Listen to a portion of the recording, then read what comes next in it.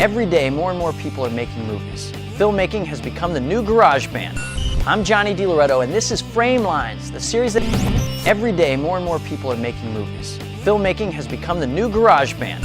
I'm Johnny DiLoretto, and this is Framelines, the series that aims the lens on those who are out there making movies.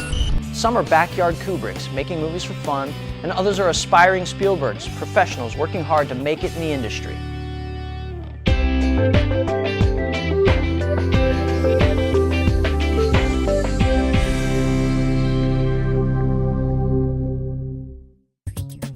Framelines is happy to present a special presentation of the best of our tech tips, so stay tuned for some filmmaking hints and tricks.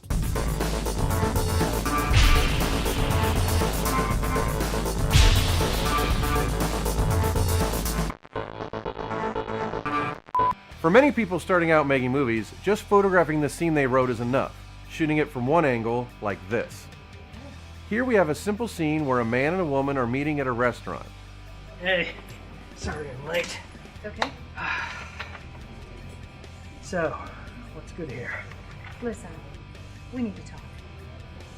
You can even add coverage from a few angles to make it more visually interesting, like this. We need to talk. Well, what is it? I know you cheated. Using the camera to help tell the story means that just as the actors have to change their performance to match the dialogue, the camera needs to change as well. And at the moment she tells him she knows he cheated on her, the cameras have to reflect the change in the relationship. We can change the height of the camera so that we are looking down at him and up at her. This alone changes the tone of the scene. We can also change the angle so there's an awkward negative space, even showing the door in the frame, subconsciously showing that he wants to leave. You can also add camera movement to make the whole scene move along to the emotions of the scene. Hey, sorry I'm late. That's okay. What's good here? Listen, we need to talk. What is it? I know you cheated on me. Our specials today are the crab stuffed filet mignon, seared rack We're gonna of need a lamb. minute.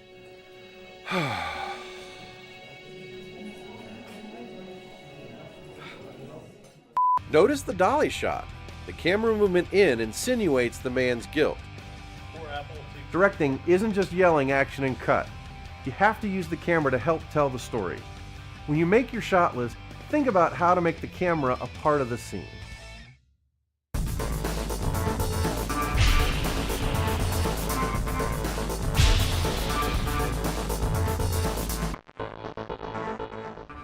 Last night you watched a movie and you think you can do better. Well, what do you need? You're going to need a camera, first off. What does a camera cost? Well, I think basically you're going to spend somewhere between $300 to $5,000 and up to get a camera that is good for filmmaking. So where do you find a camera? Well, you can try the big box stores. They have a kind of limited selection, but you can do okay there. You can go mail order through the internet, but be very careful how you buy. Check out that seller before you go and buy that. There are many ways you can get ripped off. You can get a gray market camera, which was intended for another country, that has no warranty. They can try to add all kinds of accessories at a high rate, like charge you twice what it would cost to get a battery. There's a great site out there called Reseller Rating, which you can look at online sellers and it'll get a true rating of those. So what do you need in a camera? Well, I mean, you need a good working camera, number one.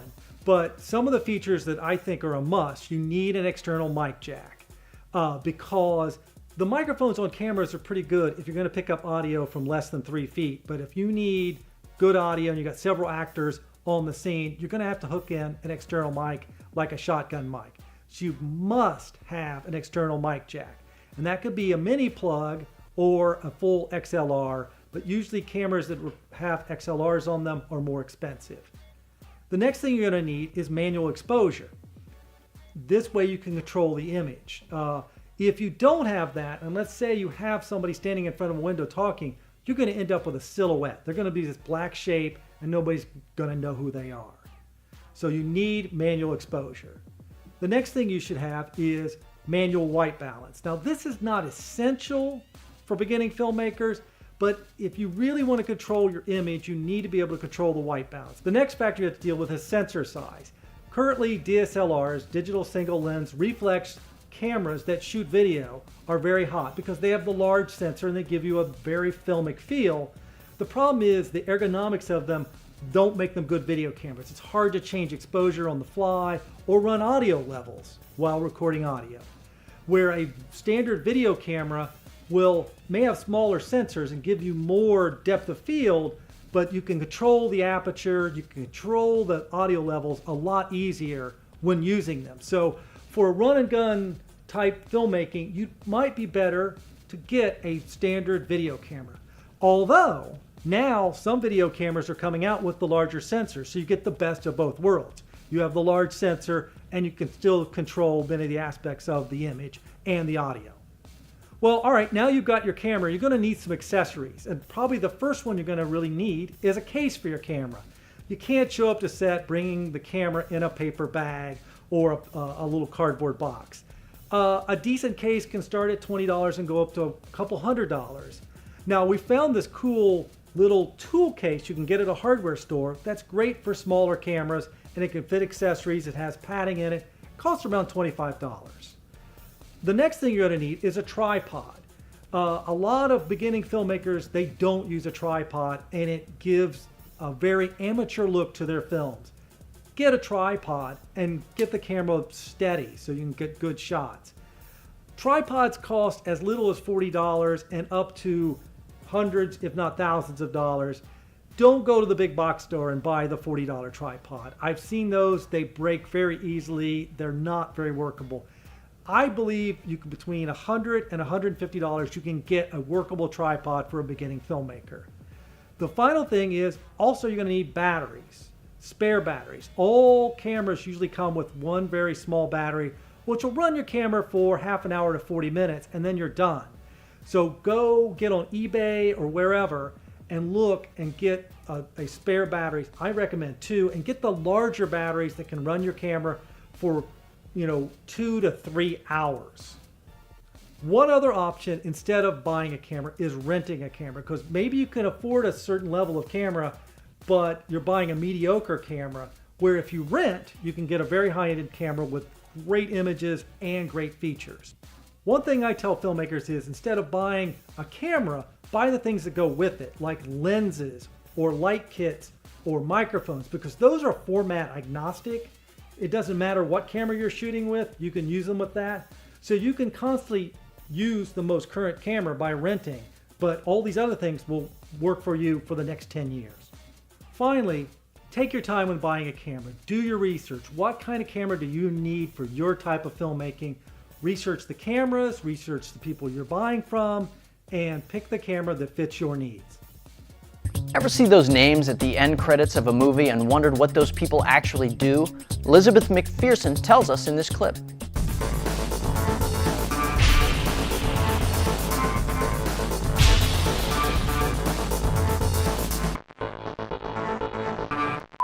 The director of photography, also known as the DP or DOP. The DP is someone who is responsible for the process of photographing a scene in the manner desired by the director. The director of photography has a number of possible duties: selection of film stock, cameras and lenses, designing and selecting lighting, directing the gaffer's placement of lighting, shot composition in consultation with the director, film developing, and film printing. On larger shoots, the DP often does not even touch the camera, and that job is done by a camera operator. The difference between a cinematographer and a director of photography depends on the situation. The most common distinction is that a cinematographer is a director of photography that operates his own camera, but that isn't always true.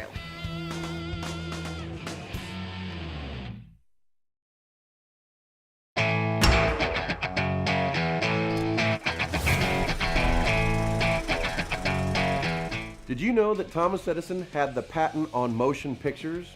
For a time, the Thomas Edison Corporation owned the patent on all motion pictures in the United States, based on his device, the kinetoscope. The kinetoscope began a standard where strips of film with holes were put in front of a light, all in a row, creating the illusion of movement. Edison said he wanted to do for moving pictures what the phonograph did for audio.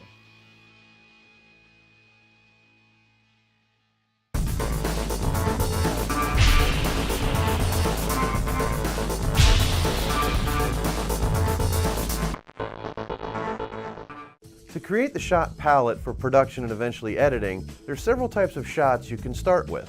For a scene, you can start with an establishing shot. This is usually an exterior to show the audience where the scene is going to take place. Next, you can show a master shot. This shows the geography of a scene, the proximity of the actors to one another, and the objects in a scene. Now you can get into the coverage for a scene. Over-the-shoulder shots are commonly used to keep that sense of geography in a scene, even though it's a new camera angle.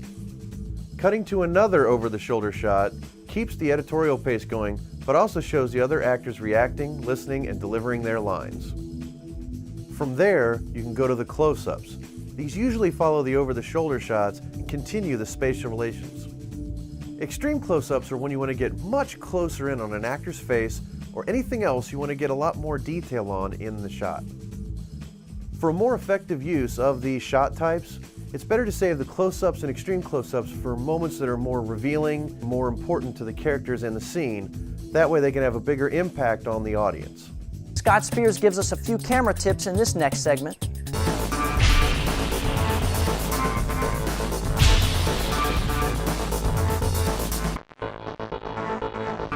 In this tip, we're going to talk about lighting units, and these are the lights that you bring to set to light your subjects. They can range from anything from this style LED light to tungsten style light to fluorescent style light that's lighting me right now. Let's break down the units. Here's your basic 1K open face light. It's not focusable. It's, again, a 1K, which means 1000 watts. And one thing I want to talk about is if you need to replace a light in one of these units, don't touch the bulb with your fingers. The oils from your fingers will be like a frying pan oil. It'll cause the bulb to explode. So always wear some gloves or hold a piece of plastic, or etc. Here's your basic 600 watt open face light. It has a focusable beam. You can tighten it or widen the beam by using the knob. It comes with a set of barn doors that you can close down to make a nice slash or a pattern on your wall. And you can also attach gels to this. Here's another open face light. This is a 1K and it's focusable and it comes with a set of barn doors. The one thing different about this light, it has a safety screen in it, so if the lamp would explode, the bulb fragments won't fly out and burn your talent up. They don't like that. It's not fun for them. Here's a Fresnel light, and what makes a Fresnel special, it just has a lens in it, and what this lens does, it gives you a more even spread to your light. Where open face lights can have spots, hot spots to them, this is going to be even, almost edge to edge. This Fresnel also has a focusing knob that allows you to move the light back and forth so you can get a wider or tighter beam out of it. One thing we need to talk about is color balance in lights. This is a tungsten light. It's 3200 degrees Kelvin, which is just a way of saying the wavelengths of light are a certain wavelength, but it's a warm light compared to daylight, which is a cool light, which is 5600 degrees Kelvin. Here we've got an LED light, and this is the hot new light for film sets. There are a series of LEDs. They're very low power and can be run off a battery. You'll notice that this LED light is daylight balanced right now. You can simply add a gel to balance it for your tungsten lights. This is a fluorescent style light. They're very popular because they're low power and low heat. This is a 2-bank, but they can come in 4 banks. They can come in 6 banks. These are only 2 feet lamps, but they can come in 4 feet or bigger. Here we've got a soft bank, and this is actually a cover that goes over top of a light and has a hunk of cloth diffusion in it. And it's just a really good light for shooting interviews or some general set lighting, but it's very popular for soft lighting. This covers the basic light units you're going to find in your set. There are other variations on these, but these are the basics. So we hope you enjoyed this tip. We hope to come back to Framelines for more.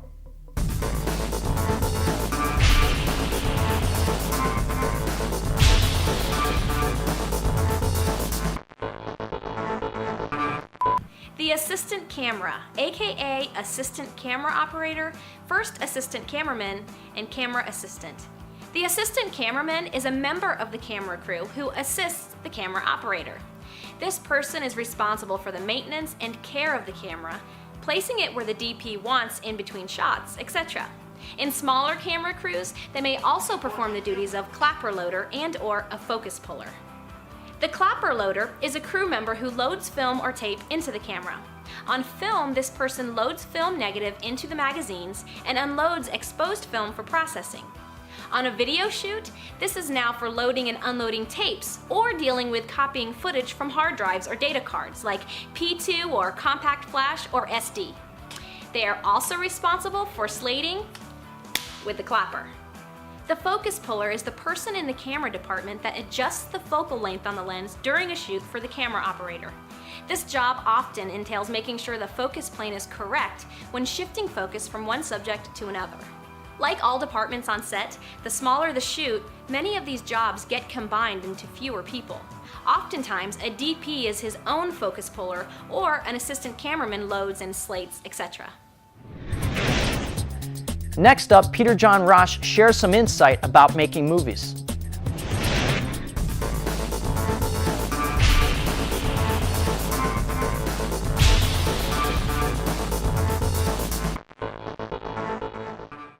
One of the first things we need to cover in making any movie is orienting the viewer. The first rule we can look at is the 180-degree rule. Once you establish a scene and show where people are, you've also established the 180-degree rule. From this master shot, we've established that the woman is on the right and the man is on the left. That means that whenever we show them, he should be on the left and she should be on the right side. From the overhead, we can show that as soon as we place them for the camera, the placement of the camera can only go anywhere on this side of the line, meaning 180 degrees on this line. We can aim the camera in any direction, but it must be on this side of the line. Now, even though from overhead we can clearly see where the actors are, it's not as clear from what the camera sees. If we break the 180-degree rule and place one camera here and the other camera over here, the camera view shows the actors facing the same direction. Even when the angles are not as blatantly off, it can be disorienting because the actors' eye lines won't match. Now, you can cross the 180-degree line, but you have to show the camera move, like so. Not only do you have to shoot this movement of crossing the line, but you also have to use it in the edit. That way you orient the viewer. Once you're on the other side of the line, you have to stay on it, unless you move the camera back to the other side. Remember, the camera is the viewer in the scene. They're a non-active participant in everything that's going on. They only see what you show them.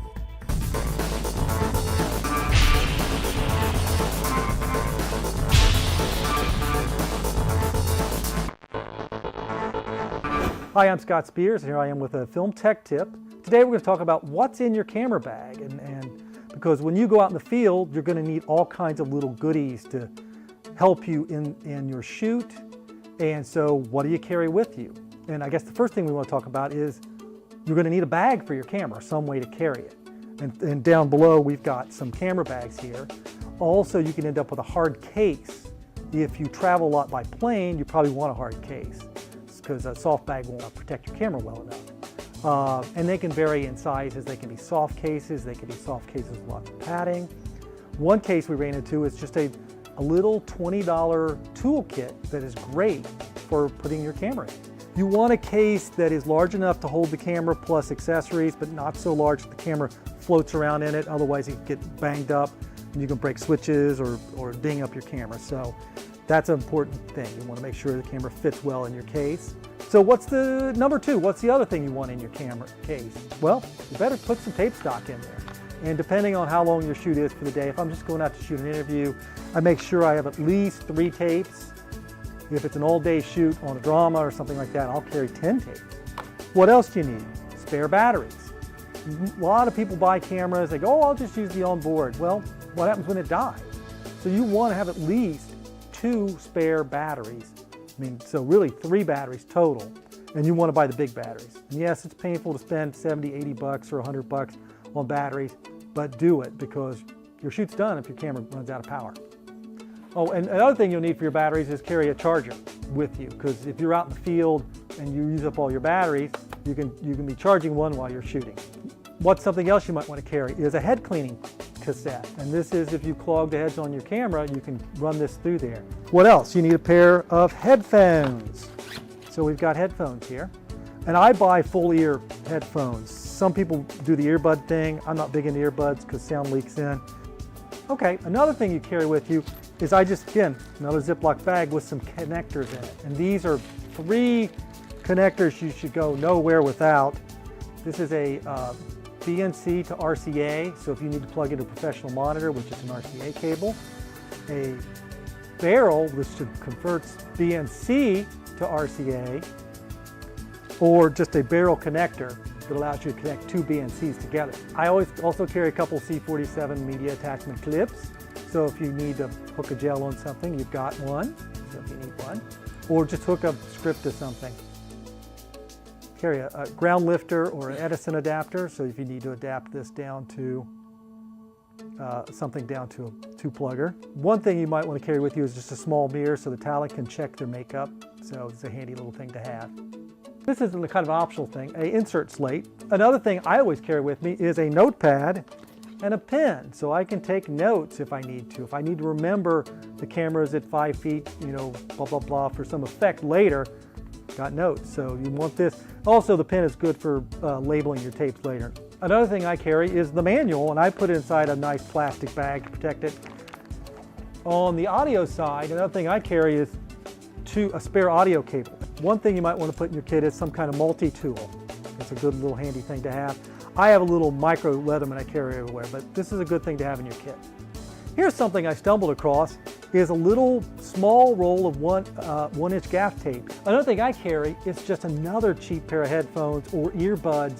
So if my headphones fail, the cord breaks or the adapter breaks or something, I carry a spare set.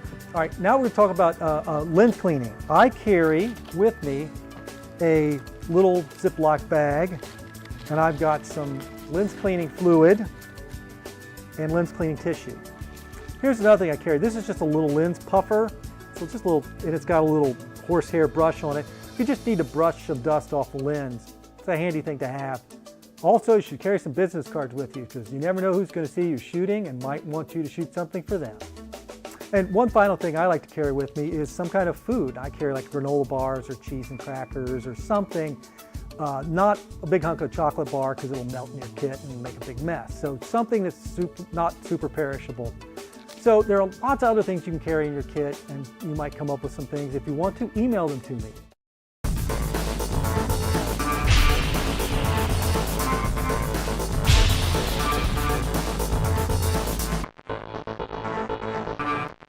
The grip and electric department are a group of people who work toward the look of the film. They work with the director of photography and the cinematographer to create the mood of lighting. A grip is responsible for the setup, adjustment, and maintenance of the production equipment on the set.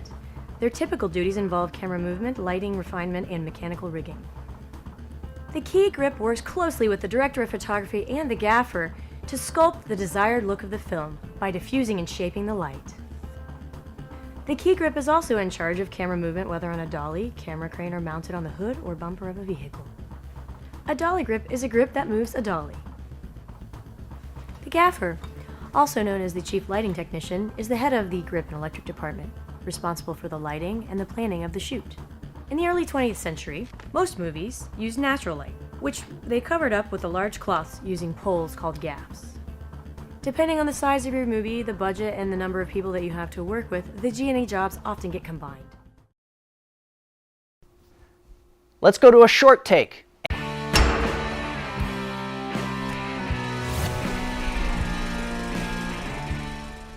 Auguste and Louis Lumière were photographers in France that saw Thomas Edison's kinetoscope in Paris in 1894, and they innovated on that idea. The kinetoscope could only show a movie to one person at a time. The Lumière brothers created the cinématographe, which could project the moving images on a large screen for a group of people. What the Lumière brothers did in 1895 is basically the exact same experience that every single cinema has today.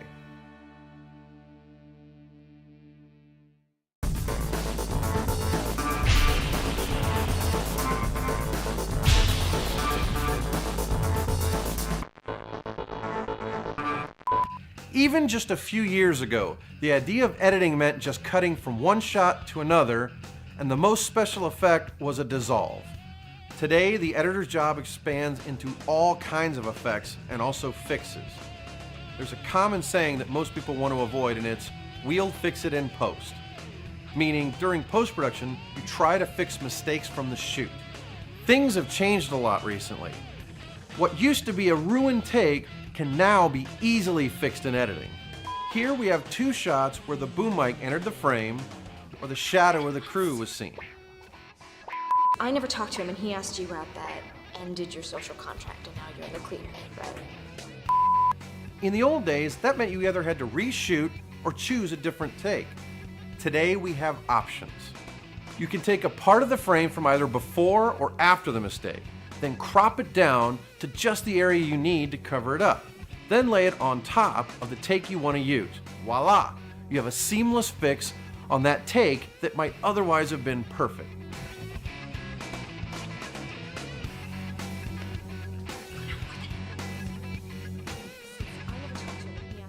Thinking a little outside of the box, using the digital technology in ways that maybe you hadn't considered, means you can do more with your footage.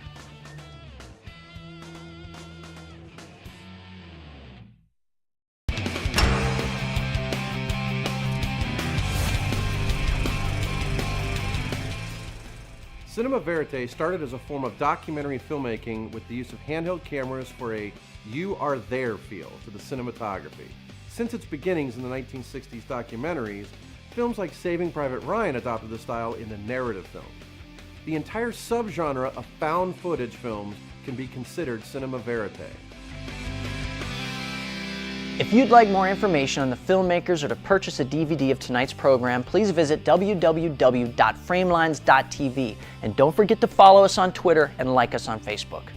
That's a wrap. We'll catch you next time on Framelines.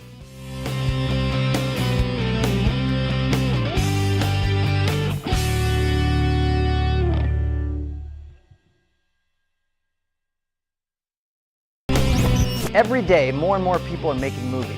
Filmmaking has become the new garage band. I'm Johnny DiLoretto, and this is Framelines, the series that aims the lens on those who are out there making movies.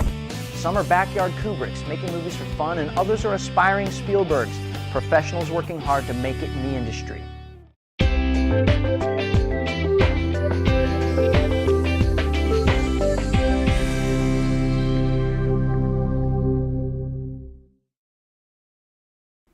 Framelines is happy to present a special presentation of the best of our tech tips, so stay tuned for some filmmaking hints and tricks.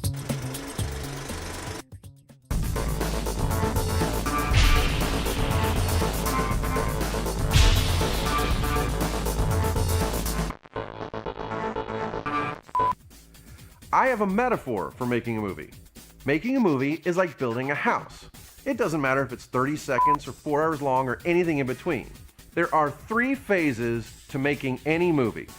Pre-production, which is your script or story or idea, production, which is the shoot, and post-production, where it all comes together. The house metaphor works like this. Your script or story or idea is the blueprint. Where most people make a mistake is thinking because there's so much involved and so many people that production is at least partially construction. Nope. The shoot is nothing but the collection of raw materials. The edit and post-production is construction. What happens when you have bad blueprints and try to build a house? It falls apart. You could have the perfect plans, but crappy materials mean your house will fall down. Using this metaphor, if your script or story idea isn't right, no matter what you do on the shoot, you can't make a good movie. You can have the best materials in the world, as in the best actors, best performances, the greatest camera work, but if the blueprint sucked, you're not going to build a good movie. Similarly, you could have the best story ever written, but without good camera work and even better performances, you can't put it all together in post and suddenly make it good. Finally, the third scenario means that with the greatest foundations and even better raw materials, without a good editor and post-production team putting it all together, your movie could still fall apart. People often wonder, which phase is the most important part of making a film? They are all equally important. No aspect, no detail, and no job on a movie is insignificant. They all contribute to the whole.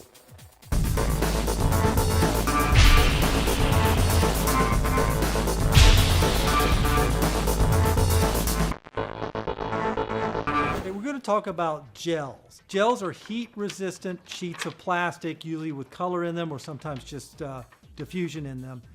There are 2 types of gels. There are gels and diffusion. First, we're going to talk about gels, and it's the first classification I like to talk about are color correction. I have in my hand color temperature blue, CTB. And why would you use this? Let's say you're doing a shot where you have a big picture window and the main source in your scene is sunlight coming through the window.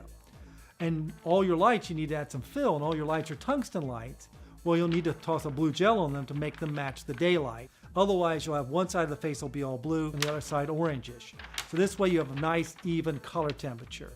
Now let's move on to color temperature orange, CTO. And this is, again, going to color your lights kind of warmish. Why would you use this?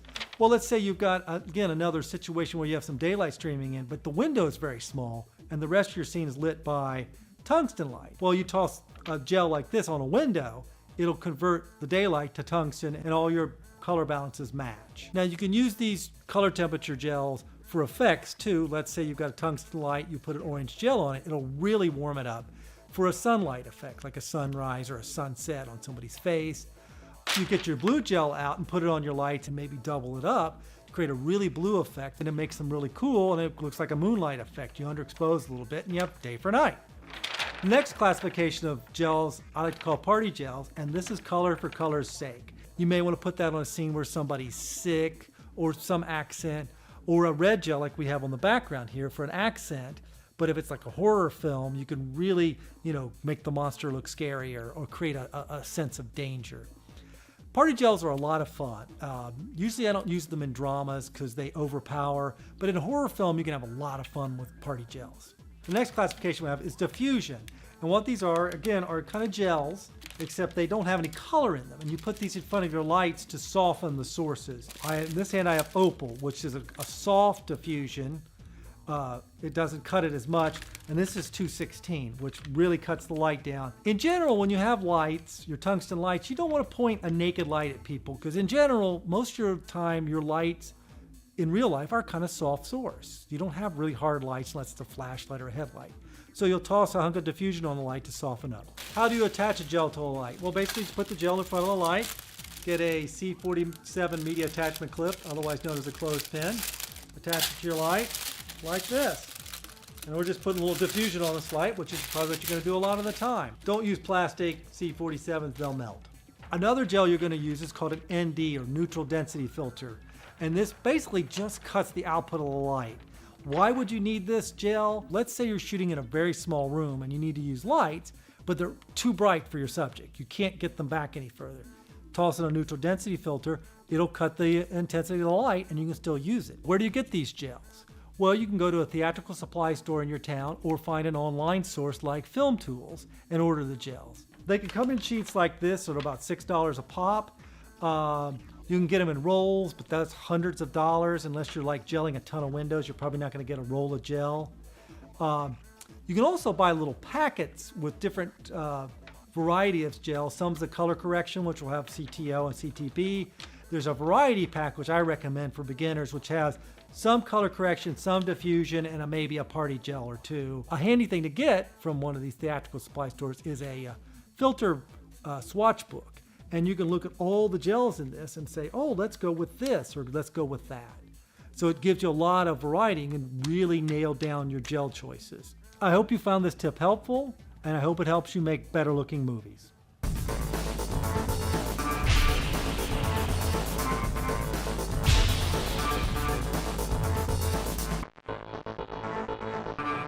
Movies start with the script. There's a very specific format for screenplays. You start with where the scene takes place, a description for the scene, then write the character name, and finally dialogue.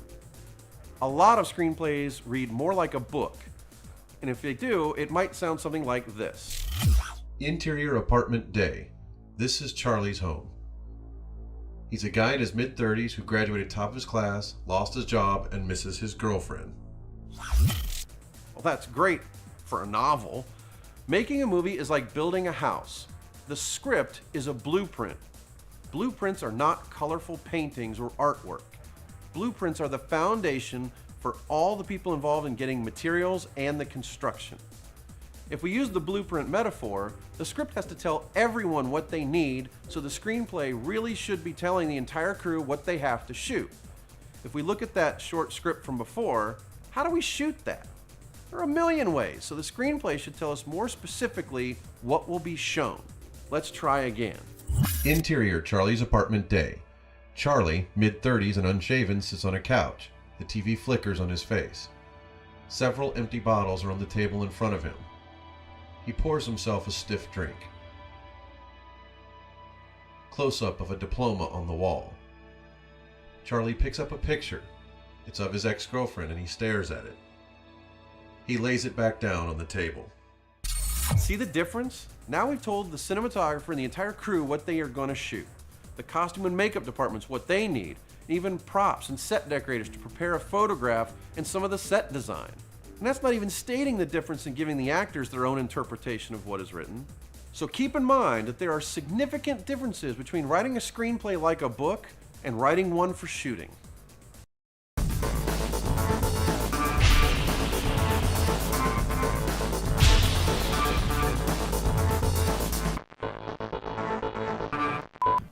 There are many names rolling in the end credits of any movie, big or small. Next to their name is their job title, but not everyone knows what these jobs mean. This series will attempt to explain and demonstrate what these people do.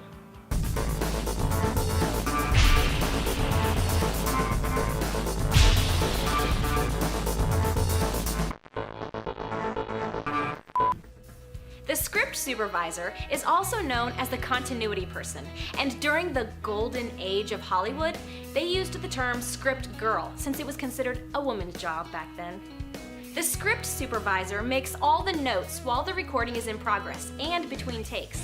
A script supervisor can keep track of all the cameras and write down what is seen by each camera. A script supervisor watches the monitor, usually with the director, and takes notes on everything in the shots as they appear and sound. Notes are written as to which takes the director likes and possible continuity errors, such as mismatched hand gestures, misplacement of props in a scene, or simple things like how much liquid is left in a glass, or any changes to lines in a scene. The script supervisor makes all the notes while the recording is in progress and between takes. A script supervisor can keep track of all the cameras and write down what is seen by each camera. Straight or squiggly lines on the dialogue of the script indicate whether or not the actors are visible or not seen in the shot. All information must match from the slate, so everything from the shoot translates correctly for post-production and editing. And that is what a script supervisor does. Scott Spears gives us a few camera tips in this next segment.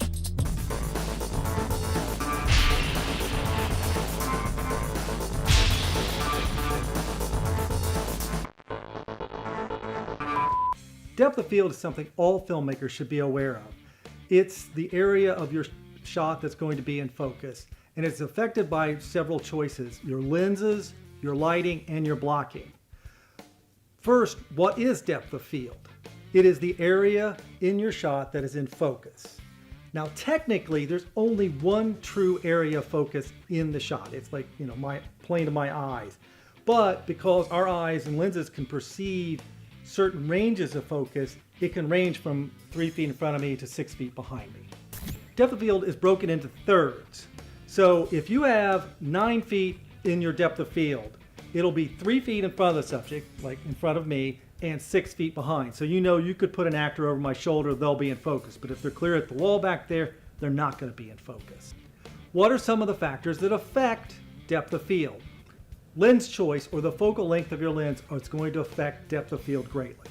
A long lens, a telephoto lens, will have less depth of field than a wide angle lens, like the one we're using now. And that's because of the wider angle of view. Here we have a shot of our subject with a wide angle lens, and you'll see that the objects in the foreground and background, including the subject, are in focus. When we zoom in or switch to a longer focal length lens or telephoto lens, we'll see that the foreground and background elements are out of focus. This is showing your depth of field is being limited. All lenses have an aperture, which can open and close to get a proper exposure for your image. And it's kind of a backwards world where the smaller the number, the bigger the opening, and the larger the number, the smaller the opening. It's really an inverse thing. It's 16/1 or 2/1. So how does this affect depth of field? Well, when you're wide open, it's a big hole and it means the light is scattered and it's harder to focus it down on your film plane or sensor. Where if you make the hole smaller, the light is more focused on the sensor and there it can focus a lot easier and give you more depth of field. Another factor is light level, and pure and simple this means the more light you have, the bigger depth of field you'll have.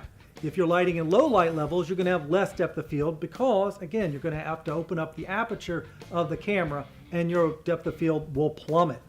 So that's the reason if you want less depth of field, you drop the light level. And you can do this by taking lights away or adding an ND filter to your camera, which is a neutral density filter, which lessens the light reaching your image. The final factor is the size of your imaging sensor or film gate.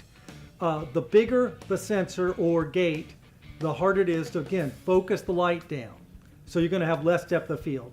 And that's the reason people today are going with these larger sensor cameras like DSLRs, is that it matches a 35 millimeter film frame and your depth of field is less. Where if you're shooting a smaller handheld camera or like your phone, the sensor could be as big as your pinky or smaller. And the smaller that is, the easier it is to focus the light down, and ergo you have more depth of field. When we talk deep focus, that means everything in the shot is in focus. And when we talk shallow focus, that means only a select area is in focus. And the reason you want to go with shallow focus is you want the audience to focus on that specific element. And if you want deep focus, then you want to show the grandeur of your shot. Depth of field is an incredibly powerful tool in filmmaking to make the audience focus on what you want them to see. So use it to tell the stories you want to tell.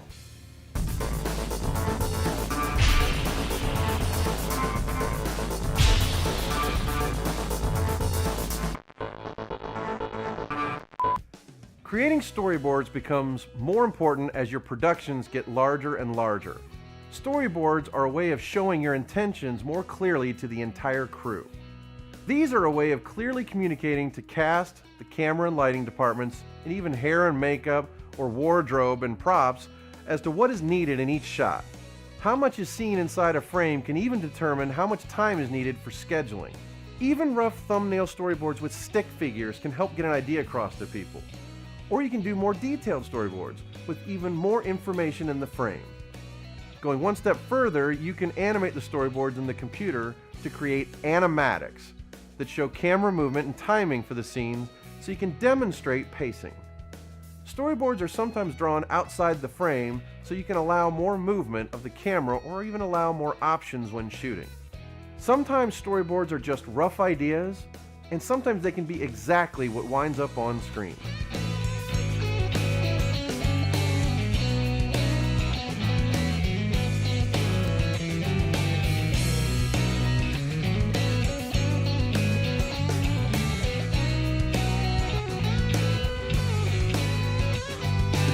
Coming up next, Framelines brings you another awesome filmmaking tip.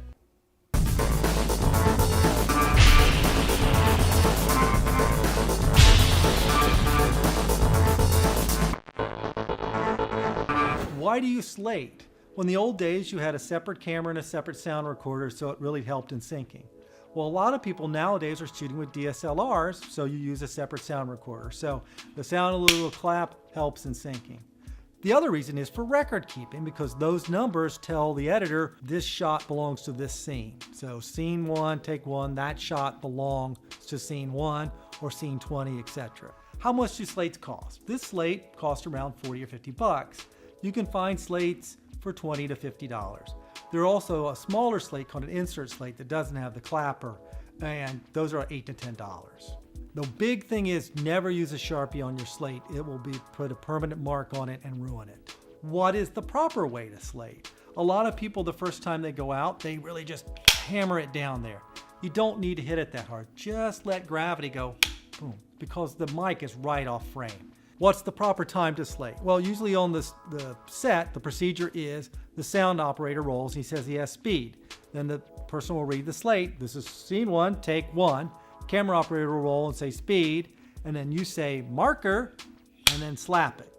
And the reason you do that, say marker, is because in syncing, it really helps the editor. He goes, the next sound he's going to hear is the sound of the slate being slapped. The other thing you're going to need to know is where to put the slate. If it's a big close-up of somebody, you'll just probably put it right in front of their face. But if it's a big wide shot, you'll want to take the slate in closer to the camera so the editor can later read the numbers and help them in editing. If it's way back here, the guy in the edit room won't be able to read those numbers and can't sync. Talk to the camera operator about the placement on that. What do you write on the slate? Well, the first thing you want to do is put the title of the production. That way, if the footage, your tape gets lost, your footage gets misplaced, they'll see that and go, oh, that belongs to that production. Then, who the camera op is, who the director is, the date, and is it day, night, is it MOS? Let's talk about the numbering of the slate. You'll want to put the roll number, which is really the tape number, the scene number, and the take number. Your first slate is going to be something like scene 1, take 1. Or if you're starting on scene 20 of your movie, it'll be scene 20, take 1. And as you go through the scene, you're going to add a letter to that. It's going to be 1 apple, then 1 baker, 1 Charlie, and you'll work your way through the alphabet. If you run out of letters, i.e. you get to Z, then you go back to A and you say 1 apple apple, 1 apple baker, so on and so forth. There are certain letters you don't want to use, and it'll be pretty obvious once I show you these examples. You don't want to use the letter I because it'll turn scene 1 into scene 11.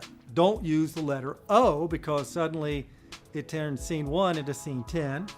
Don't use S because it looks like a 5 and it'll turn scene 1 into a scene 15. It just makes things confusing. So just skip those letters in the alphabet. Let's talk about MOS slating. Sometimes you're not going to use the clapper. You're just using the slate for the numbers, and that's when you're shooting without sound. You use an MOS slate when you're not rolling sound because sometimes you want to speed through a scene and you say, we don't need sound for this, we'll just add it later. So how do you do that? Well, you just hold the slate up and then hold the clappers together so they can't be clapped. Another way to do that is just put your hand in there, and that shows the editor that this is not a sound scene. So they don't have that fine sound to sync with it. Another thing that may happen is you may have to do a slate at the end of the shot. I call it a tail slate because it's physically impossible to get the slate person at the head of the shot. So you're gonna have to tail slate. So that what you do is you go in at the end of the take and say, this is scene 1, take 1. Hold it upside down, say marker, clap it. That says that this slate belongs to the previous footage. And also occasionally when you're shooting shots without sound, you'll forget, oh, I forgot to slate it.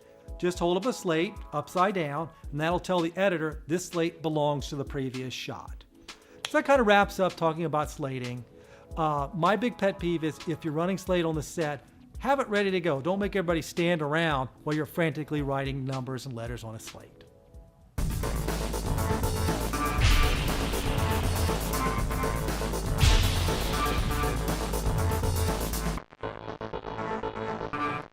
Organization in production is incredibly important. Because filmmaking is a collaborative art, everybody has to communicate with each other. There are 3 phases to making any movie. Pre-production, which is the writing and preparation for the shoot, creating shot lists and storyboards. Production, which is the shoot. And post-production, where it all comes together in editing and everything involved in that. From the script, you can create the shot list. This is just writing down on paper what angles you want to get. You can do storyboards too. For each scene, you'll want to write out the shot name, then what type of shot you want to get. When you get to production, you can use that shot list and/or your storyboards, and those will be used on the slate marker. After the shoot, when it comes to editing, the assistant editor will name the computer files the same as to what was on the slate. When you record sound separate from picture, it's important to say the slate information out loud. 4 Baker, take 3, marker. So that you can name the files consistently and synchronize everything more easily. So if the editor or producer or director want to correlate anything from their script to match the shoot in editing, then everything can be found easily.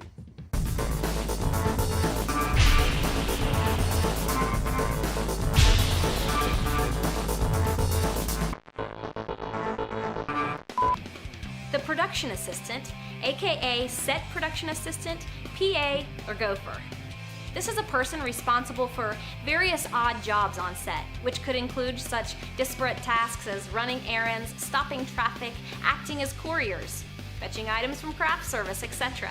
Tasks and levels of responsibility can vary greatly, depending on the size of the movie, the needs of the crew, and the skills of the individual PAs themselves. Production assistants are often assigned to individual departments.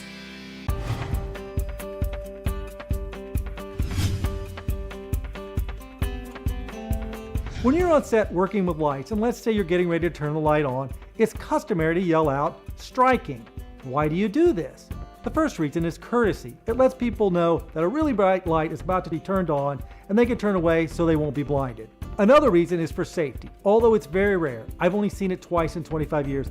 A bulb in a tungsten lamp can explode if it's mishandled or damaged, so people can get clear of the light before you turn it on. The final reason is to let the director of photography know that there's a new light being introduced to the lighting scheme. With a few lights running, it's probably not an issue, but if you have lots of lights for your scene, it will help the cinematographer spot this new source among the other lights. I've done setups with over 40 lights, and if somebody just fired up a light when I was fiddling with the lens, I might not catch the change to the lighting setup until later.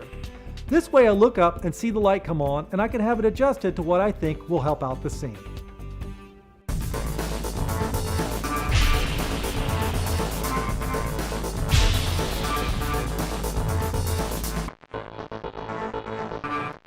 Continuity in editing is essential.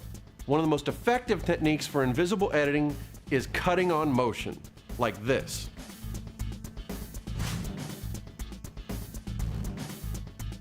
Here we have two separate shots, a wide shot and a close-up of the same motion. The key is finding frames of motion that match, then cutting at that point. Making a cut from the wide shot to the close-up while the movement is in the same place, and we have a seamless edit. The viewer's eyes are naturally drawn to movement. Continuity of actors' posture, gestures, and movements are crucial to making this work. Whether it's a hand gesture, the way their head turns, anything in the frame that's moving tends to draw the viewer's eye to that part of the frame. Viewers are seeing the movement and aren't noticing the change in shot. And because we have two different shots, the wide shot is showing us more of the environment, and a close-up lets us know how the actor is feeling. It's much more effective storytelling.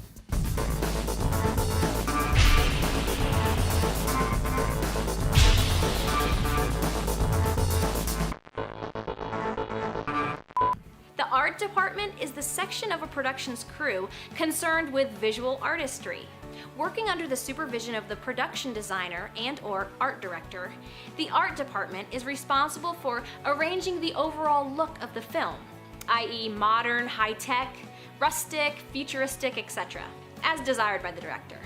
Individual positions within this department include production designer, production buyer, special effects supervisor, draftsman, art director, assistant art director, set decorator, set dresser, property master, lead man, swing gang, and property assistant. If you'd like more information on the filmmakers or to purchase a DVD of tonight's program, please visit www.framelines.tv, and don't forget to follow us on Twitter and like us on Facebook. Framelines is ready to wrap up this episode. We hope you'll come back next time for another look into the world of indie filmmaking.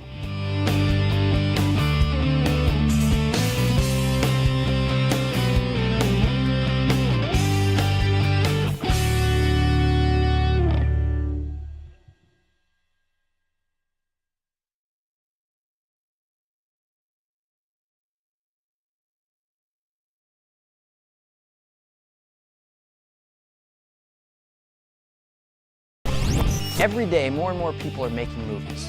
Filmmaking has become the new garage band.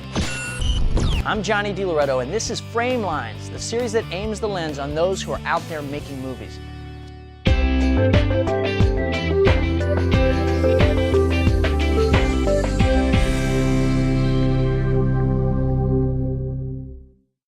Framelines sits down with the writer-producer Mickey Fisher, who was our first featured filmmaker. A lot has happened since we talked with Mickey since then. He's created the CBS series, which stars Halle Berry, is being produced by Steven Spielberg. Also, he's working on a feature script for Warner Brothers. Well, I moved out to LA 3 years ago, and after making all the independent films and all the projects I was doing at home and at theaters, and I moved out here 3 years ago, wanted to break into TV. I wrote this pilot script and I entered it into a contest early last year, and I got a call late March from the guy who ran the contest and said, "You're one of our 5 finalists, we're going to try to get you represented." That led to getting a manager, the manager led to getting an agent, and the first day the agent said, let's take this script and let's start at the very top. Let's send it to Steven Spielberg. And then here I am a year later. We're days away, weeks away from premiering the show on CBS. So after they sent the script to Steven Spielberg, there were those, the long week where you're waiting, and I eventually got a call from my agent, and they said, well, there's this filmmaker named Steven Spielberg, and he likes your script. And so I started going to meetings to pitch out the rest of the big ideas that I had for the season and the series. We hired a showrunner, Greg Walker, who has written for The X-Files and for Smallville, and he created his own show, Vegas, and worked with Without a Trace. And he and I hit it off right away, and he and I began sort of developing the world and developing the story and really coming up with a plan for what this could be. And then in late July, we went around to 9 different places to shop it around and to pitch the show. CBS purchased it, and we actually found out on my 40th birthday that the news hit the streets, and I woke up that morning to a call from Mr. Spielberg himself saying, congratulations and happy birthday. Well, we got an Academy Award winner named Halle Berry to play the lead role of Molly Woods. She's the centerpiece of the show. She's our astronaut who goes to space on a solo mission and doesn't come home alone. So she was the first person, the only person we really thought of, really chased after, and lucky for us, she was chasing after the show too. She read the script, really responded to it, wanted to do it, and so for me, it was the dream come true, because she's the perfect person to play this kind of role. She's somebody that you root for, you get behind, you want to see Halle Berry save the world. I mean, one of the coolest parts of the whole experience was we were putting together the writer's room, and we were hiring all the production staff, and we were all in the offices together on the same floor. And I would go walking around the offices and doing our work and going to meetings, and then just gradually, like, artwork would start showing up on the walls and conceptual pieces, and all of a sudden the space station, or these moments that I had dreamed up and put on paper, a year, 2 years before. So I would start walking around the halls and see these things take shape, and all these moments that were just started as an idea in my mind were now becoming reality. And then you go on the stage and you see that another group of artists and craftspeople have created this on a soundstage, and it's a house. I mean, it's a 2-story house that's on the stage, and the Space Center and the space station and all these places that we've dreamed up come to life, and a team of really hardworking people, day and night, and blood, sweat, and tears to make it happen. So it's a dream come true in so many ways. They always tell you to write what you know, and the first movie that I wrote, the thing that I knew was my hometown. And so I wrote this story in my hometown, set my story there. And then I also knew that I could film it there. I could take advantage of those independent film resources, the things that they tell you to do right around what you have. And I had my parents' house and our neighborhoods and things like that too. And I feel like that's what Ohio offered me. It offered me the opportunity to tell stories. But the other thing that offered is it's a fertile environment for storytelling. There are so many stories there, and there are people to tell them, and talented people there. And I feel like we have a lot more to go. I would say if you really want to write movies, direct movies, make television, act, whatever it is, that just start doing it. Just start creating something. Even as small as it is. I made a very small independent film, and then that got me to make another independent film, and I got to work with people and learn the process, and I made music videos, and I'm still going to be making those kind of things for myself on the side, because I feel like just learning to be creative and make those kind of choices and decisions is it's a huge skill to have, and every little bit of that led to something else, and created a relationship or a new avenue, and I really feel like just the fact that I started making my own things got me here eventually. One of the longest running film festivals in the United States is the Columbus International Film and Video Festival every fall, and Susan Halpern has been running this show for years.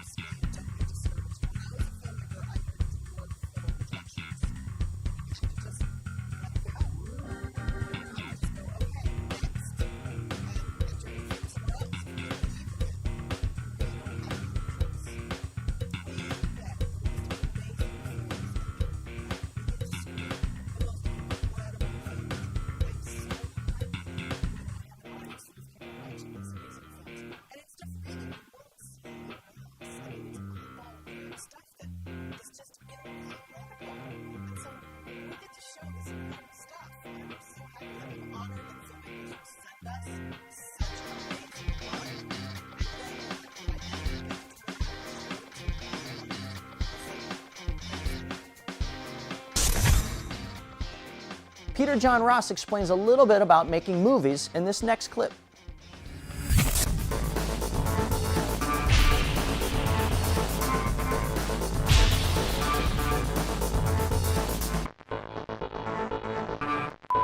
Even just a few years ago, the idea of editing meant just cutting from one shot to another, and the most special effect was a dissolve.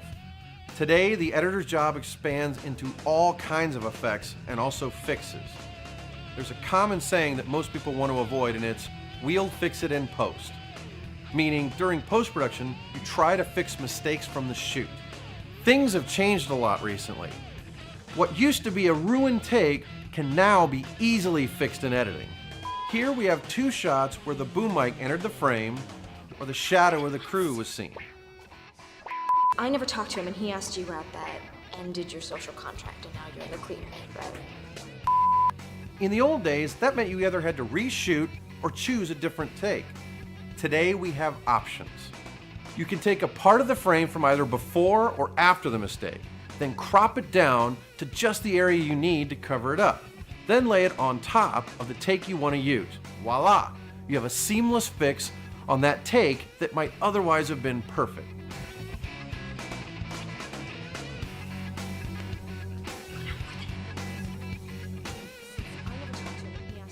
Thinking a little outside of the box, using the digital technology in ways that maybe you hadn't considered, means you can do more with your footage. Framelines went on location for Joe Buscemi's short film. My friends were dropping like flies in what the papers called a series of unfortunate accidents. I knew better. When Flanagan's garage suffered an ill-timed gas leak, I knew I wasn't far behind them. It was either my life or his.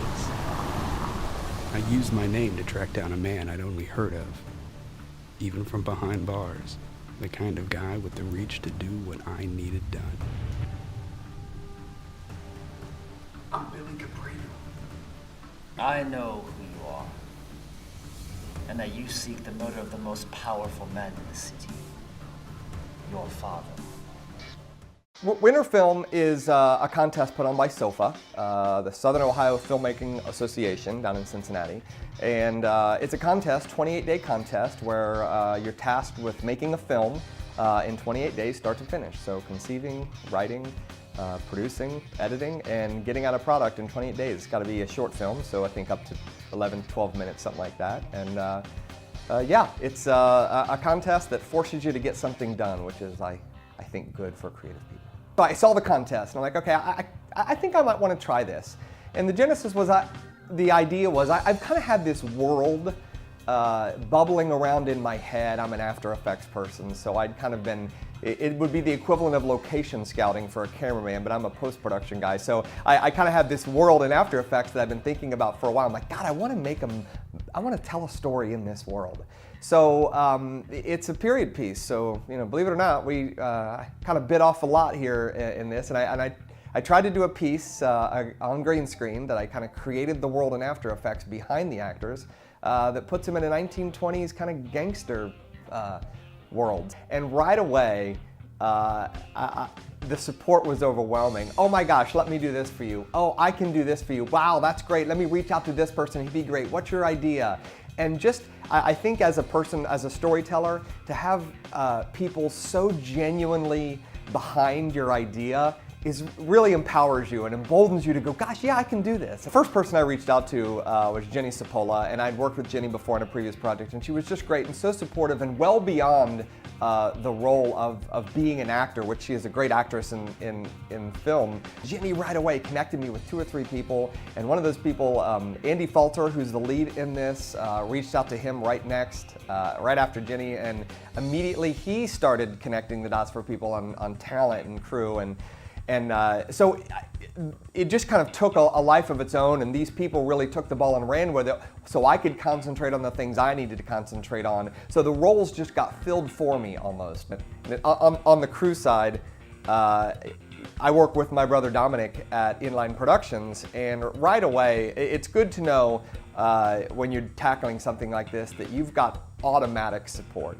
And believe it or not, it's a family affair here. I have a cousin in the business who's a freelancer and does audio, and he can even DP.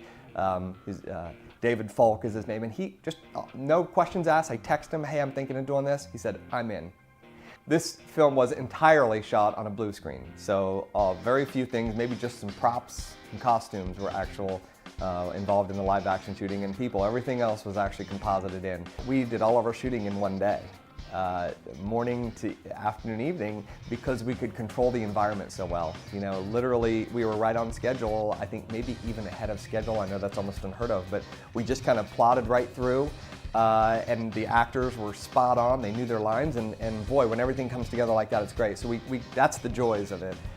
Pitfalls of it, then I'm more of a post-production person, so I get back and I look at all the footage, and there's just a lot of work to do in compositing on every shot. It's not like, hey, you gotta pick out a few shots and let's see what we can do to that, or see if we can kind of add something to that, special effects or anything. Every shot is a special effect, even a conversation between two people. So I think I underestimated the time it would take to render out some of these things and give it a little bit of something extra.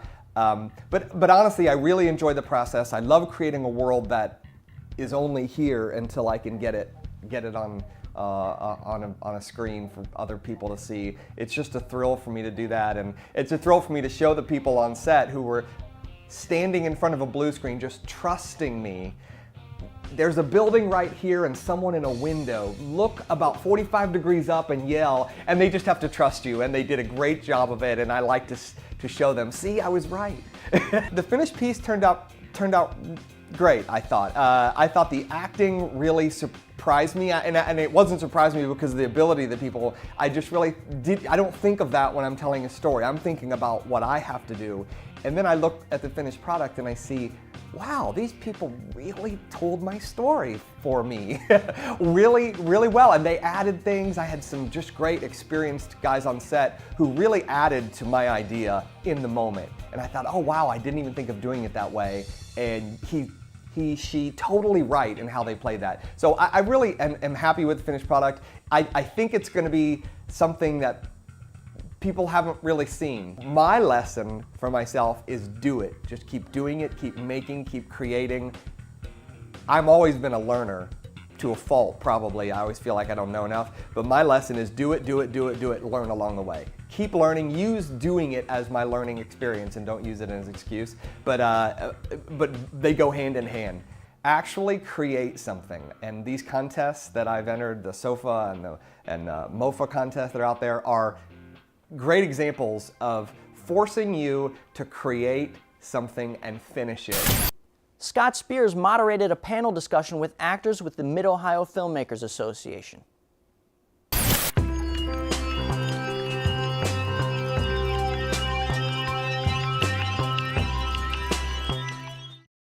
So we'll start back with you then. What was your first acting before the camera role? You said when you were 12. Yeah, I was 12. Back in 1982, my brother and some friends, we shot, we'd inherited a little 8mm film camera, and we went down in the woods and made a movie. And that was probably the first. It was 3 minutes long. I think that's about what you could get out of a canister of film at that point. And you'd have to send it off to the lab and wait for it to come back, and there was no audio, and the camera was not a through-the-lens view, so you didn't know exactly what you were going to get. And it, despite all of our grand illusions, once you got it developed and played it, it just looked like a bunch of kids running around the woods. But we got better successfully. Right. Successful summers after that, we got better. So. Right. Did you add sound to your movies, or? We tried. We tried the old tape recorders sync up with Yeah. the silent movie. That doesn't. They run at different speeds, and Right. it doesn't work. Steadily went out of sync. Yeah. Like Chinese, Japanese movies. Yeah. Christina, what was your? Well, this is terrible because I can't remember the name of it, and I should have looked that up before I came. But it was John Whitney's short with the sister wives. So I think, well, there were a couple of things that I got cast in at the same time, but I think that's the one that shot first. And it was freezing cold. It was about, I don't know, about as cold as it is today. And I had to chase her outside with no coat, and we had a whole conversation outside, and she had her big coat. So every time that John yelled cut, we'd get in the coat together and wait until the next take. But it was fun, yeah, I really enjoyed it. Okay. And John, what was your first big My first screen? On screen was probably 12, I think, and it was a commercial in my very short-lived first time with an agent when I was a kid, and I think it was for Charles Penzone for one of the first times that they were going to start advertising, and it was for an ad back then. So. Okay. What was the name? I'm curious. Do you remember? Did you have a name for that first movie that you had? Werewolf 1982. Knew that had to be Man. nice. So I'll do a little follow-up. Going before the camera and seeing yourself for the first time, or was it, or the whole process, was it, John, was it what you imagined, say, oh, we're going to do this, and I'm in front of the camera, and then you see it later? No, I never saw it. Oh. But I mean, the experience of it was not what I thought it would be. It was fun, but it was that first time of, doing something over and over again and kind of losing a little bit of a mystique of it. Of like you're 12. You're like, I'm going to be an actor. I'm going to get paid for a commercial, and then you never see it, and right.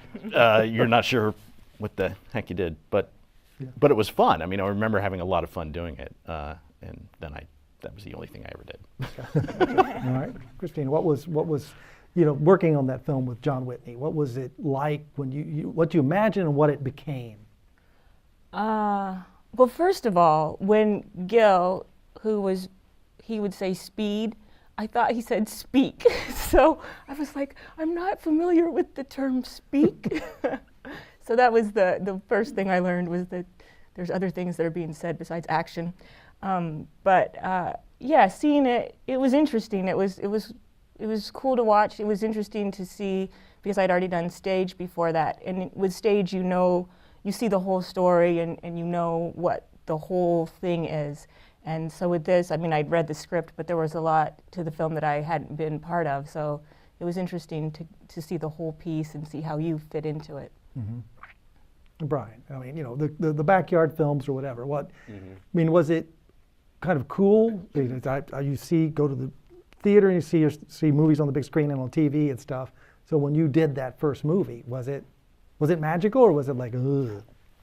No, it was pure magic. I mean, you're 12 years old and you have this device that you can tell any story you want and you can capture it, and then you send it off to this lab, and then they send you back this thing, and it has what you shot.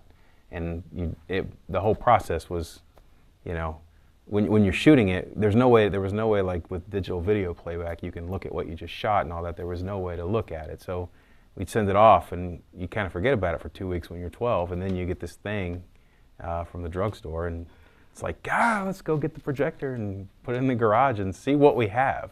And the whole thing, to me, was magic. That's why I'm still doing, acting and film and producing and all that stuff, because I'm still fascinated with it. Telling stories with a camera. Yeah. That's great. So, all right, well, let's get to the nitty-gritty. John, what kind of training did you have, or you could recommend for actors that are, starting out, and what's the good road to take so you can be ready when that camera is first pointed at you?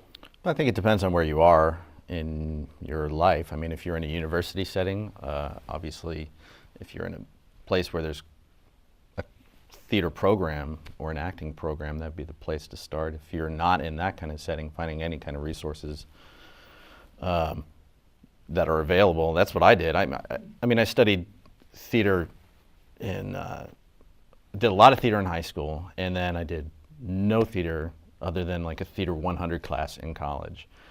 And so really most of my training has come from taking classes from instructors locally, outside of school, outside of a university system or an educational system. And then just starting to try to do as much work as I possibly could, whether it was with other friends who were doing film, and I didn't get into the other side of the camera for a while, so if anybody that I knew was making a film or doing anything, I just wanted to be a part of it, and you can get a lot of great experience that way. Those are the places to start, and then there's workshops, and I would just say be choosy in the workshops that you do. because if you're going to take time and money to invest in yourself, you know, make sure it's going to give you a worthwhile return on it. But there's a lot of resources that you can do outside of the university system. Okay. So, Christina, what kind of what kind training, of training? what kind of practice, whatever you could helped you and you think would help others? Well, I took a couple of classes. I used to live in Las Vegas, so I took classes at UNLV, improv classes, and then I took a class at OSU. But like John, most of my training has been through people who offer classes outside of a university setting. And I think the thing is people want to know who's the best person to study with, and there are strengths and weaknesses out there, but I think if you're in a university, you're not going to have just one person teach you, and I think different people react differently to different instruction. So I think find your way, and don't be afraid to take classes from more than one person. Okay. Because you learn different things. I have a lot of different instructors in my head when I'm working through a script and trying to figure out what I need to do. So. Right. Okay. And Brian, what training? What kind of? Or do you just kind of walk into it? Well, I kind of took the opposite way. I kind of worked my way into production from the other side of the camera, which was I was a tape guy and an editor assistant, and I'd go out on shoots, and I was learning more about the production side of it. And through that, I got opportunities to do a lot of voiceover work, and then started stepping in front of the camera. And I did take some classes in high school. I took drama, and I took acting classes at Ohio State and things like that. But I've never really, again, my love affair was with production as a whole, with making movies and making stories. And so I kind of came at it that way, kind of back way. And I got to meet great actors that were already doing it when I was doing production, and a lot of them gave me a safe place to fail. And I think that's like a really, everybody needs that, It's just like a certain point in our lives when then it kind of gets pulled out from under you where it's not safe to fail anymore. And I was lucky that I got to be around a lot of creative people that gave me a safe place to fail. That's a wrap. We'll catch you next time on Framelines.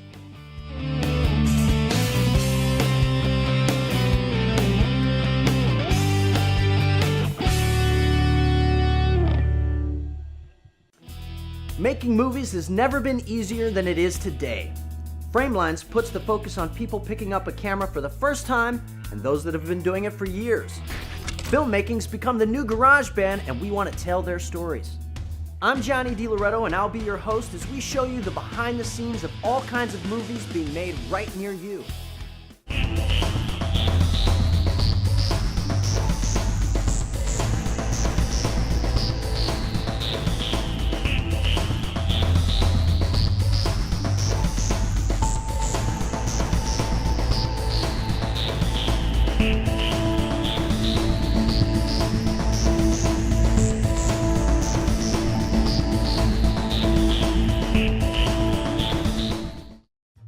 Framelines is brought to you in part by grants by the Greater Columbus Arts Council, the Mid-Ohio Filmmakers Association, connecting filmmakers with resources, opportunities, and each other. Framelines took their cameras on location to look behind the scenes of Steph Grieger's first film, Olski. Do you remember hitting her? No, Mike, I want them. Give them to me now. Dad, what happened? What the hell did you do? Get out! Mike.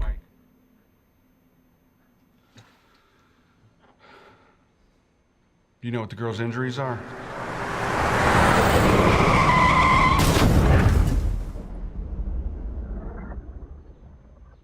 How much of the last couple of months do you remember?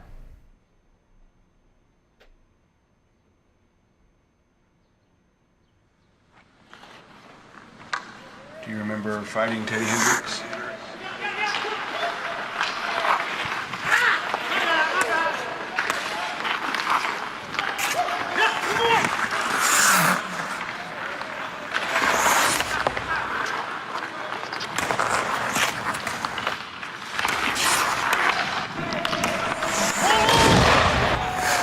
I wrote my first screenplay 10 years ago, and it placed pretty well in Project Greenlight, which was Matt Damon, Ben Affleck's project. And it did really well, and I enjoyed it. And so the next step was, well, what do I do with this screenplay now? You know, well, now you want to try and sell your screenplays. You want to try and sell your spec script. So I went out and, you know, I was looking for opportunities for that, entered contests, did a lot of that, and I started looking at filmmaking itself and thinking, well, maybe I just want to, you know, maybe I actually want to make the movie itself. Maybe I want to have a hand in actually telling the story, you know, on film and visually. After I did a table reading for my screenplay, The Third Period, John Newkirk approached me and said, maybe we should consider, you know, making this film. And I said, well, that would be great. And we had started talking to Sasha Levinson, who is a director in New York, and started talking to her about directing it. And she had another project come along, and I said, you know what? How about I direct, and could you support me in that? Could you just talk me through it a little bit and just kind of help me with the next steps? And she said, sure, I think that sounds like a great idea. And so that was it. So the story of Mike Olsky is essentially about an aging hockey star who becomes addicted to pain meds after an injury, and after, you know, a few terrible things happen to him, he has to basically pick himself back up off the floor, face his demons, and then sort of move on and move forward into glory and into accomplishing the goals that he wants to. We made the short because initially I had written a feature-length screenplay called The Third Period, but they always say the best way to get your work out there and get investors interested in making your movie and providing you the money to make the movie is they want to see what you can do.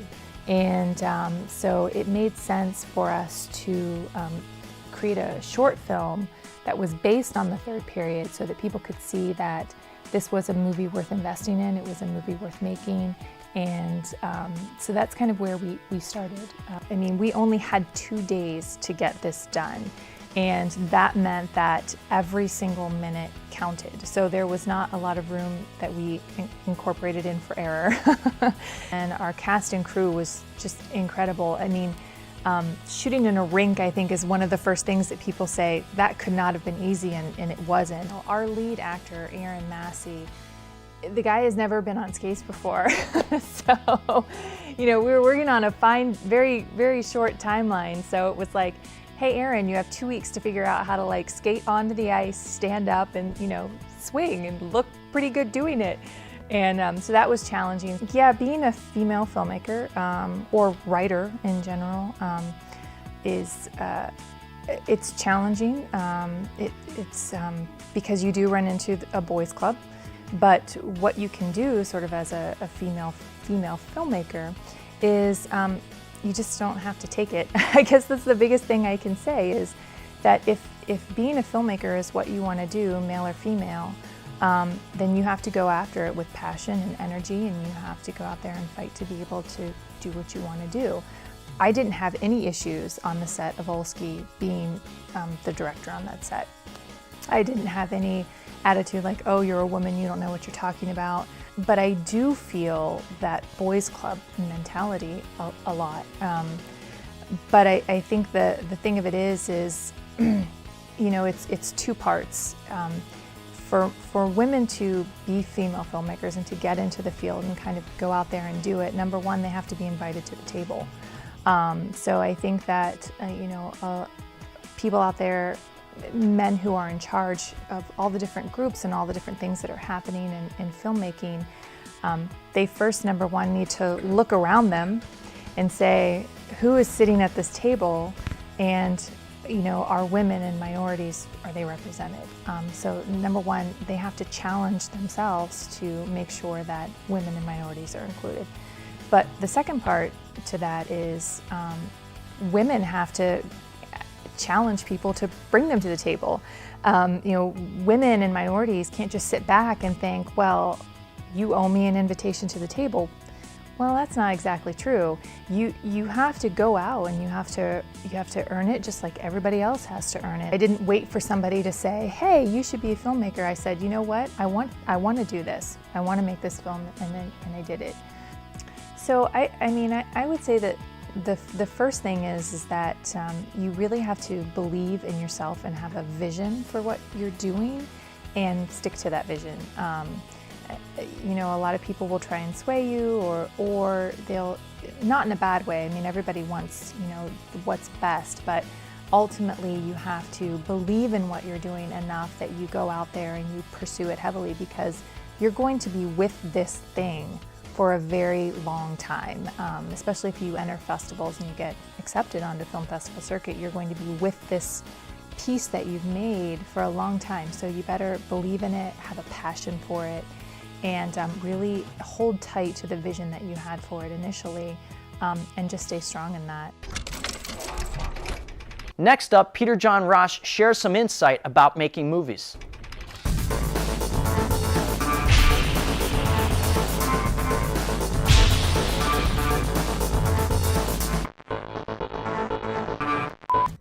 Motion picture editing is sometimes called the invisible art.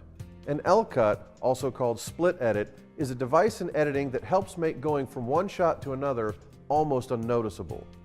If we edit a scene and only show the people who are talking, then the audience misses half the story, like this. Code blue, room 305. Oh, here's the doctor. The results from your test came back, and I have some bad news for you. When is it? You have a bronchial carcinoma. What is that? That's lung cancer. And I can refer you to an oncologist. You can discuss some treatment options. No. No, that's not possible. I came in for a cough I've had for a couple of weeks. I'm sorry. All doctors to the ER. Only showing the people talking is just too jarring. We want to see the character's reaction to what's being said to them. When we use L-cuts, the edits become more seamless because the audio or visual continued over the next shot. Psychologically, the viewer can fill in the blank of what the character speaking looks like after you cut to the person listening mid-sentence. Here is a scene with L-cuts. Code blue, room 305. Here's the doctor. The results from your test came back, and I have some bad news for you. When is it? You have a bronchial carcinoma. What is that? That's lung cancer. And I can refer you to an oncologist. You can discuss some treatment options. No. No, that's not possible. I came in for a cough I've had for a couple of weeks. I'm sorry. All doctors to the ER. It's called an L-cut because in the software on the timeline, it forms an L shape between the two clips. Reactions are half the story. A character's nonverbal responses sometimes relay more of the emotion than the dialogue.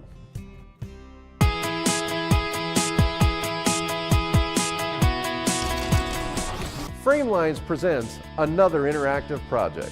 Visit our website, www.framelines.tv, and you can download the raw footage from our sample scenes and practice editing some of the techniques from the show.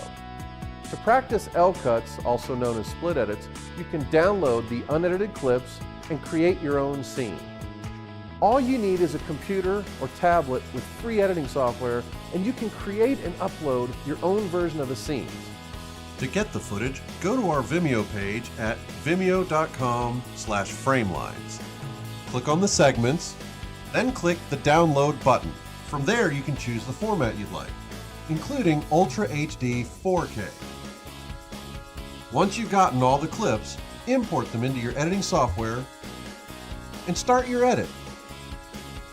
When you upload to YouTube or any other video site, make sure to use the hashtag FramelinesTV and follow the instructions from our site. Practice makes perfect. Have fun with this and be creative. Scott Spears talked with producers for the Mid-Ohio Filmmakers Association about what it means to be a producer.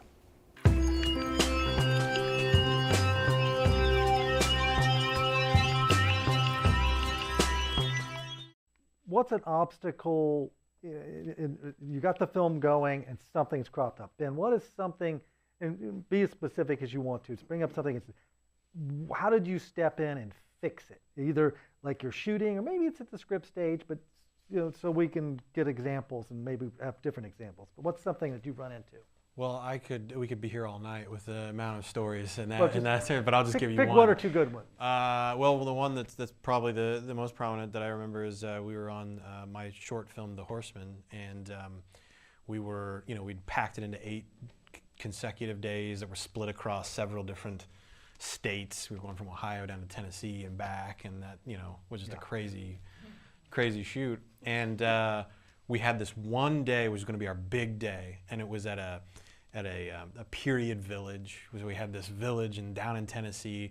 We had scores of extras showing up in period costume. Big money being spent. Yeah, or a big day that you couldn't go back and reshoot, so you had to get all your day in. So yeah, it was a really big it was a really big ordeal, and the scene was built around one of the main actors on a horse, and he had to have an entire conversation with our lead actor on this horse, and it was probably a page and a half, 2 pages of dialogue with that setup, extras moving around in the background.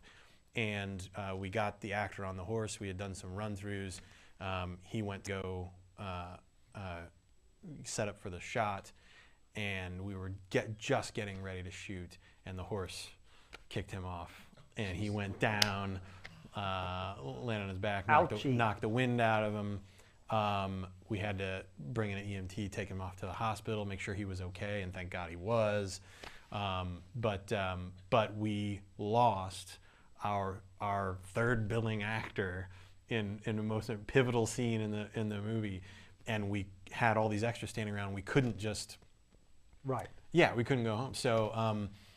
So it was kind of a last minute split decision, and we and Vitus was there, so he can comment on his role in helping to sort of create something out of nothing. And really it was, we ended up grabbing we just grabbed an extra who had shown up, and we said, you look really good, throw on this costume.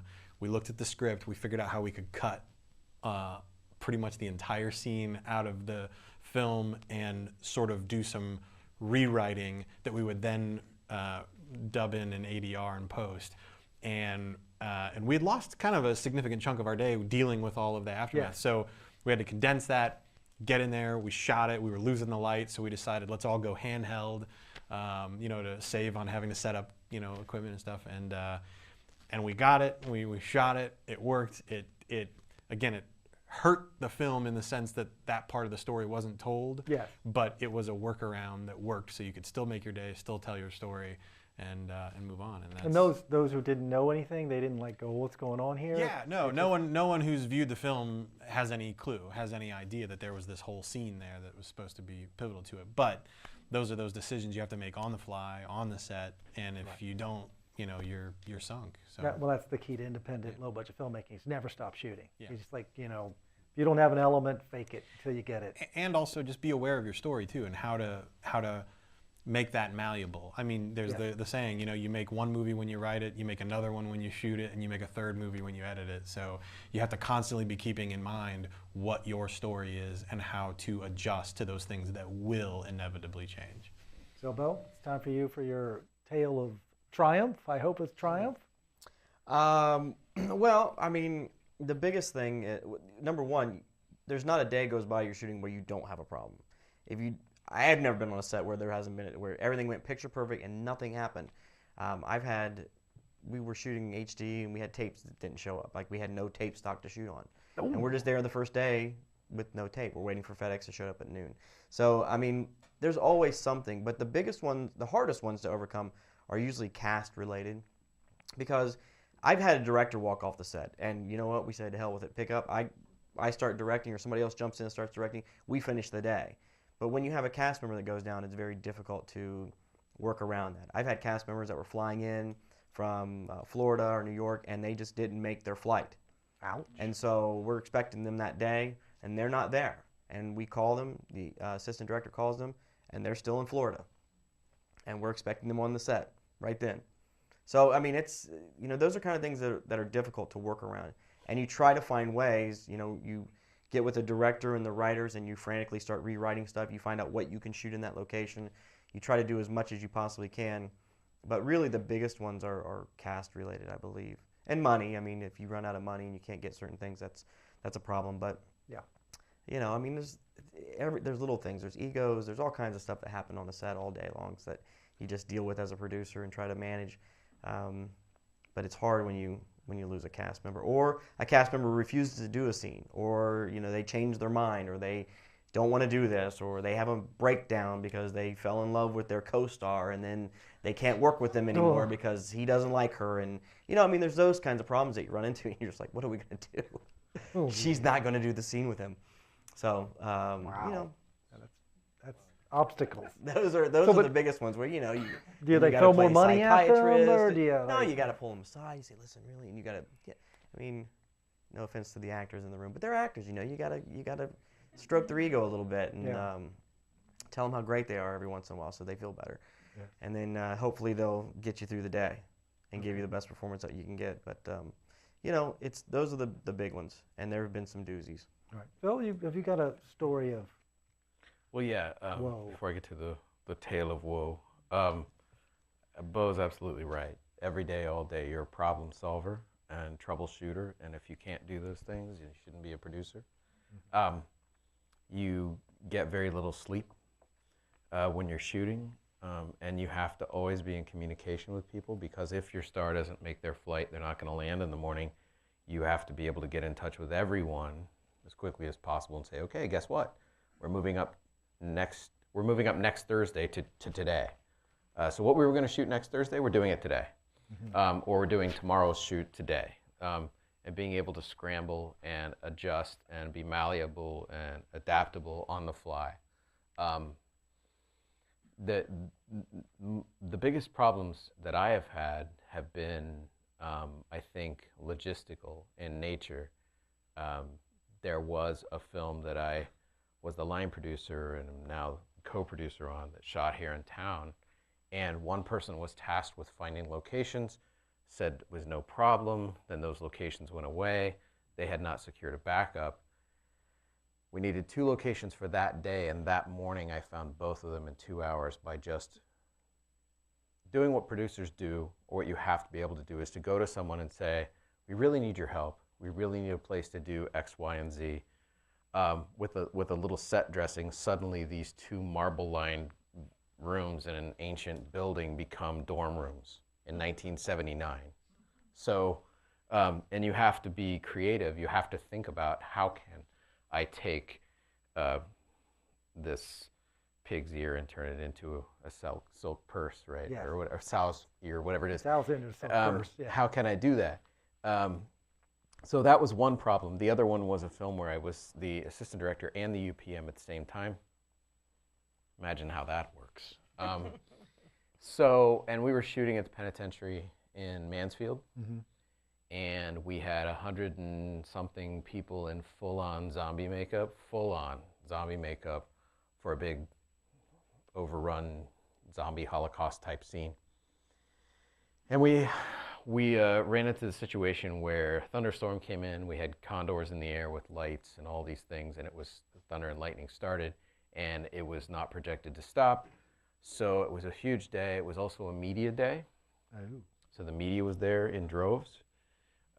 So the producer and I got together and very quickly decided that even though it would cost the production $3,000 to $5,000 to come back the next weekend to shoot the exteriors, that's the only thing we could do. Right. We couldn't lose that time. So we moved inside and shot all of the interiors instead. Right. And so that was huge. And that was when Mansfield got hit with the flood and everything, tornadoes and all this stuff happened. But we did what we had to do. We came back the next weekend, we shot it. We got all the extras came back and sat through hours of makeup again and did the whole thing again because they were excited about the movie. Okay. So part of that too is the winning of hearts and minds. When you have bad news for everyone, is you've got to make them feel good about the fact that you're all in this together. You can get over this, you know. But I think we've all had problems with cast members, and that those problems range from the emotional problems to the harshest experience in my And my career has been dealing with actors who are on drugs, things like that. So there's a dark side to it too, and you have to be able to deal with that as an adult and move on. Ever see those names at the end credits of a movie and wondered what those people actually do? Elizabeth McPherson tells us in this clip.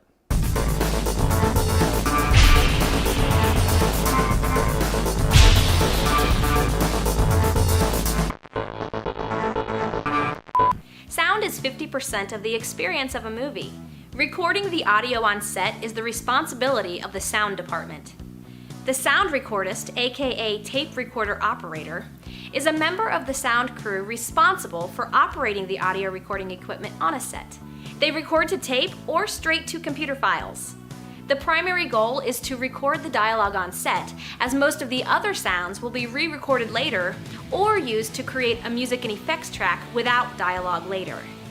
The boom operator is a member of the sound crew who operates the boom microphone. The boom operator will twist or move the mic to record the dialogue. Once primary filming in each location is nearing finish, the sound department will record the ambient sound of each place, and it's called room tone. Even when things are supposedly quiet, each place has a distinct sound, whether it be a lawnmower or air conditioner or whatever makes the unique audio of that place. It's important to record some of that for use in editing later. And now let's look at cliches in movies. We're sick and tired of cliches in movies, so here's another example of one of them.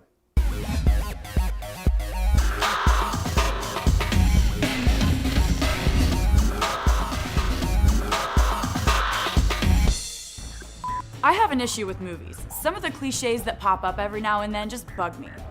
The 1980s were a glorious time for movies. Things that would never fly today and political correctness were totally rad back then. In 80s movies, what was considered romantic gestures would get someone arrested today for stalking. From Say Anything to When Harry Met Sally. These guys were romantic role models.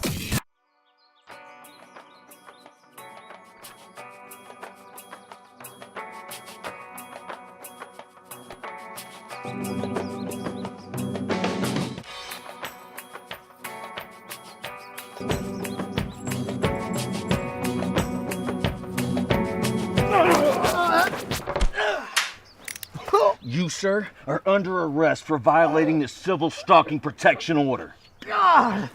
So if you're clueless and idolize an 80s movie, do not attempt to emulate. Otherwise, you'll be living out of a very different kind of romantic comedy, set in prison.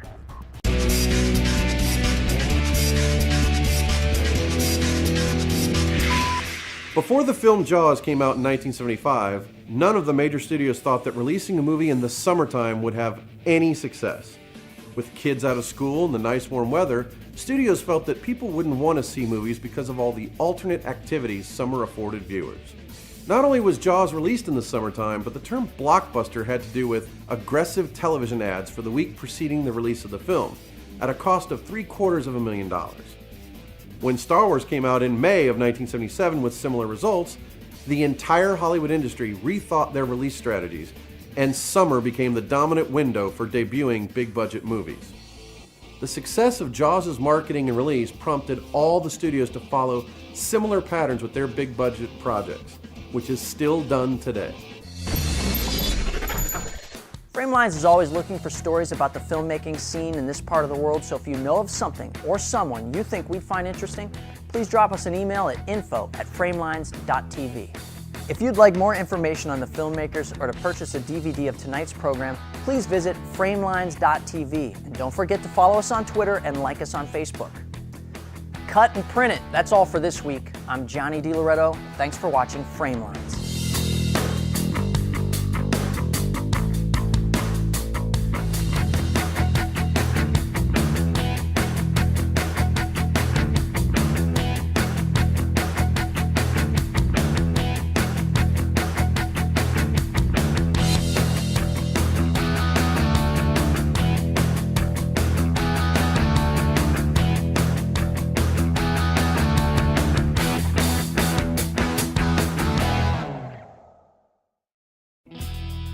This is Framelines. We go on location and put the spotlight on people, places, and things related to making movies. I'm Johnny DiLoretto, and I'll be your host as we show you the behind the scenes of all kinds of movies being made right here near you.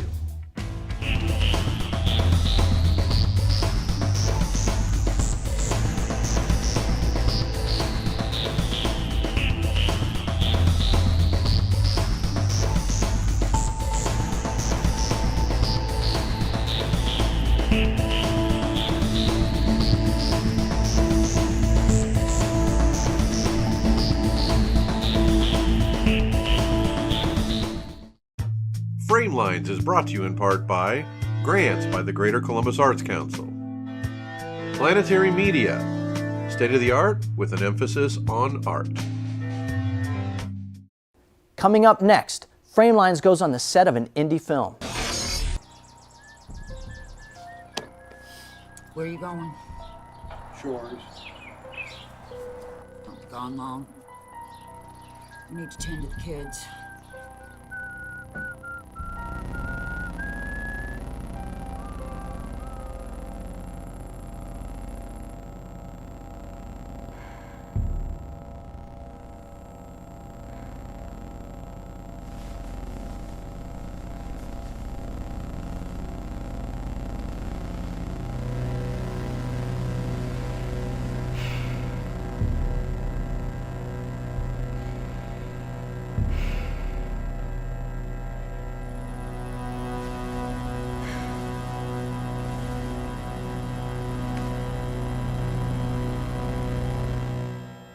The cycle was about a couple that goes to a bed and breakfast, and things quite aren't what they seem as they're kind of going into their little relationship, and this is their first little getaway together, and they go stay with this old couple who start off seeming very nice, and then it kind of turns on its head.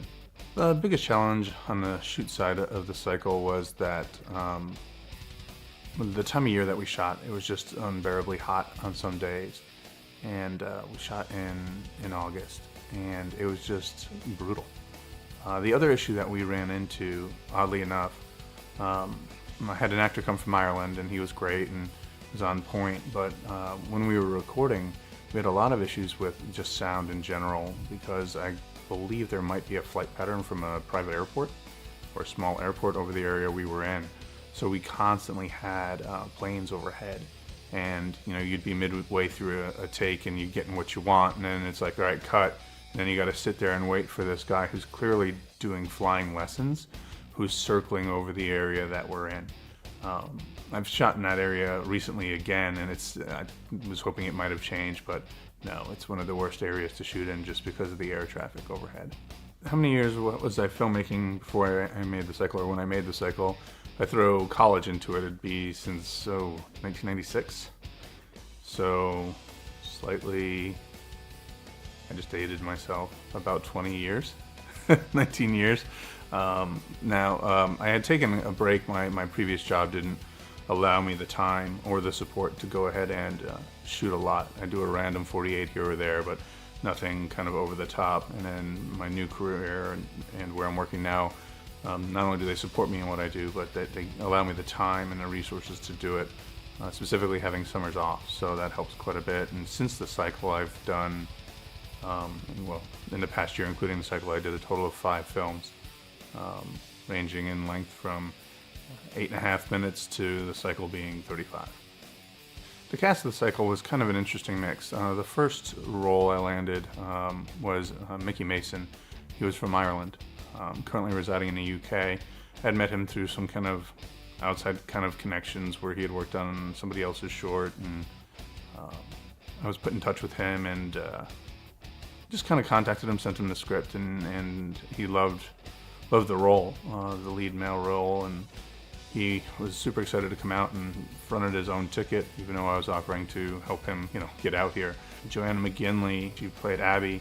And I had heard about Joanna from just kind of the local Columbus community, and I was like, just gave her a shout out on Facebook and asked her to give me a call, sent her the script, we talked a little bit about it, and she was on board.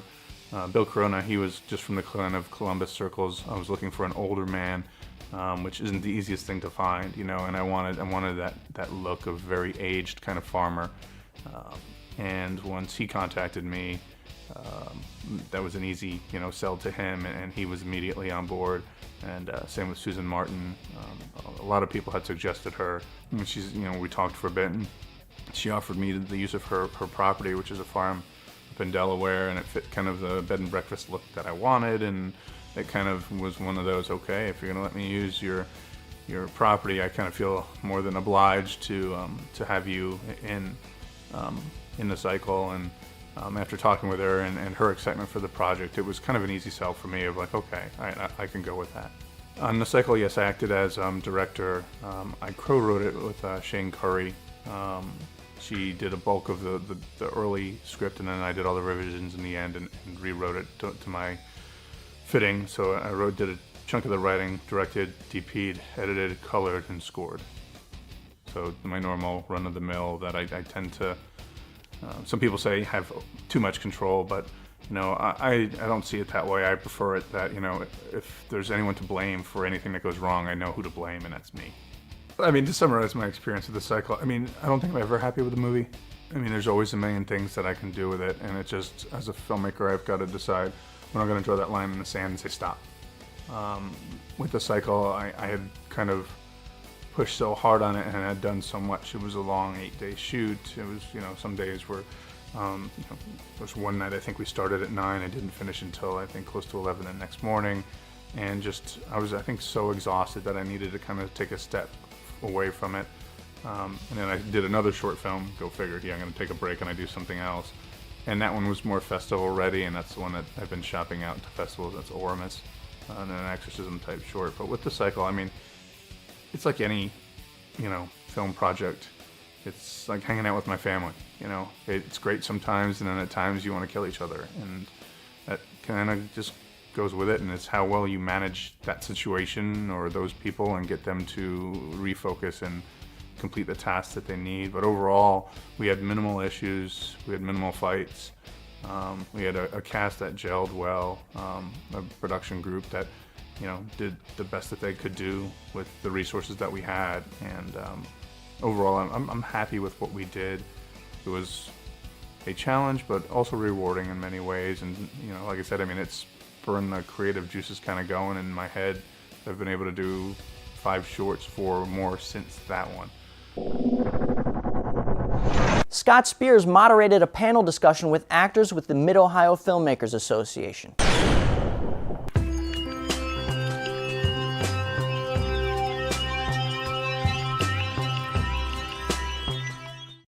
All right, you got the part and you're gonna go on set. What do you need from the director?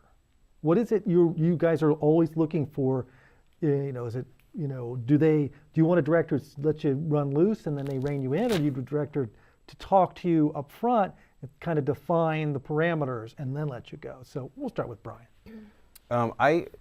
The way that I like to direct is probably also the way I like to be directed. It's that whole golden rule thing. I tend to let the actors do whatever comes naturally to them first, and then I validate those choices and say, I like this, I like this, I like this, I'd like to see more here, I'd like to see less here, I'd like to. So it usually what that does is it gives them that feeling of safety, like that their choices are valid.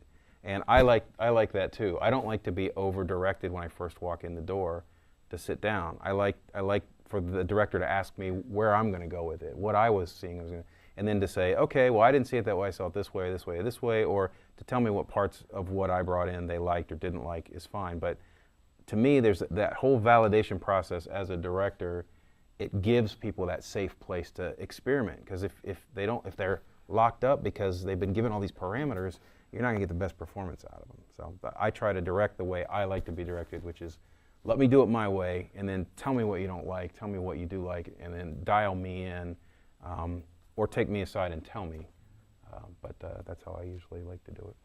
Christina, what kind of words of wisdom are passed to you that you like? Well, I like to have a conversation with the director before we start shooting, just to get an idea of their vision for the film, their idea of who the character is, how I fit in the story.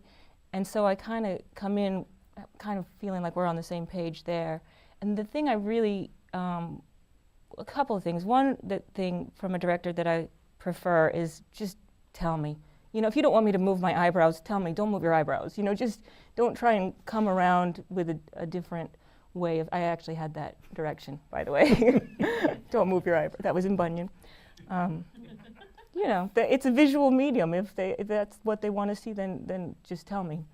I've had directors try and get a reaction from me by directing the other actor, and when I'm the one on camera and it's their back to camera and they're the one getting all the notes aside, it just feels like somebody's going to jump out at me or something.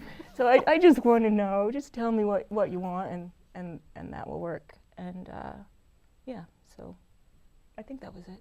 What advice have you been given on the set through a director that either helped or didn't help? Well, in an overall picture, and in an ideal situation, once you've been cast, I think that should be about 90% of it. I mean, if you've gone through the audition process and you've gone through a callback process and then you're going to show up on set, I think it also depends on the type of project, but your performance should pretty much be to where the director is looking for it. That's been my experience most of the time.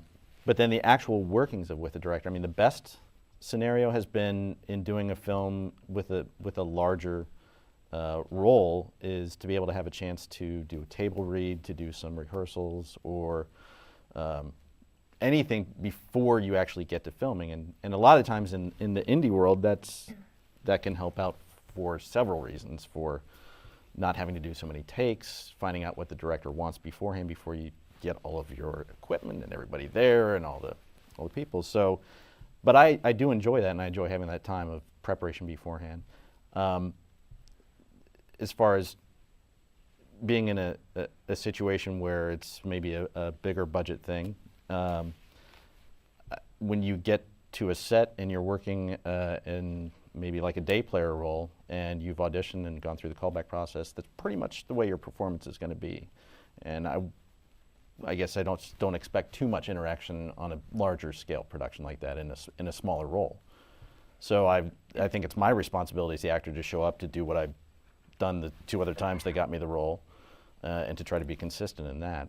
But working with a director as far as getting notes or changing things on the fly, I would say what Christina says. Just, it's like, I'm just going to repeat what both of you said. Work with the actor directly. That's what I appreciate. Respect them enough that if there is an issue, to pull them aside.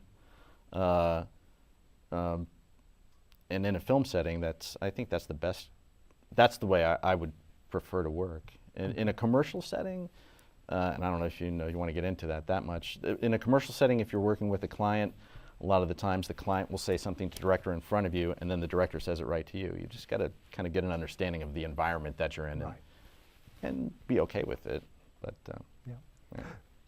one other thing, a lot of times I get asked to do really emotional scenes, and so those, I think some directors want to be all happy and jokey right before the scene, and I kind of might not be the most fun right before that scene happens. I don't need to be in the back room crying before the scene, but sometimes it's nice just to have it be a little bit more somber leading into that. But everybody works differently. I know some people don't need that, and some people need more of that. So that's usually something I've discussed with the director. But I've had directors try and like talk me through, like while I'm becoming emotional, they're trying to talk to me about things that they think might make me emotional, and it doesn't really work. It's kind of like, it's your own space. Yeah, it's really your own thing, and it's kind of not even something that I don't feel comfortable telling people the things I use to trigger, because then it kind of loses the magic too. So those are, I mean, if we're having trouble, then yeah, let's talk about it. But mostly I just need some quiet space for that.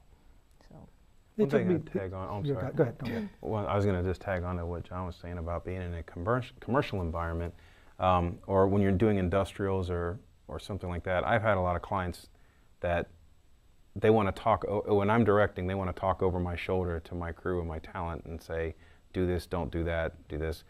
I have to take the client aside and say, this is a ship and I'm the captain and they're to do nothing unless I say that. So the client sometimes struggles with that because they have immediate things. So I also have to take the actors aside. So if you want to empower your directors, whenever a client shouts over that director's shoulder, always defer to the director on set and say, is that what you want me to do? Because after the client does that 3 or 4 times, they'll get that nobody's moving unless the director says it. And then the chain, it just becomes easier. But as an actor, you can empower your director by deferring to them whenever, especially in industrials and stuff, when clients are 2 feet away, and sometimes they don't respect that boundary. They know they're paying for it, they know it's their gig in their minds, so they'll talk over the director, they'll talk to the camera guy, I don't like the way that looks or whatever, and it's like, no, give it to me, I will tell the crew and everybody, and that way, it's difficult. But as an actor, you can help that just by deferring to the director and always saying, is that what you want me to do, boss? Because that client doesn't seem happy, but you tell me, it's up to you. And eventually the client will get it, that's the way things go. But that's... Yeah, chain of command. Yeah. Peter John Ross breaks down a movie-making technique right now.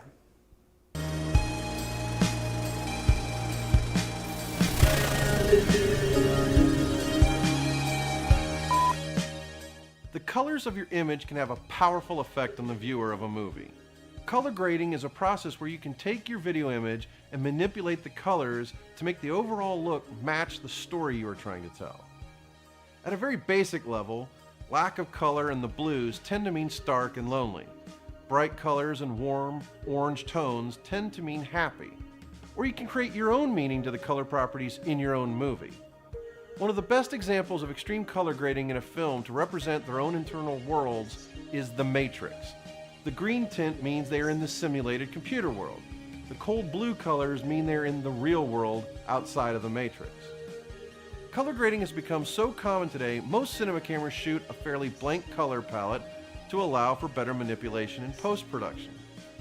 Having some forethought about color grading process will help a lot, as the sets, lighting, and costumes have to match what your intentions are.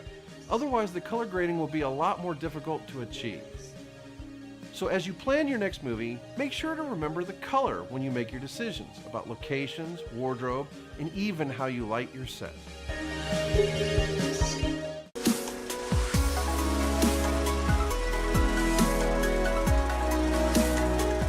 For this Framelines interactive tutorial, we want to focus on color grading.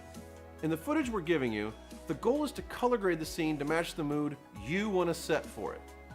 The actors have intentionally given a vague performance so that the color scheme you use will affect the mood for the viewers. Also, as a part of this tutorial, you'll need to shoot your own insert for the scene. The setup is that a man gets handed a letter and you can write whatever you want for that letter, whether it's good news, bad news, or however you want the scene to be. You can download the footage from our Vimeo or YouTube pages. Just visit www.framelines.tv and follow the instructions on how to download the segments. Make sure when you upload your edits, please use the hashtag FramelinesTV and credit the people who donated their time to help make this possible. I'm Peter John Ross, and thanks for watching Framelines. Elizabeth McPherson defines a few jobs on movie sets for us, right here.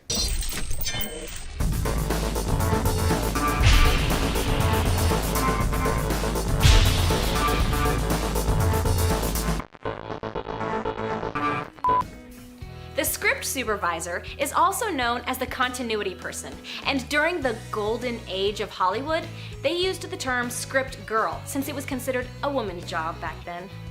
The script supervisor makes all the notes while the recording is in progress and between takes.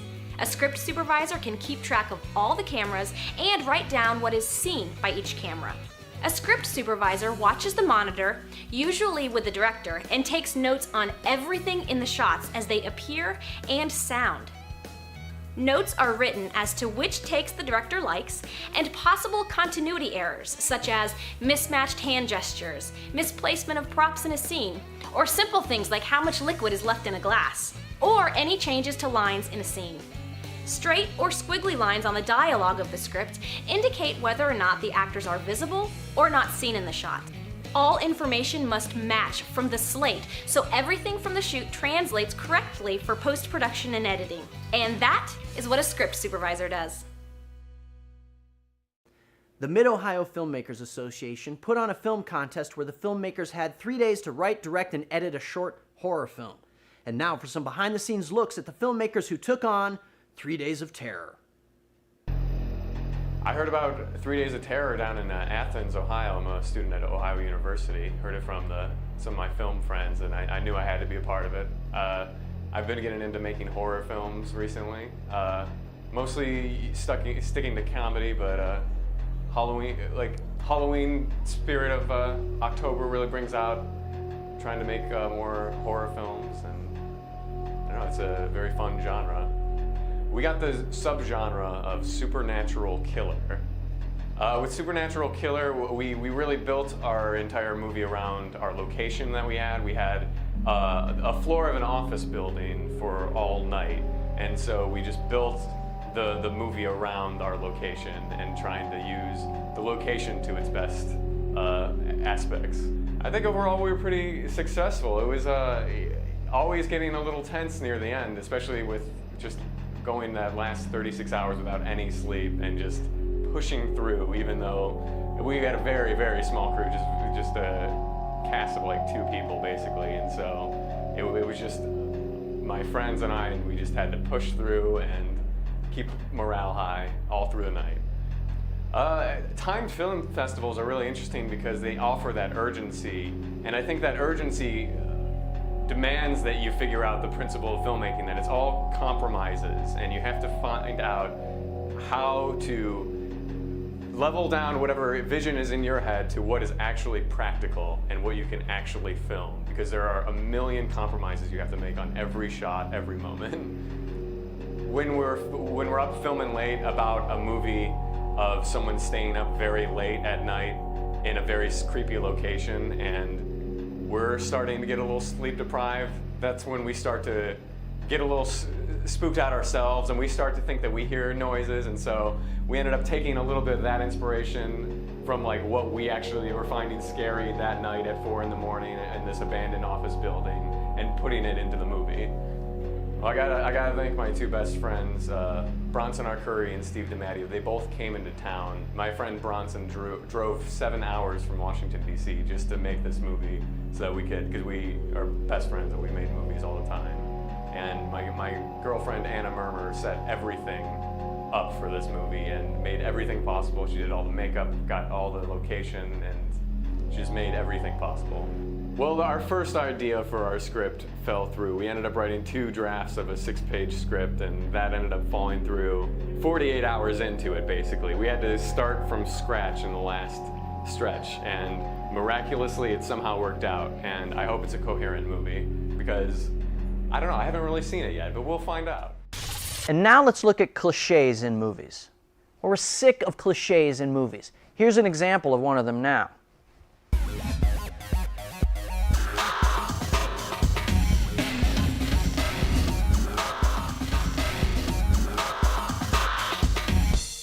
I have an issue with movies. Some of the cliches that pop up every now and then just irritate me. What is it about books that are so evil? If movies have taught me nothing else, they taught me that reading a book out loud is just asking for trouble. One of the few things that might happen if you read a book out loud is the dead will come back to life. Or you might gain some weird power that everyone wants. Or worst of all, you become the chosen one. No one wants that. Claptu verata nictu adium dum quone moante it crashtio et sauno noto kido cudescadado si forer.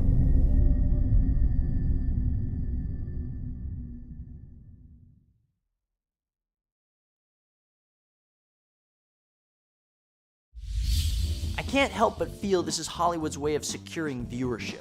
It's as if the film industry is saying, don't read the book, see the movie.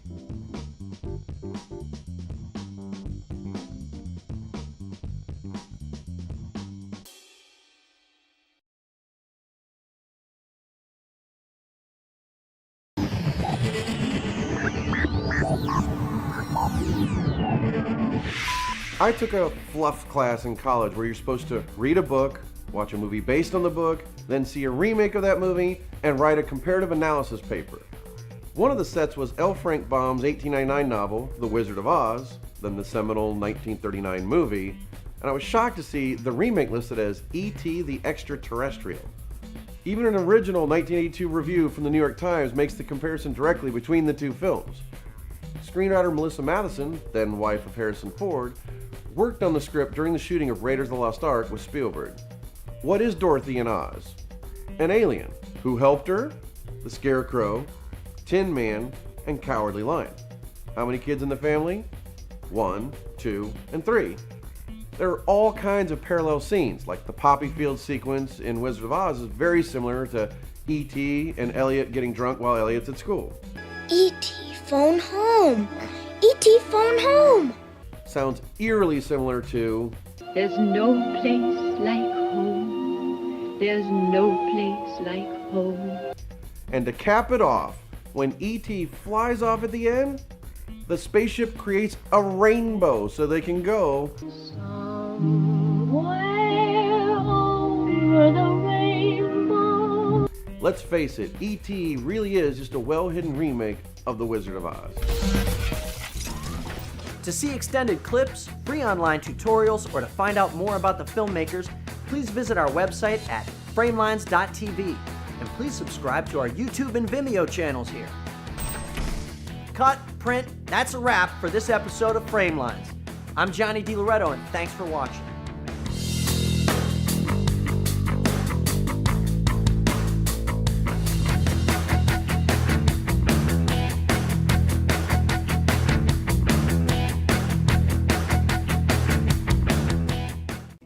Every day, more and more people are making movies. Filmmaking has become the new garage band. I'm Johnny DiLoretto, and this is Framelines, the series that aims the lens on those who are out there making movies. Some are backyard Kubricks making movies for fun, and others are aspiring Spielbergs, professionals working hard to make it in the industry.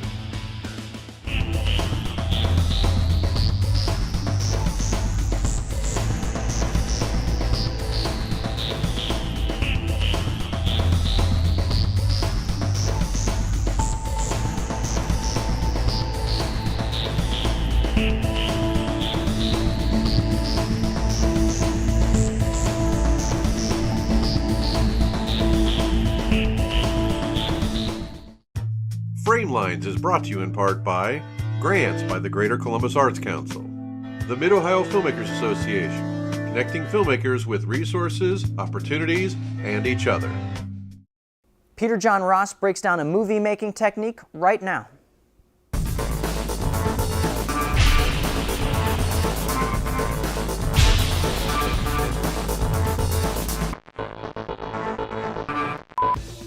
Things don't happen in real time in movies.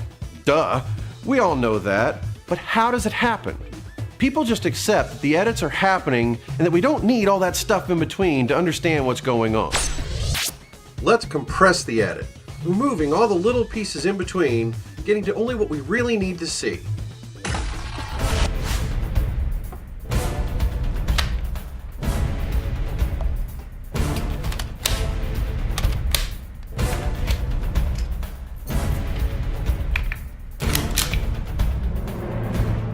When the hero is putting on their gear, in real time, it takes a lot longer.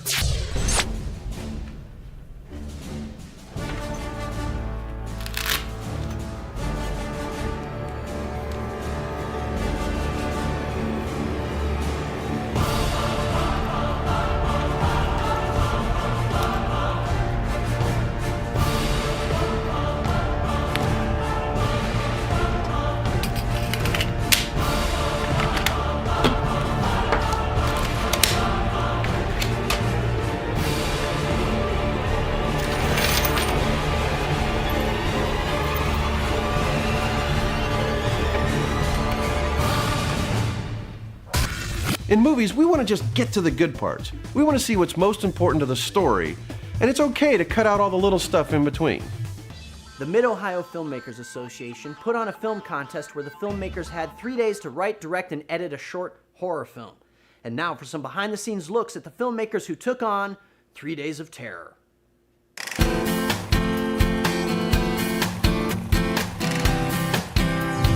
I have the greatest respect for horror films because I hate them. They scare me, I don't like being scared, but yet I have the greatest respect because you either do horror well or it's a comedy. There's no in between. And so this was a very tricky production. So I went back and dug into something from my past, an old record that was played to me in music class called The Banshee.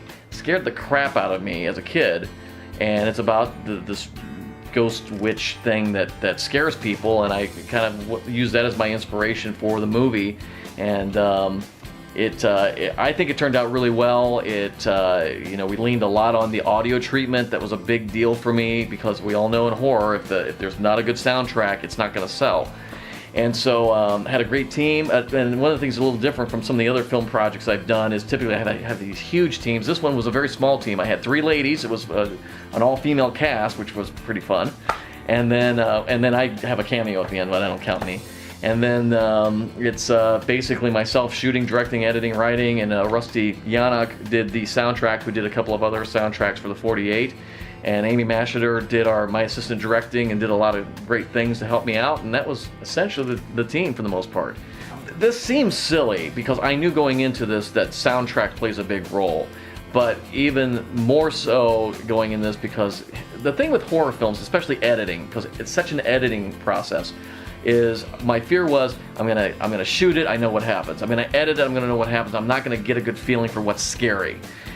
So every time I was kind of gauging, as every time we added another layer to the editing or to the sound, it kind of sent shivers up my spine a little bit. I thought, okay, that's a good sign, and it kind of wear off because you see it 7 or 8 times editing. But every time we added another layer, but sound was such an important part of it, and I know when Rusty added the final mix to the sound to it, it really took it to another level, and we had rough tracks and just scary stuff in there to just kind of give it a vibe. But when we put Rusty's soundtrack on it, my goal really was, could we strip the video away from this film? Could you listen to just the audio and be scared? That was kind of my guidelines. Like, could this be a radio show? So that was one of the things. So I really learned that, just like we all know, audio is really important. Even more so now, I know audio is just so critically important that every little bit of that had to be perfect on this for me. The ultimate story is the key. Can you buy into it? Is it something? I looked for a lot of things from old classic horror movies and suspense thrillers, and one of my favorites is Duel, Steven Spielberg. Everybody can identify with that. We've all had trucks following us, we've all had suspicions, and it's like when you can put yourself in that film and say, oh, I know what she's going through, I know what he's going through, or I've been there. If you can put that person to experience that horror, or if it's a great film with a big, rush ending that's a happy ending, whatever it is, the content is king. Can I put my audience into this film that they're like, oh, I'm into this because you just hit me where I live. It's really fun to see that filmmaking is just done extremely well here in Columbus, and I'm excited to be part of that. Let's go to a short take and action.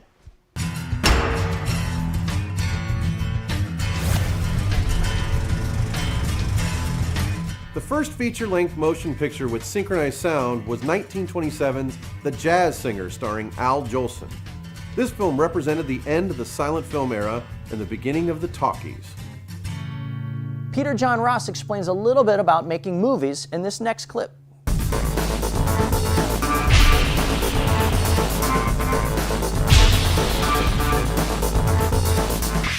What is a producer? No job on a movie set is less defined than producer. It is the most underrated and overrated title people can get. They're either the most unappreciated, hardworking guy in a movie, or someone who just happened to do something seemingly innocuous, but without that act, the movie never would have been made. Because of the micro-budget tiny shoots that have become so common, the job of director and producer have fused into one. But when the productions get bigger and those two functions have to be separated, a lot of confusion ensues. The producer controls a project from inception to marketing. There are all kinds of producers: co-producers, associate producers, executive producers, co-executive producer, unit production managers, line producers, and even more titles. On an Arnold Schwarzenegger action movie from the 80s, one of the on-screen credits is a co-producer whose sum total work on the film was that he was the hairstylist who the producer had hand Arnold the script. That earned him a co-producer credit. Kevin Smith, on several of his books, states he is the co-executive producer of an Oscar-winning film. The movie in question is Good Will Hunting. Here's the sum total work that he did on that film. Kevin called Harvey Weinstein from the set of Chasing Amy and told him that Matt Damon and Ben Affleck had a script he should read. Harvey said okay, and they hung up.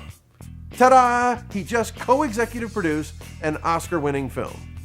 In both of these examples, do they deserve these lofty co-producer titles? Yes! The movie never would have been made without them. The directors usually get the big credit by the press and the public, but the producers are the unsung heroes. Without Scott Mosier, there is no Kevin Smith. Without Lawrence Bender, we wouldn't know who Quentin Tarantino was. We may have recognized Ron Howard, and he would forever be Opie or Richie Cunningham if not for his producer, Brian Grazer. Let's go to a short take, and action. Mise en scène. From set design to costumes to lighting to composition, mise en scène is a term that means visual storytelling or themes from everything you see in a film. In French, it means placing on stage, and the term as it relates to cinema began with the French New Wave movement in the 1950s. Peter John Ross moderated a panel discussion with a few cinematographers about what goes on behind the camera.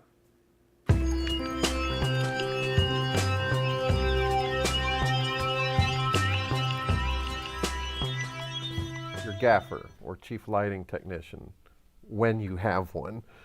Again, talk about, when you're on a larger shoot and you have a gaffer, you have someone to help you with lighting. What's that relationship like? The situations where I've had a real professional gaffer, it's kind of been a situation where they've kind of saved my butt, because I'm not classically trained like the two other gentlemen up here. So, working with big instruments and big grip equipment is not something I'm real familiar with, because like a lot of people out there, I grew up in the DSLR environment where, it's just smaller tools and smaller budgets. So, working with a real gaffer, I'm able to communicate with a person and tell them, okay, I need this to happen. I need to shape the light this way, and they know the instruments and the modifiers better than I do.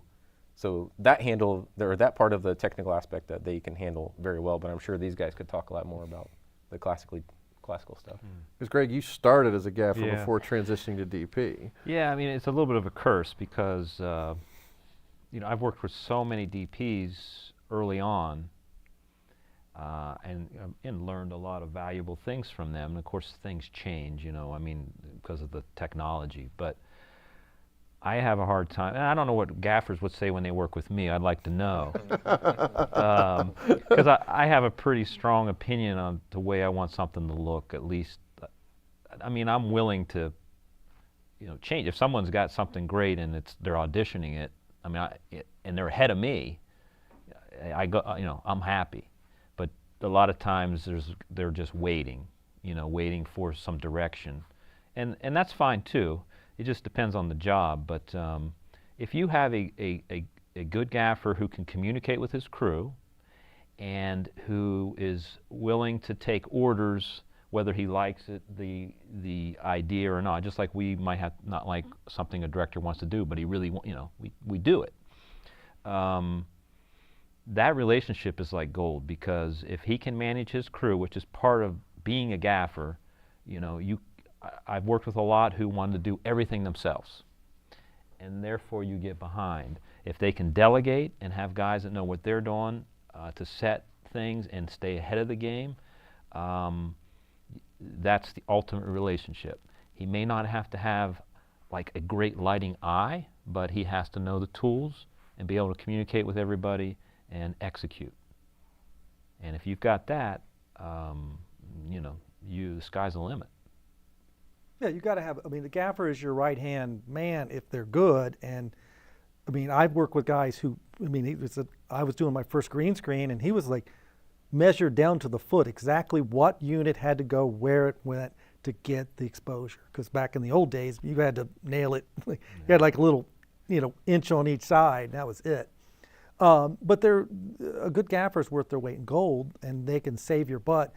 Everybody gets tired every once in a while. It's like, oh man, it's hour 12 or 13, and they're like, you kind of like, all right, here's what I think. We're going to do this and have a big light come in there. We want some bounce off the floor and maybe some kind of highlight on the back wall, and you're not doing. You got two of those, but not the third. And the gaffer will step in and go, hey, what about this? And go, oh yeah, let's do that. Yeah. And then you drink some coffee or whatever, get that second wind, and then you're back. But they're invaluable to have a good gaffer. Especially the ones that come and you're under the gun and everybody's worked hard and you're ready to start rolling the camera, but you know there's like a little thing that you just bugging you maybe, but you just don't have time to fix it. All of a sudden the gaffer comes up, whispers in your ear, hey, you need a little more backlight or something, like, you know, and they just do it. Yeah. And it's like, you know. So one of the things that's really radically changed is as budgets and shoots get smaller. Yeah, wow. And you become a cinematographer, combination gaffer, and your own grip all at once. Now that you have to have some of that experience, how does that affect things? Is it a good thing or a bad thing that you now have to not only shoot but you have to light as well?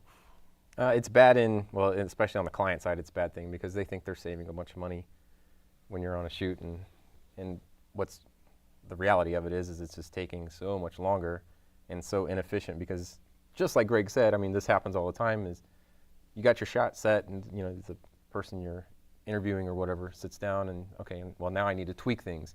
I have to move out of the way of the camera and, you know, go tweak those things myself. So it's very inefficient to do things that way. And plus you're missing out on collaboration opportunities where, you know, if you have an audio guy or a grip or a gaffer or whatever it might be, that person might have some ideas that can help improve the look of the image, and, you know, obviously things are going to go quicker and much more efficiently. Well, for me, it's true that I've seen crew positions shrink. I mean, over the years, they have just dwindled and dwindled, and many out-of-town producers, and they don't have to be from out of town. I mean, it could be locals too. They've cut out some of the key positions because they just, you know, there is a rate structure, and you know, it can get expensive to fill a crew. So they drop titles. That's the first thing they do, and you lose some of those relationships that you've had with crews that you've worked with for years because now they're not in the budget. You can't get them on the jobs. And I mean, I've seen it coming for years, and it's affected me greatly. But at the same time, it's one of the things that's had fueled me in learning how to light differently, changing the way I do things, which, you know, brought me to the LED world, and the ability to manipulate light fast and not have to carry heavy things because it's just the nature of the beast. By downsizing, your tools have to downsize. Things have to change. I can't walk around with 1200s anymore. I can't walk around with 2500 or 4K. I just don't have the help. I'd still use them, and that would get, you know, if I had the crew. So when I have to put a budget together for somebody who's coming in and we're providing lights and a camera, you know, I used to have a number that I would hit every time, and it involved a lot of HMIs and cable. It doesn't happen anymore. So it's like, okay, so let me think about this. So it was Kino flows, so now I'm LEDs, and okay, and I got this guy and this guy, and what's the skill level? So I'll build a lighting package, you know, that will fit that job, and that's what's kind of caused me to change and that's my whole great concept of that's a great what I segue. do. That's well, a the perfect control freak in me, it loves being the only guy on set, but I realize I'm not doing my job as well as I could. I mean, the film is suffering. I just shot a 48, and I was no complaints. It was just we ended up not having the crew. The people couldn't get to the set, and so it was a 12 and a half hour day. I sat for 20 minutes in that day. I lost 3 pounds. I had a blast. I loved it. But there's a couple. Well, I just remember I got up. I was like, holy! I was like, but I remember there were like several things. Oh, I'd love to put a different lens on. Yeah. I was stuck with one lens because I mean I was running every little thing. Oh, let's put a little flag back there. Who's setting that flag? Me. Yeah. Oh, let's get that window light coming through. It was me, and I loved it. But I knew if I had like one really good grip, there would have been some more camera moves, etc. So and more light control, I'm sure. And more light control. Yeah, you could have done more with the same amount of time. Yes. If you just had more people. Yeah. Peter John Ross breaks down a movie making technique right now.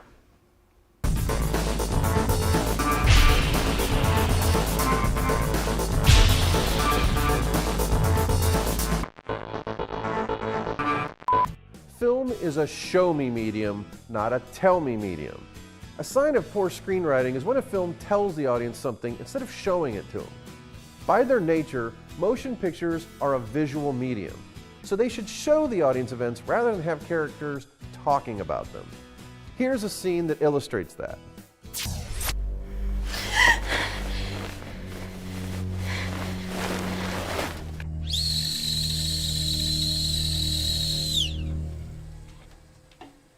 Hey. Hey. I just had the weirdest dream ever. I was in this warehouse and there was this maniac in a yellow suit and he was chasing me, and it's like no matter what I could do, I just couldn't get away. He was chasing me like just all through the warehouse, and we went up these stairs and he got on top of me and was about to swing his axe and do me in, and then all of a sudden it was like I woke up. You need this more than I do. Wouldn't you rather see the nightmare than hear them describe it? Here's a way to use the dialogue through editing. If we intercut the nightmare over the actor telling us, it won't be redundant to use the dialogue.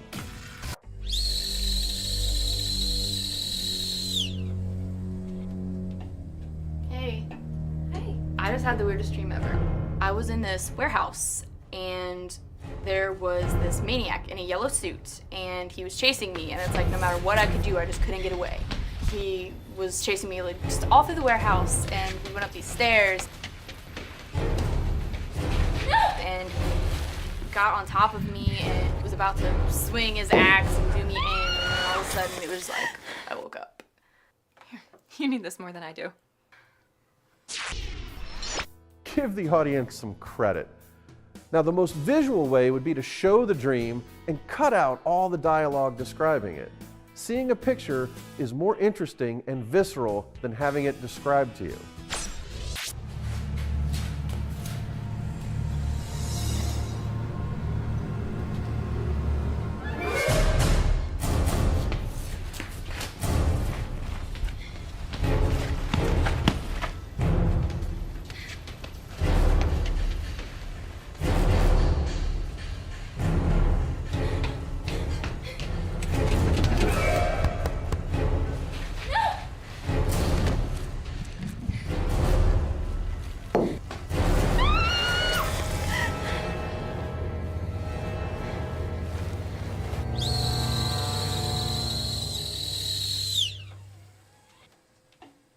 Hey. Hey. I just had the weirdest dream ever. Yeah, it seems so real. You need this more than I do. Even removing almost all the dialogue did not detract from the effectiveness of showing the dream sequence. By showing the audience instead of describing the action, it made the dialogue unnecessary. It's almost always better to show rather than tell in movies.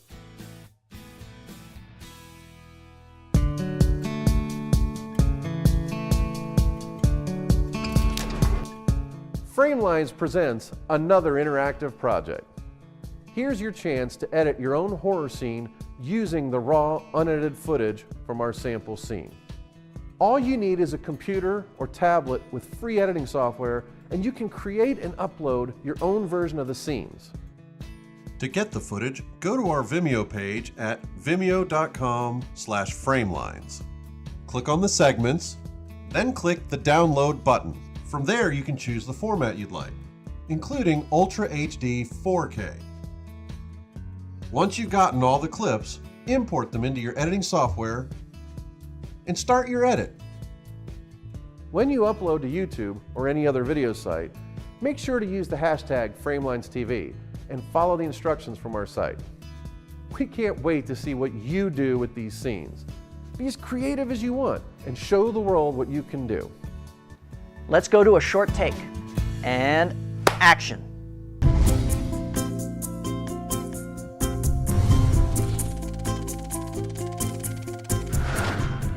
Whenever you take a picture on the set using a flash, you should always say flashing. The reason for this is to let the gaffer or cinematographer know that this flash of light is from your camera, and it's just a flash, not a bulb blowing out.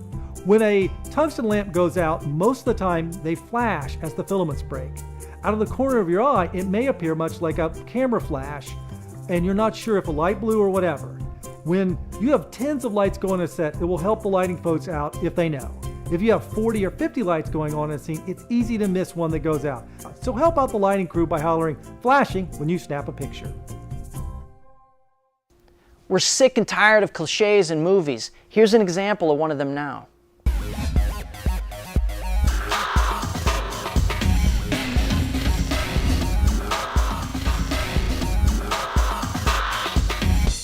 Hollywood has a bad habit of putting cliches in movies. They've been doing it for years. We aren't gonna stop them, but we can point it out when they do. Ever notice that in movies, cell phone reception never works, especially when it would help a cliched movie plot? It's almost as if America is filled with dead spots.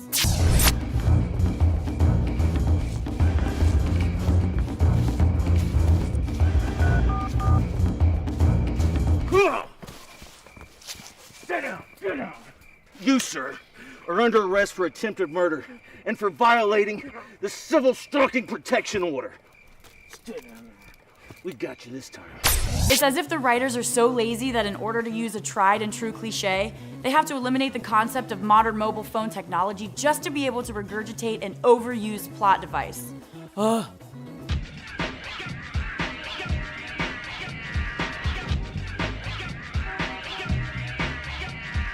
There's a standard marketing technique that major studios use to promote most movies. At 6 months before the release, they put out a teaser trailer and a teaser poster. Teaser trailers are usually less about story or summarizing the movie and just to kind of tease what the movie's about and what it'll look like. Part of the reason is that the movie isn't finished being edited and a lot of the effects work won't be completed. The posters similarly can be more abstract or just getting a concept out there. Then they released the first preview called Trailer A, along with the poster called One Sheet A. After that comes Trailer B and One Sheet B. Huge event movies can have a fourth trailer or several posters released at once for each character. These are strategies that have been used since the 1980s and is continuing very strong today. To see extended clips, free online tutorials, or to find out more about the filmmakers, please visit our website at framelines.tv and please subscribe to our YouTube and Vimeo channels right here. Time for the wrap party. I'm Johnny DiLoretto and this closes another episode of Framelines.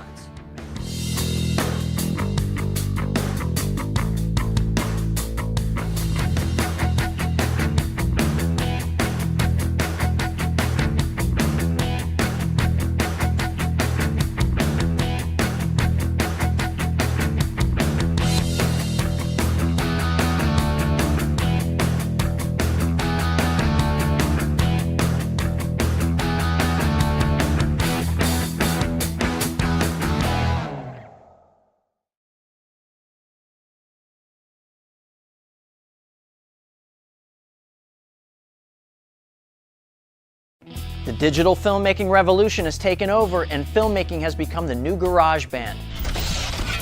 Welcome to Framelines. I'm Johnny DiLoretto. This show brings you the people who are making movies in your neck of the woods, gives you filmmaking tips, and takes you behind the scenes on film sets so you can get the full scoop.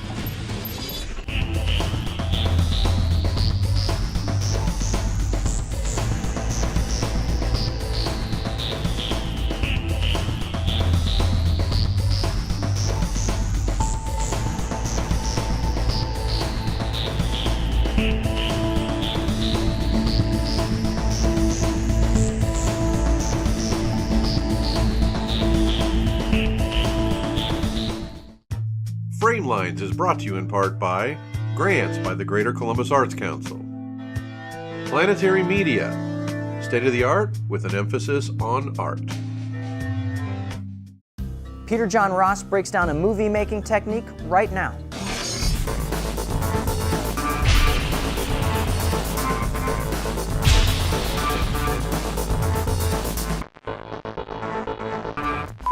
Today we're going to be talking about shooting chase scenes.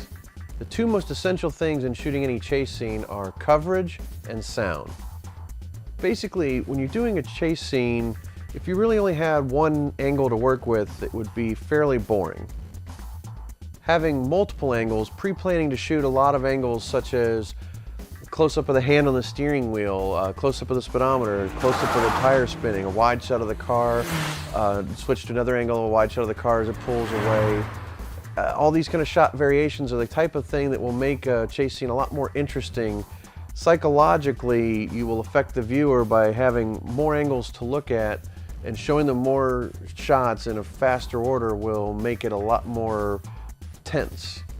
Shooting in order when you deal with action scenes is completely impractical and is not the most efficient way of making a scene.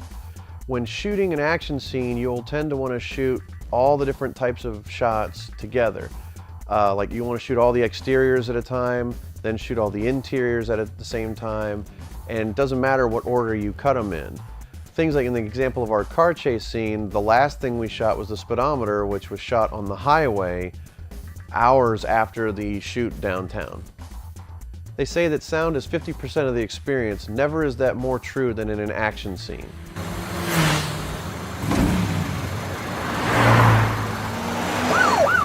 When dealing with an action scene, you can vary the sound, and that increases the tension.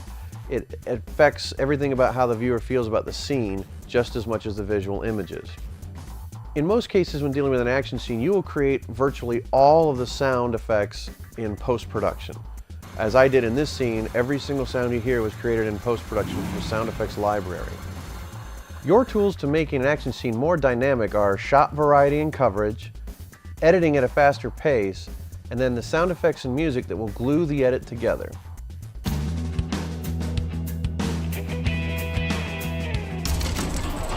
This is the Framelines interactive car chase project. We've uploaded all the raw footage on our Vimeo and YouTube pages.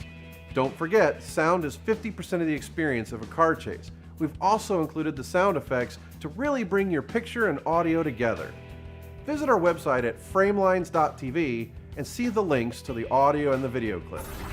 All you need is free software on your phone, your tablet, or computer that'll let you edit video.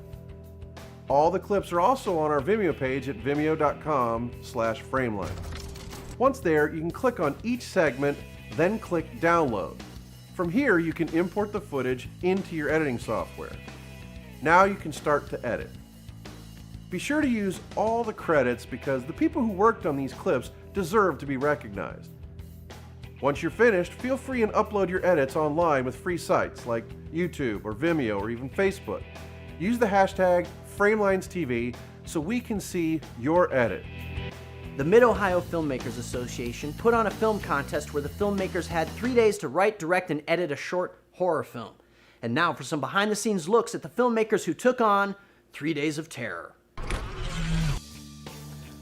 I wanted to enter 3 Days of Terror competition because the last time I was in a film competition was 2 years ago, the 2011, oh last year, not 2 years ago, the 2011 48-Hour Film Fest. And I had a great time doing that, and it's, you know, working in TV and commercials and stuff like that, it's rare that I get an opportunity to venture out and do a short film, and, you know, I can go out any weekend and do it myself, but I wanted to, you know, feel a little bit more part of Columbus's film community. Our production ran pretty smoothly up until post. You know, I like to shoot fast, I shoot quick. I get what I need, I don't, you know, screw around on set. The actual production phase, since it was a little bit longer than certain scripts I've shot in the past, it did take a little bit longer to shoot. But the only hang-ups that we had were in post-production, editing, outdated editing equipment. It went great. The shoot was fantastic. You know, we started at, we got there, our crew call was 7:30 in the morning, our actors were supposed to show up at 8. Our only snag as far as shooting goes really came from the actors not being able to find the location. I got a call from each and every one of them except for one, I think, asking where we were. They were, we shot at the Hoover Reservoir up in Westerville, and all of our actors showed up, you know, a few miles north, a few miles south, just going the wrong direction. They couldn't seem to find it. I'd love to spotlight 2 members of my crew. Alicia Yates and Cassandra Logan. They really did a great job. I, you know, bit off a little more than I could chew as far as taking on too many positions myself. And when it came to writing the script, I was able to bounce the script back and forth to them for a day, and they were able to help me finalize it. So I really want to thank them for the help. I had to give someone advice if they were entering the 3 Days of Terror contest or any contest like it. I would definitely say slow down. Take the time, be prepared. The worst thing you can do is go in and be unprepared. It's not going to get you any place. I'm usually a guy, I'm very picky about schedules and stuff like that, and it was last minute for me this time, but just be prepared. It's the best advice. I got involved with 3 Days of Terror because Chris Westfield, who's the director, asked me to, and I am not a horror movie aficionado, so I wanted to expand my horizons, and because I don't normally do horror or terror, I thought it would be a good experience for me to be under a time constraint to do something so out of my realm. And it was worth it. It was really worth it. My role on 3 Days of Terror was originally supposed to be writer, co-writer, and I ended up being co-writer, but I also ended up being assistant camera person, assistant director, craft services, gopher, and selecting the music. So it was a kind of it was great because I really got the experience in doing pretty much everything. The biggest thing I learned from this production was I learned about how different camera angles can really enhance and make a shot. I had not paid that much attention before because normally I'm just the writer, and once I write, my job is basically done. But this time I was on set for every single scene, helping every single scene. So watching Chris work and watching how he chose to film particular scenes and do them was really fascinating to me, and I saw the effect of how much of a difference they make. The advice I would give people who enter into any kind of a contest that has a time constraint like 48 hours or 3 Days of Terror is, number one, come into it with a very open mind.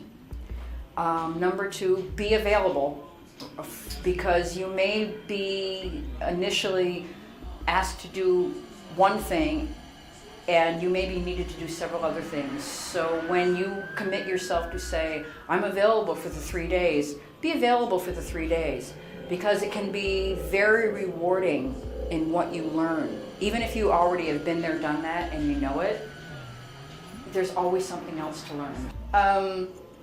Tales from the set, oh, they're plentiful. We worked in a barn, very drafty barn, and we did a night shoot from nighttime till morning, and in that barn was horses, and the horses were very fascinated with what they were doing, but it's also very unsettling when you say quiet on the set and the poor horse has flatulence issues. But everybody turned around afterwards if they weren't doing anything and helped with the boom and helped with makeup and helped with it was very, very, a lot of camaraderie. It was excellent. And it's that kind of experience that makes me want to do it again over and over. Because I think I said this on Facebook, that it should be against the law to have so much fun on a horror movie set. Scott Spears hands us a new indie film tech tip.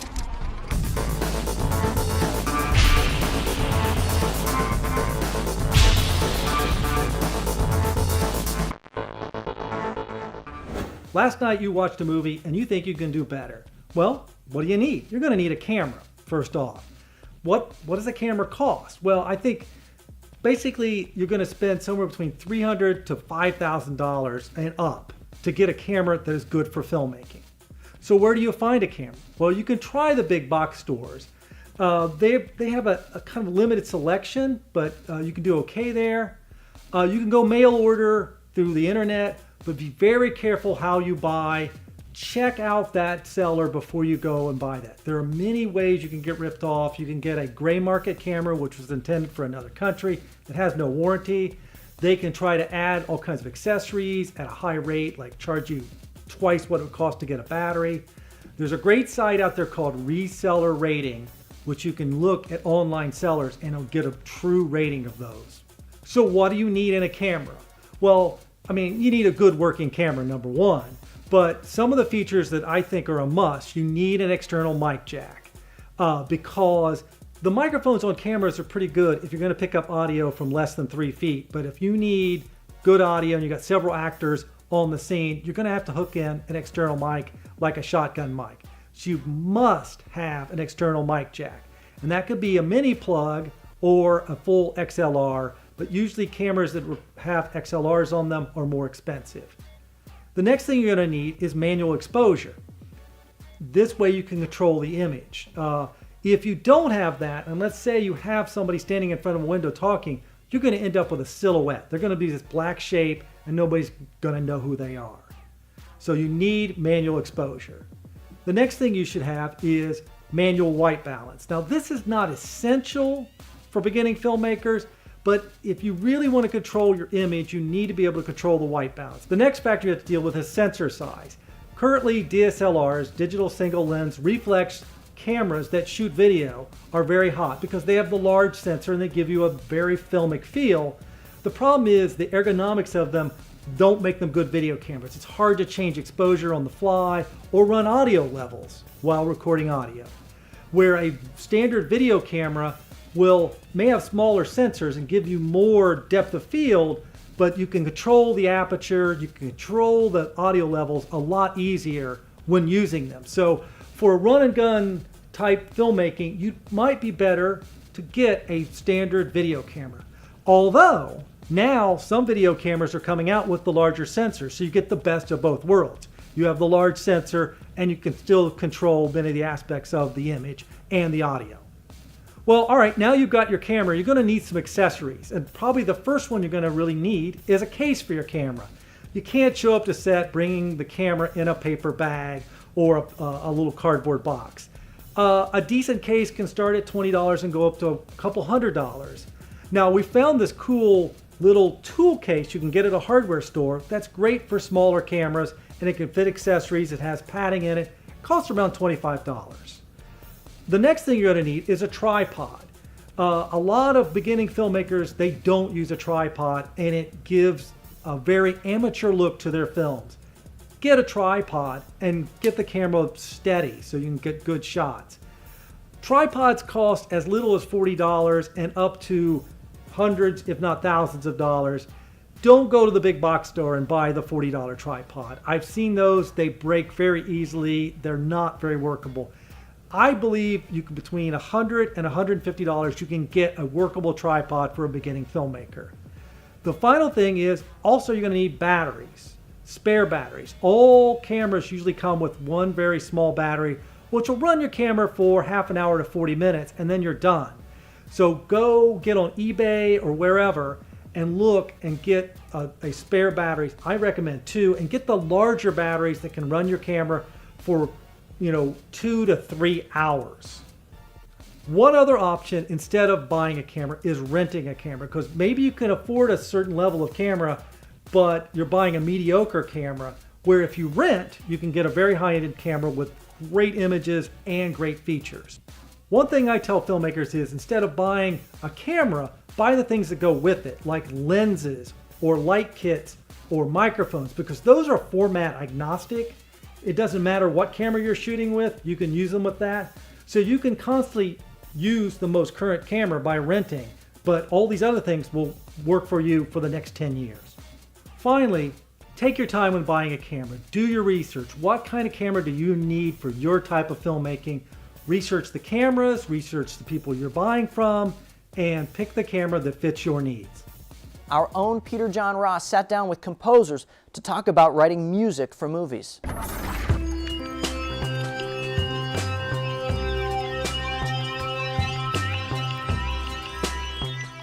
What do you think is the biggest difference in the technology from kind of the time you started with music to where it's at today, and how that affects scoring?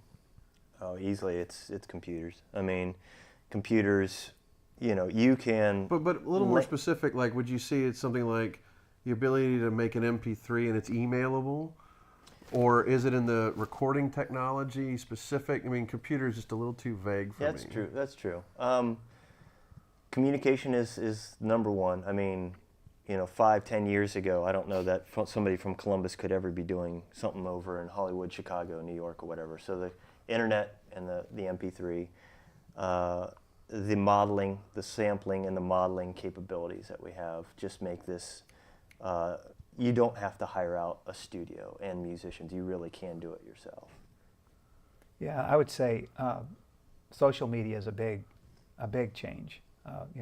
Facebook and because a lot of the contacts we've had have been over Facebook, and I started quite a while ago, and I used to use the manuscript paper and the pencil and in front of the piano. Now I've got the MIDI studio, so I think the sample technology is really advanced tremendously, and the fact that you can now do something that you used to have to spend thousands of dollars to do in a studio with live musicians, and you can do that in your home now is a big change as well. Yeah, the social media definitely is a big thing. I think that's how we all get all of our work that's not local is websites, Facebook, Twitter. It's great. And the other thing is the virtual studio. I mean, you walk into my studio and it's just it's a spare bedroom.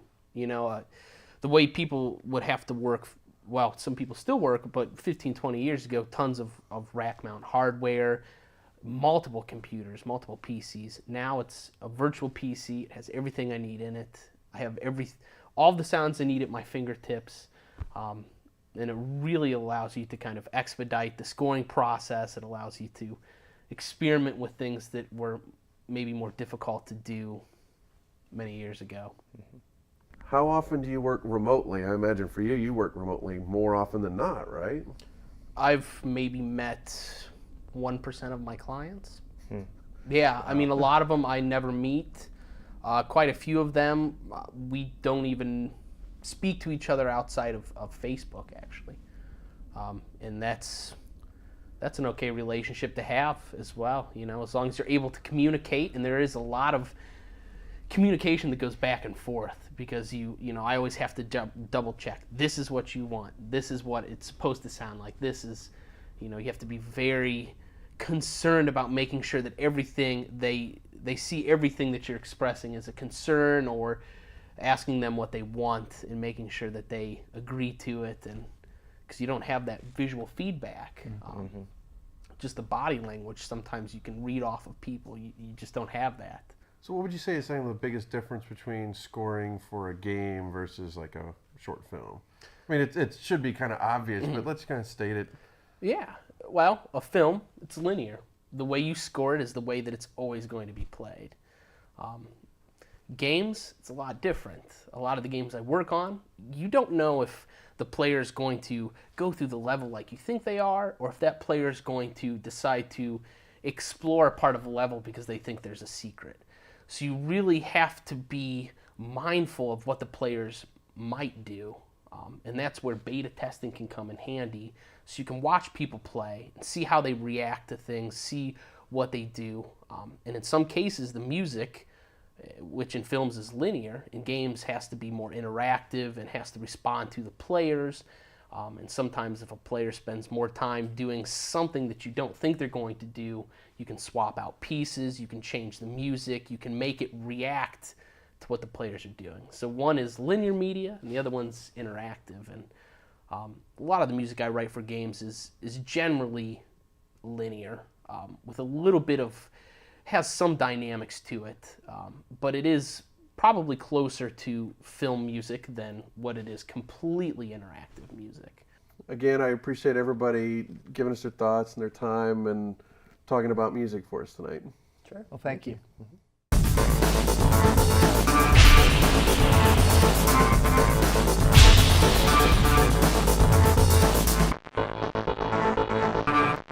The Grip and Electric Department are a group of people who work toward the look of the film. They work with the director of photography and the cinematographer to create the mood of the lighting.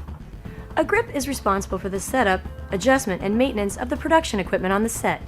Their typical duties involve camera movement, lighting, refinement, and mechanical rigging. The key grip works closely with the director of photography and the gaffer to sculpt the desired look of the film by diffusing and shaping the light. The key grip is also in charge of camera movement, whether on a dolly, camera crane, or mounted on the hood or bumper of a vehicle. A dolly grip is a grip that moves a dolly. The gaffer, also known as the chief lighting technician, is the head of the grip and electric department, responsible for the lighting and the planning of the shoot.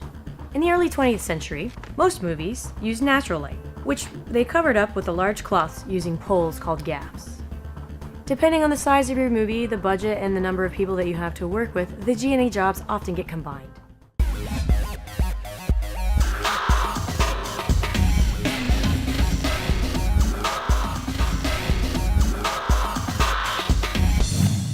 Hollywood has a bad habit of putting cliches in movies. Now, they've been doing it for years and we aren't going to stop them, but we can point it out when they do. Why is it that in every bar, in every movie, people just walk in up to the bartender and order a beer? No follow-up questions, just a beer. You know what I'm talking about? A guy walks up and says, "I'll have a beer." And instead of asking him to specify a brand or type, the bartender just hands him a random generic bottle. Hey, sorry. Traffic was terrible. There's something I need to ask you. What can I get you guys? I'll have a beer. Me too. So, as I was saying. I'm sorry, what kind of beer? What? Just a beer, okay? So, I got this for you. Sir, I can't just get you 2 beers. You need to know what kind. Domestic, imported, tap, bottled, light beer, dark beer. What kind do you want? Just get us 2 beers, please. Look, alcohol is expensive. If I get you something you don't like and we have to throw it out, it comes out of my tips. 2 beers, get them now. I guess that in the world of movies, one single conglomerate has a monopoly on beer. Either that or every bartender in every bar around the world has the worst psychic ability ever.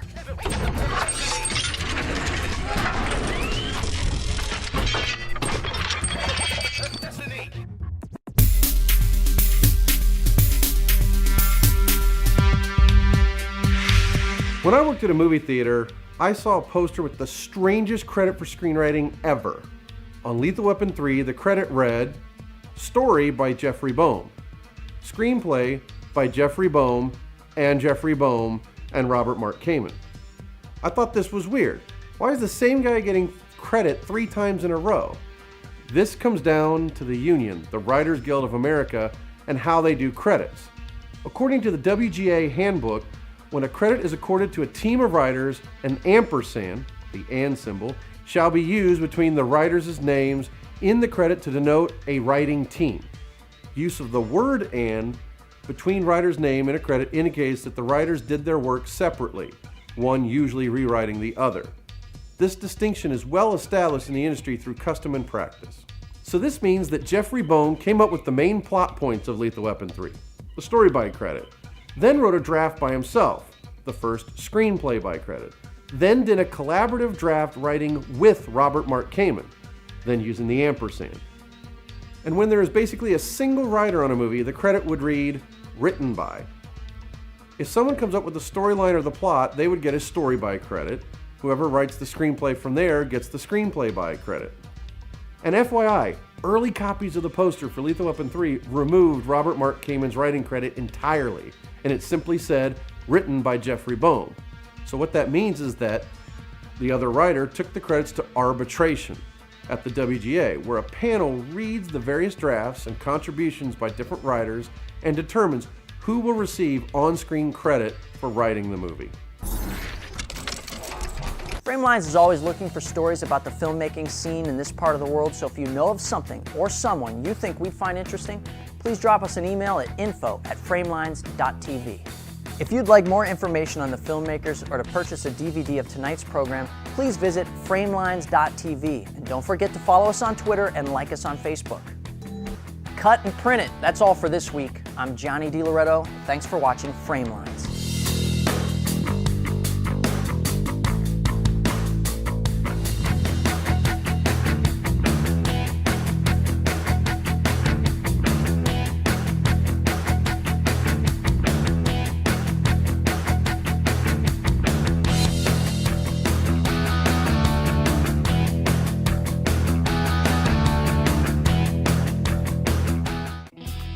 Every day, more and more people are making movies. Filmmaking has become the new garage band. I'm Johnny DiLoretto, and this is Framelines, the series that aims the lens on those who are out there making movies. Some are backyard Kubricks making movies for fun, and others are aspiring Spielbergs, professionals working hard to make it in the industry.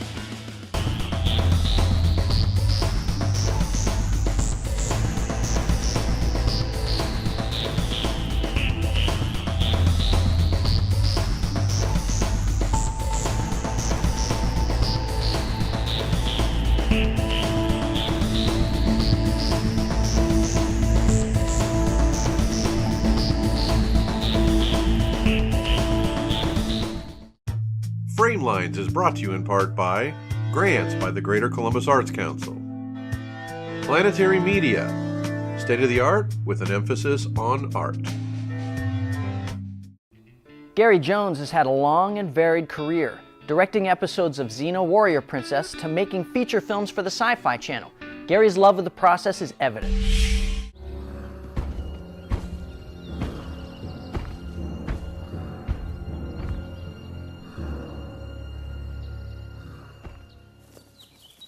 Alright, Stunts, we can saw pedal it from here. It's approximately 3 miles back to the cabin. To take 43 minutes and 28 seconds.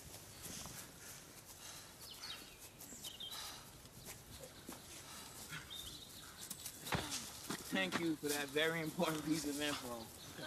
And sunset will be in T-minus 42 minutes and 110 hours.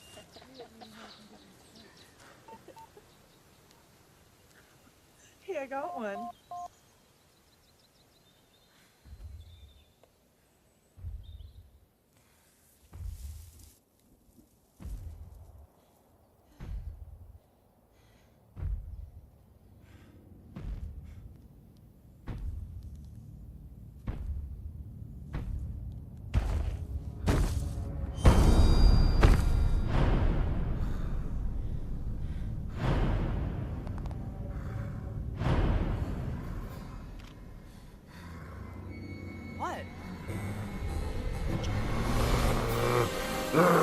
As a kid growing up in the 70s, just, we had that great Saturday morning monster movie, Sir Graves Ghastly, and we'd watch that and he'd have all the Frankenstein and King Kong and everything on, and then my dad was always into the action movies, so we'd watch all the war movies, World War II movies and stuff, as a kid. And so I got to just really be in the movies, and I just loved watching movies. So I thought, well, that's the career, I'll make movies. How do you do it, And I saw a little behind the scenes thing that was from like the 30s or 40s. And, the big cameras and the big dolly tracks, and there's a Warner Brothers back lot, and there's Humphrey Bogart, and the big giant lights and everything. And it just was way cool. I thought, wow, that's the magic, What a great job. So that was like the early beginnings. I was like, I want to make movies, I want to tell these stories. I want to do action and blow things up and have monsters and just, it just seemed like the greatest job ever, and you never had to grow up. My mom had a Super 8 movie camera, and she'd always film me and my brothers and sisters.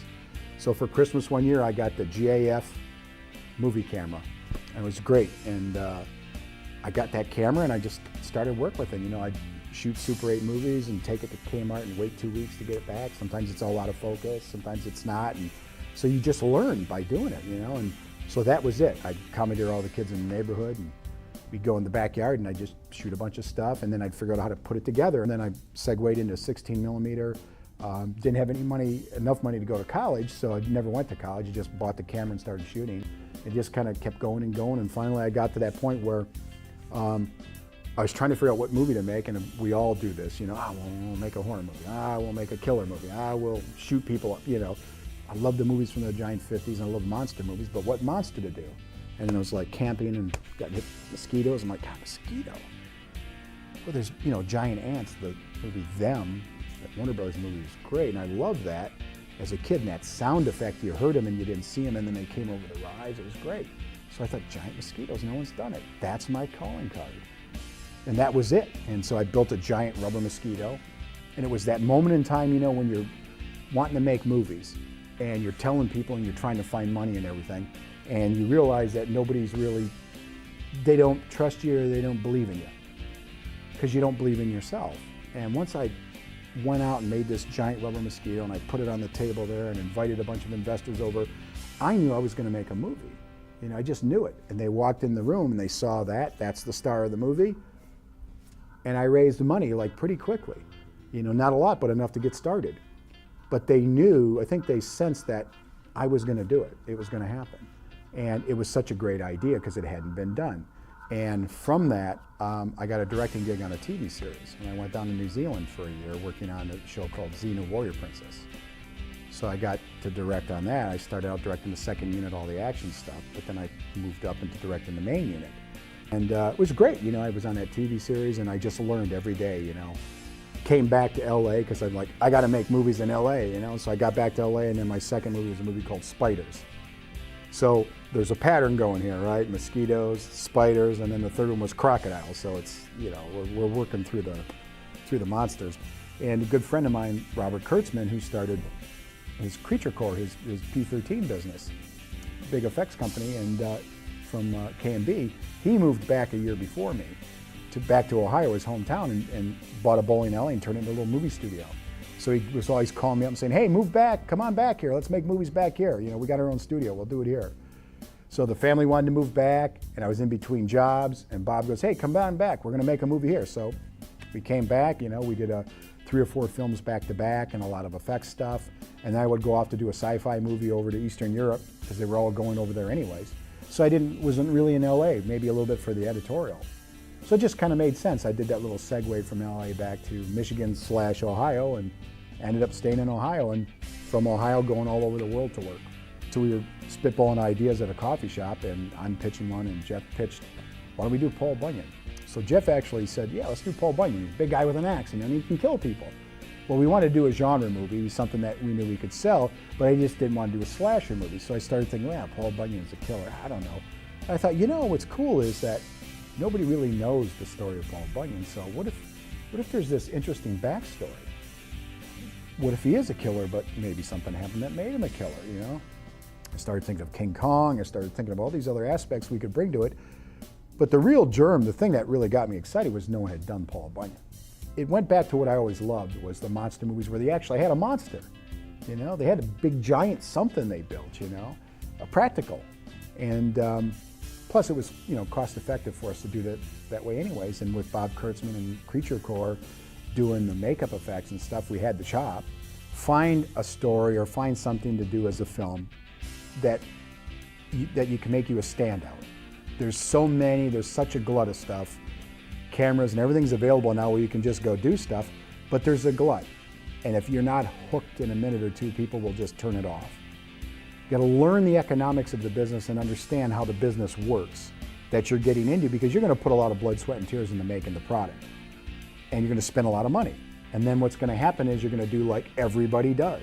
The distributors are counting on you for product. They need product. Learn as much as you can about the business end of what you wanna do with this product if it's for commercial.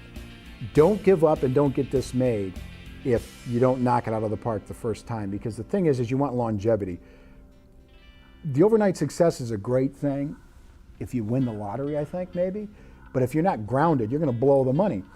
Just be prepared for the long haul, because that's really what it's about. If you wanna chase the dollar or an award, go for it, but you know, you could beat your head against the wall and be disappointed at the end of your life that you didn't get either one of those.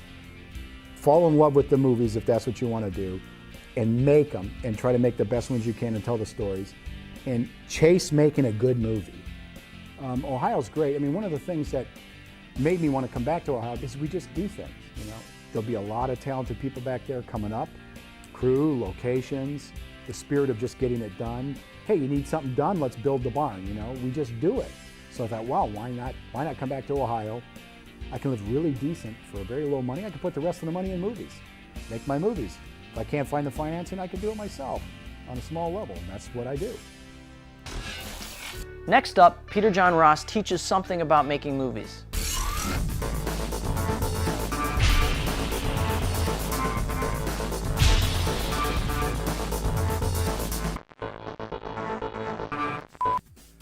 I have a metaphor for making a movie. Making a movie is like building a house. It doesn't matter if it's 30 seconds or 4 hours long or anything in between. There are 3 phases to making any movie. Pre-production, which is your script or story or idea, production, which is the shoot, and post-production, where it all comes together. The house metaphor works like this. Your script or story or idea is the blueprint. Where most people make a mistake is thinking because there's so much involved and so many people that production is at least partially construction. Nope. The shoot is nothing but the collection of raw materials. The edit and post-production is construction. What happens when you have bad blueprints and try to build a house? It falls apart. You could have the perfect plans, but crappy materials mean your house will fall down. Using this metaphor, if your script or story idea isn't right, no matter what you do on the shoot, you can't make a good movie. You could have the best materials in the world, as in the best actors, best performances, the greatest camera work, but if the blueprint sucked, you're not going to build a good movie. Similarly, you could have the best story ever written, but without good camera work and even better performances, you can't put it all together in post and suddenly make it good. Finally, the third scenario means that with the greatest foundations and even better raw materials, without a good editor and post-production team putting it all together, your movie could still fall apart. People often wonder, which phase is the most important part of making a film? They are all equally important. No aspect, no detail, and no job on a movie is insignificant.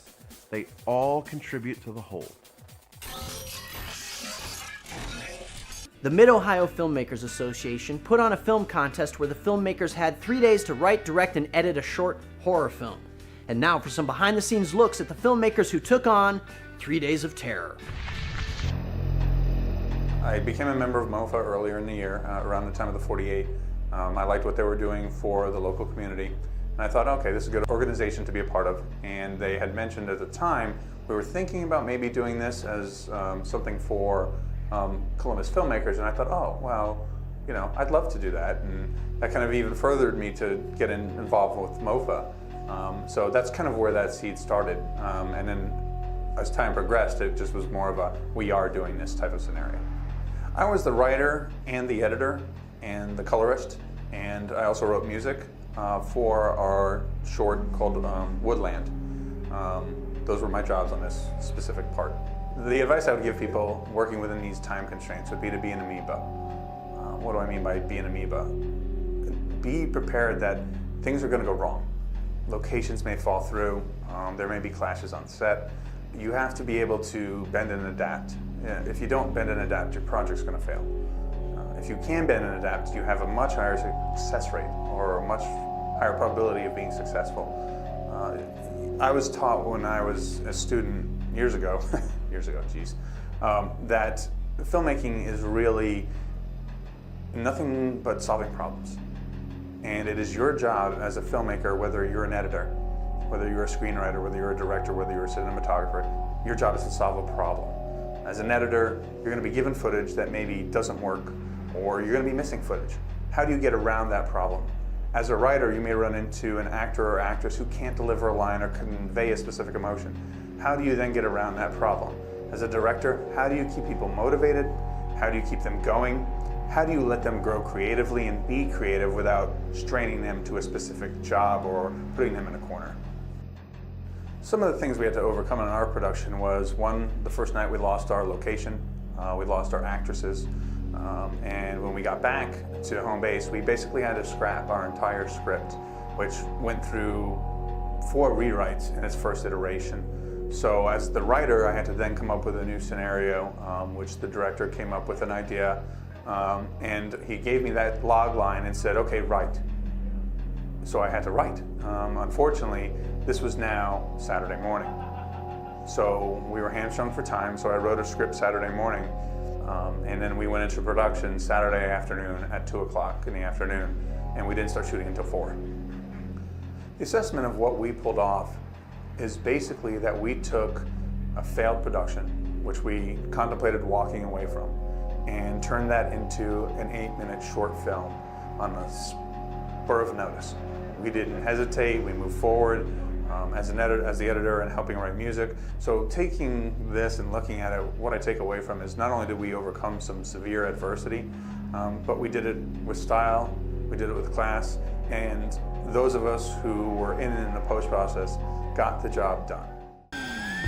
Well, I got involved with 3 Days of Terror because my good friend Anthony Gardner, who's also my business partner, got a hold of me and said it sounded like it would be a good idea, and we're both really big fans of horror films, so I said, why not? Give it a shot. My role was kind of shooting, monitoring everything, I don't know, directing. I kind of helped with everything. What we tried to do is take every single B film from the 70s to the 90s, take the key components and mash it into one in 7 minutes. And I think we pulled that off pretty well. I learned quite a bit. Time management, that's huge. Writing a script, which we didn't do. We didn't write hardly anything. We came up with the idea and we were just kind of like, oh, well, we have this, let's get everybody and shoot it. And so it changed quite a bit from what we first came up with, but it's still kind of related to what we had. So, but I'll definitely, if I did it again, I would definitely write it out, plan everything. The best advice I would have for somebody that's going to make any kind of film, whether it be horror or whatever, in a time frame, is before you enter into anything like this, you need to kind of have your crew figured out and your actors. When we went into it, we had our crew, but we were still trying to figure out who we were going to work with as far as actors go. But if everybody's on board, it's going to make things go a lot smoother. Everybody's going to realize that it's a really quick pacing as far as shooting and all that goes. And you only have, like for us, we tried to get everything done on Friday, so we had this many hours to do the entire film in, and everybody's going to be on board with that. They're not going to ask questions, so just do what they're told, move on to the next thing. Our team as a whole did very well. There was 5 of us in the group, and most of us are used to shooting when we are on filming things. So I think we kind of just stepped back and let the other people do what they needed to do, and then we just tackled other tasks fairly well. So like one of the guys in our team was the main shooter, so everybody else chipped in and we broke it up and edited the different pieces together. And it was a great time, and like Sean said, we just love horror films, and I like a challenge, so when I get a challenge like that, and I like to work in a time constraint like that, and that makes me push more to get stuff done, get stuff shot, edited, all that, and that's what I like about it is, you know you have to be done at this time, and yeah, I would definitely do it again. From my experience within the past year and a half, if there's something that you want to do in life, just stop messing around with all the other stuff and just start doing it, because it's going to work out for you. If you set your mind to something, you'll make it happen. Peter John Ross moderated a panel discussion with a few cinematographers about what goes on behind the camera.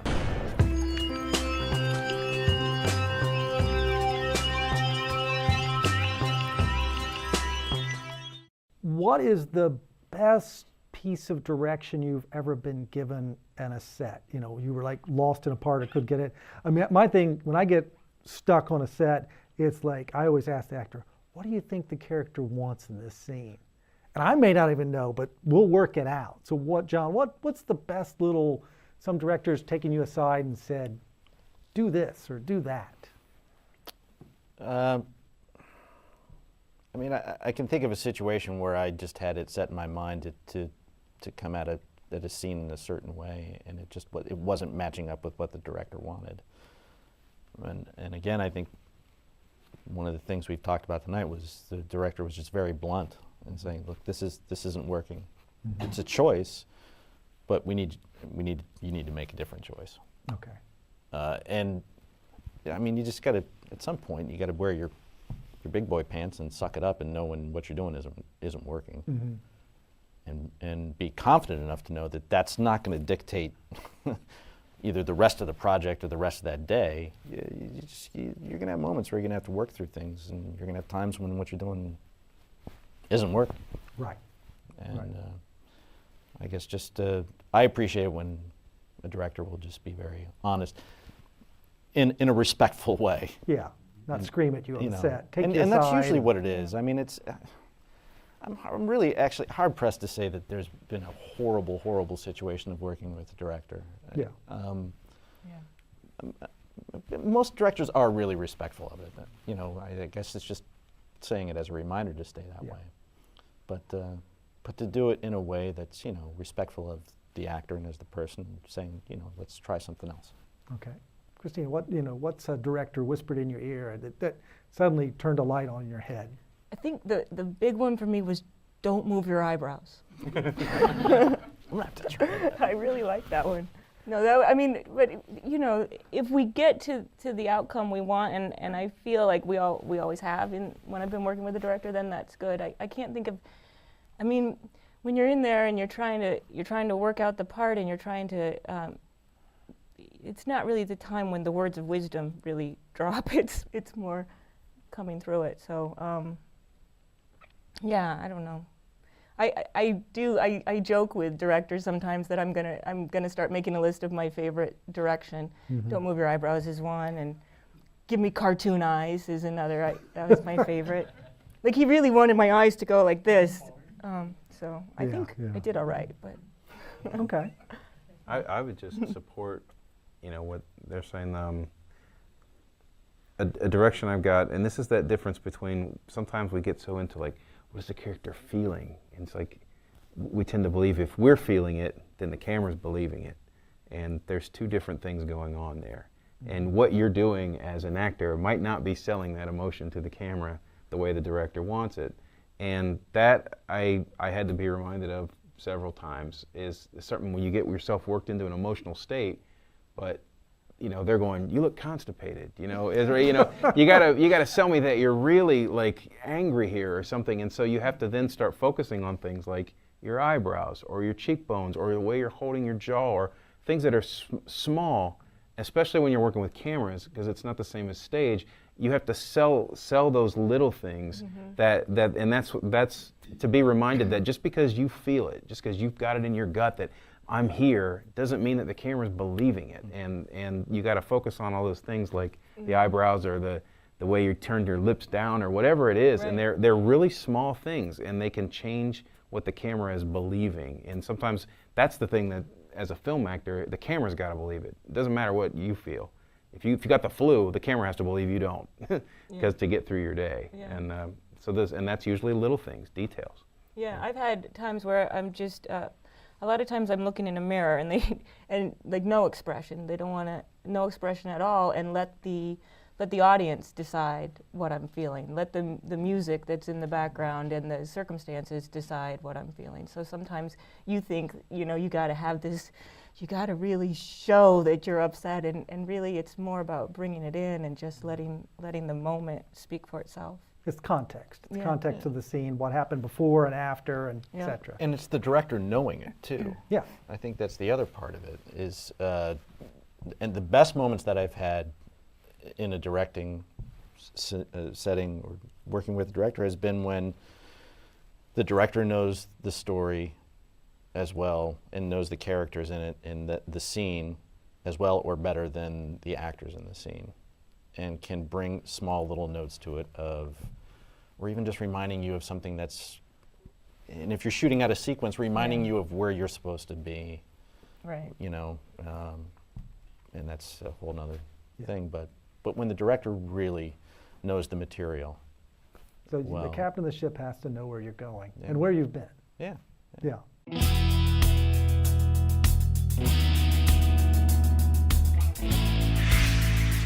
Don't you hate it when extras in a movie or TV show aren't allowed to talk? Like on Star Trek, when the captain talks to a crew member. Ensign, take this to engineering. Can I get a yes, Captain? This is the military, you know. Do you speak? Well, then say something. You realize I could have you killed. 300 people on this ship, and I can only get 6 to talk to me. Carry on. The reason movies and TV shows do this is because of SAG, the Screen Actors Guild rules. If someone opens their mouth and says a single word, their pay goes from $148 a day to over $1,000 a day. And you'd have to pay residuals. So movies do unrealistic things to save a few bucks.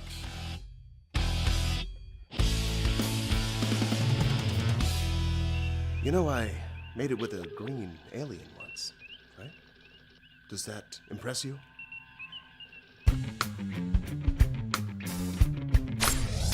Welcome to another Framelines interactive project. On our site and our Vimeo and YouTube pages, you'll find all the raw footage for creating a multicam project. Start by syncing all the shots to the slate, find the clap on the waveform, then use your editing program to switch from one shot to another. You can also turn these into music videos by shooting your own storyline to edit into the project if you like. Please make sure to credit the crew and the songs if you post it online. Also, we'd appreciate a hashtag, FramelinesTV. So have fun with the footage, and I hope to see your edits soon. I'm Peter John Ross, and this is for Framelines. Be sure to visit our website, framelines.tv, to see video clips, read articles, and other web exclusives. And please subscribe to our YouTube and Vimeo channels right here. Time for the wrap party. I'm Johnny DiLoretto, and this closes another episode of Framelines.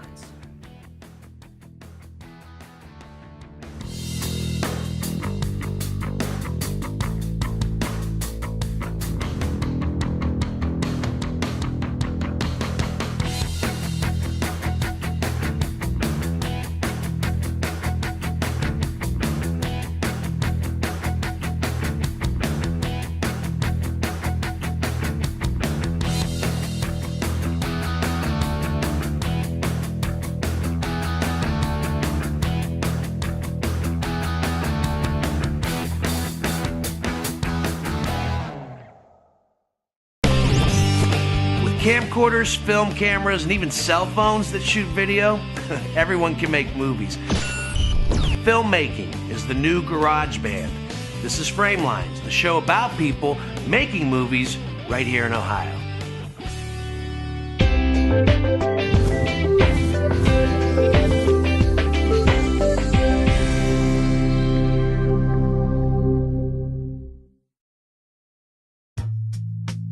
Framelines is brought to you in part by Zabo Lights, the new LED lights for your production. Tape Central, providing your media needs. Production Partners Media, affordable media solutions. And grants from the Greater Columbus Arts Council. This is a special episode of Framelines, where we go in depth with the 48-hour film project in Columbus, Ohio. We follow 3 different teams of filmmakers as they attempt to make a film from start to finish in 48 hours. Let's meet Casey Allen, the man who runs the Columbus 48-hour film project. I'm Casey Allen. Came in as producer of Columbus 48-hour film project 3 years ago, and it's a job that I've really enjoyed. The 48-hour film project is an event. It's an international event. There's 90 cities around the globe that do this. Teams get together, they have to have their own gear, their own people. They have 48 hours in which to write a script, film the script, edit it together, put a musical score behind it, and turn it in. And if they do it within that amount of time, they're eligible for prizes. You can make your own movie, and you can put it on a movie theater for the price of the registration, which is $155.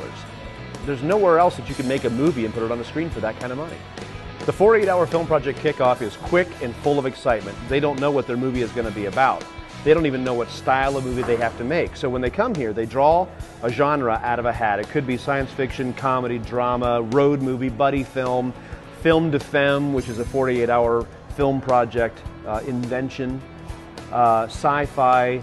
Some years they've had superhero. There's tons of different things that they could do. And at that point, they've got 48 hours and a half hour to get it here.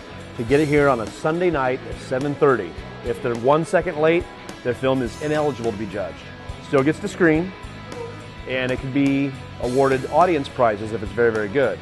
We've been fortunate for the last 3 years. The Gateway Film Center is a beautiful facility, gorgeous screens. The projectors are very nice. The rooms are clean, and they've been very, very good especially on the independent circuit here in Columbus. There's a lot of independents in Columbus that want to get their stuff shown, and fortunately the Gateway has been very, very good at getting their stuff out here, and they've been very good to us as well. When you think about the awards for the 48, they're very much similar to the awards for just about any awards ceremony that you'd see, whether the Oscars or the Screen Actors Guild or whatever the case may be.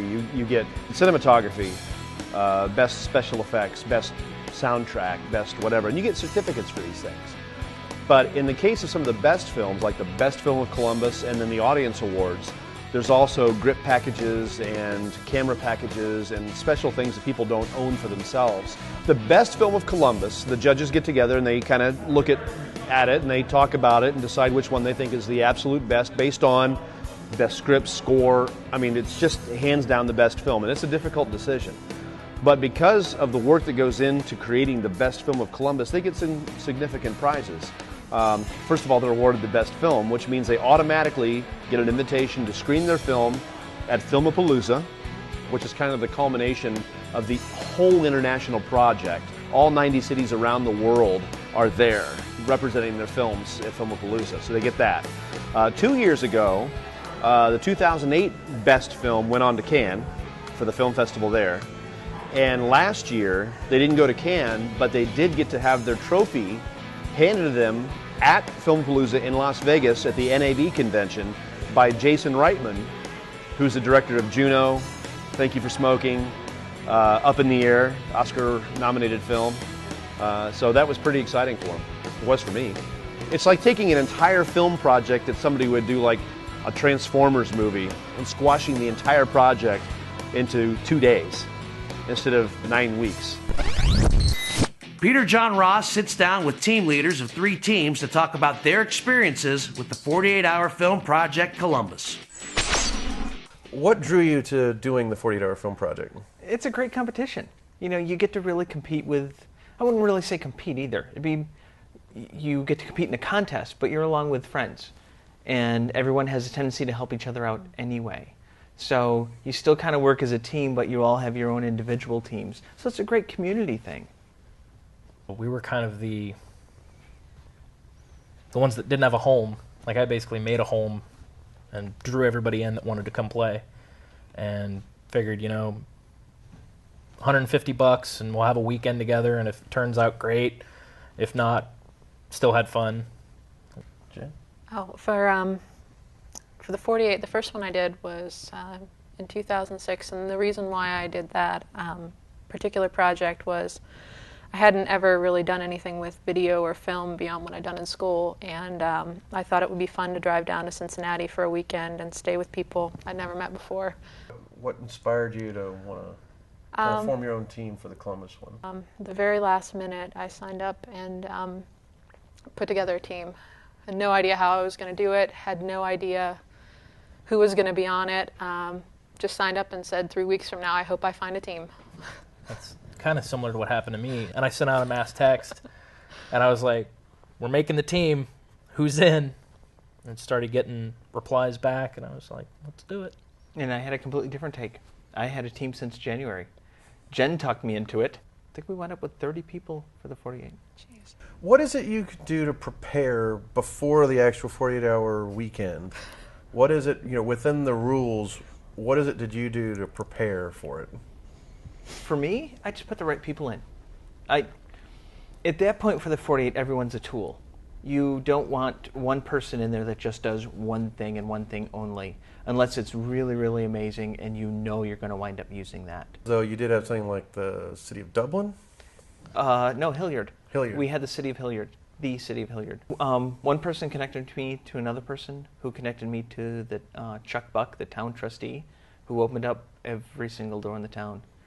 So if we wanted roads closed, we can have that. If we wanted to use the police or fire department, we wanted to use gear, wanted to use trucks. You know, they were willing and eager to help.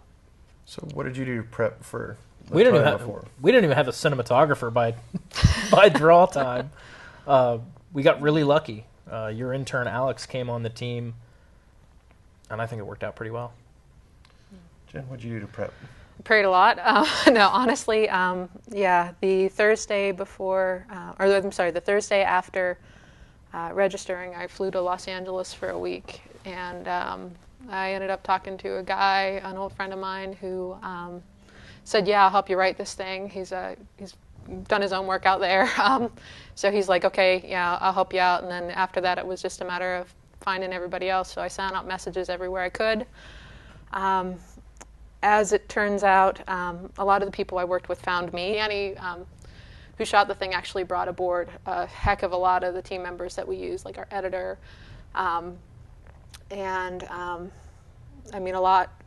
Kyle, our sound designer, too. So it was very, very random. Let's get into a little bit about, pulling the genre. I mean, were you prepared for the genre you got? No. What did you get? Comedy. And when I pulled comedy, I knew it was my biggest Achilles heel. And I had a great crew. I had a great cast. And everyone was behind it, so I knew they were talented enough. But I know it's my Achilles heel. Shane, what'd you pull? We pulled drama, and I was stoked because I didn't want to pull horror. I didn't want to pull comedy because everybody knows me as the horror guy, and a couple other people on the team are horror filmmakers, and the rest of the team was pretty well comedy. What did you pull, Jen? I got silent film, which was very, very fortunate because we didn't have anyone to do audio, so I was kind of happy about that. I couldn't have got something that I would have been better prepared at tacking this year than that, I don't think. All right. So tell me a little bit about what was the screenwriting process like for you? Aaron Sinclair wanted to do it. He wanted responsibility for it, which was great. I backed him up wholeheartedly. I talked him into having his girlfriend Corey work with him, kind of as an assistant, kind of help keep each other on track. And he had an idea beforehand, of just a general thought he had earlier in the day, and we wound up taking that idea and twisting it and turning it to come up with Sam I Am. So it was pretty easy for me. I just let him have it, would just read the script accordingly, make changes as needed. So, what do you guys do? I'm a hip hop artist. Shut up! Are you serious? Yeah.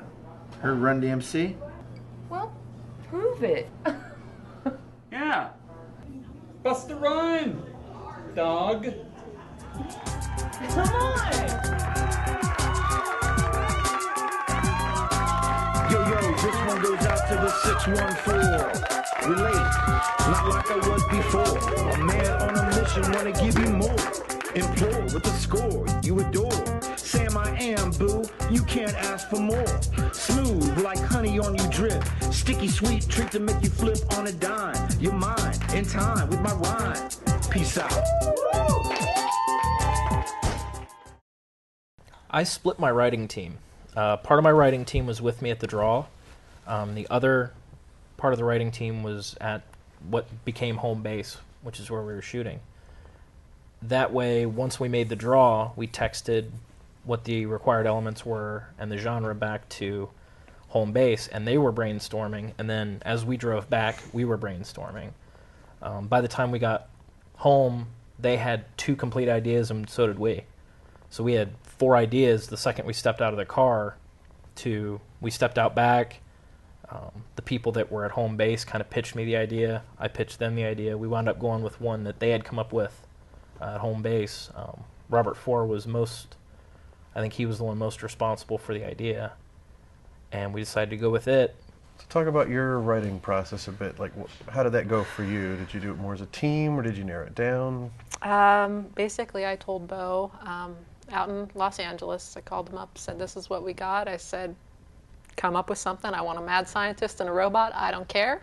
So he ended up coming up with a script, sent it back just as an outline. And we worked from there. I did storyboards around it. Didn't really have a formal script. We basically worked off of storyboards on a wall, just drawing and revising as we were changing along the way. So how much sleep did you get the first night, Friday night? I didn't sleep at all. Not at all? Oh, no.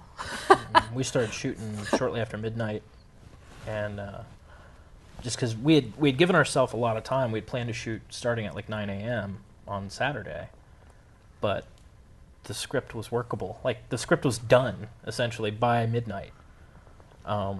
So Alex was there. We were going to use Alex's apartment for a scene. Rachel showed up. I was there. Cassie was there. I wasn't about to waste the next 9 hours sleeping. And we shot the first 2 scenes, got them wrapped up before sunrise. And then we went back to home base, took a nap, had breakfast, and we were already ahead of the game.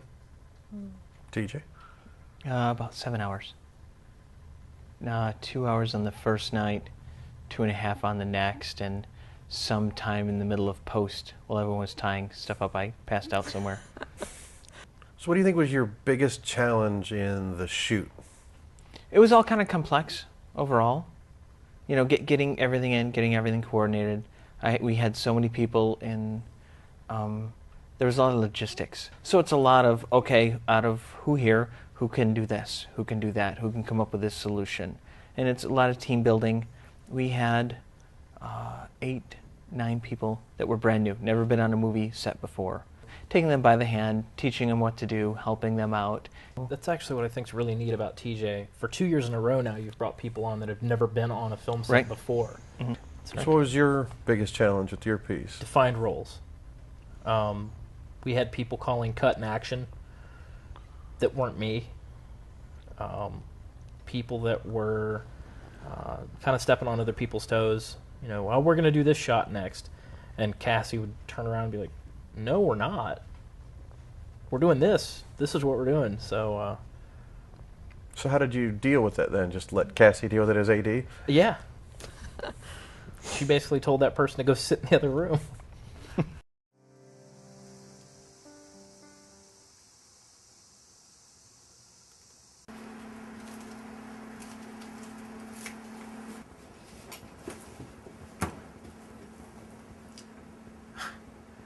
I don't know of any delicate way of saying this. Well, just say it, Dad. I have 2 months To live. I know what you're going to think as soon as you start leaving here. It'll pop into your head. How much will I get? Here's the deal. You get yourself cleaned up, and I'll put you back in the will. Starting today, nothing gets smoked, snorted, or shot into your body. You do that for me, for you, and I'll give you the world. All you need is one of these.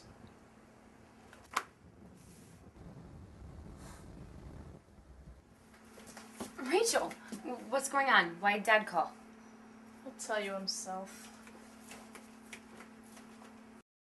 So what was your biggest challenge on the shooting? We were shooting in a space that I had been renting out as a studio space for about a month before the 48. Had gotten it already. We're working through it. Everything was going fine, and we had one breaker go on us. We bought a coffee and plugged the coffee pot in to get them a pot of coffee because I knew they'd be going all night working on this. And we fried the electricity in the entire building just with a coffee pot. That's what put it over the edge. So fortunately, I had a great team. Everyone just kind of very peacefully, very quietly opened up all the garage doors, moved our cars around so we could shine the lights in, packed everything else that we were in need of up, and we moved to my 800 square foot apartment. And we proceeded to set up the green screen and film the rest of the short. So that's where most of the cutting out of a lot of the different scenes, the ambitious scenes. I mean, there's a lot you can do with the green screen, but you know, it's 48 hours. So so basically, recovering from that was pretty much the worst of the entire weekend. But I mean, had that not happened, we would have probably spent the rest of the night shooting. I think we got everything else that we needed in about 3 hours, and during that time I got a whole, I think it was hour and 15 minutes maybe asleep, which was great. So now let's talk about editorial. TJ? No, editing was really great. Who was your editor?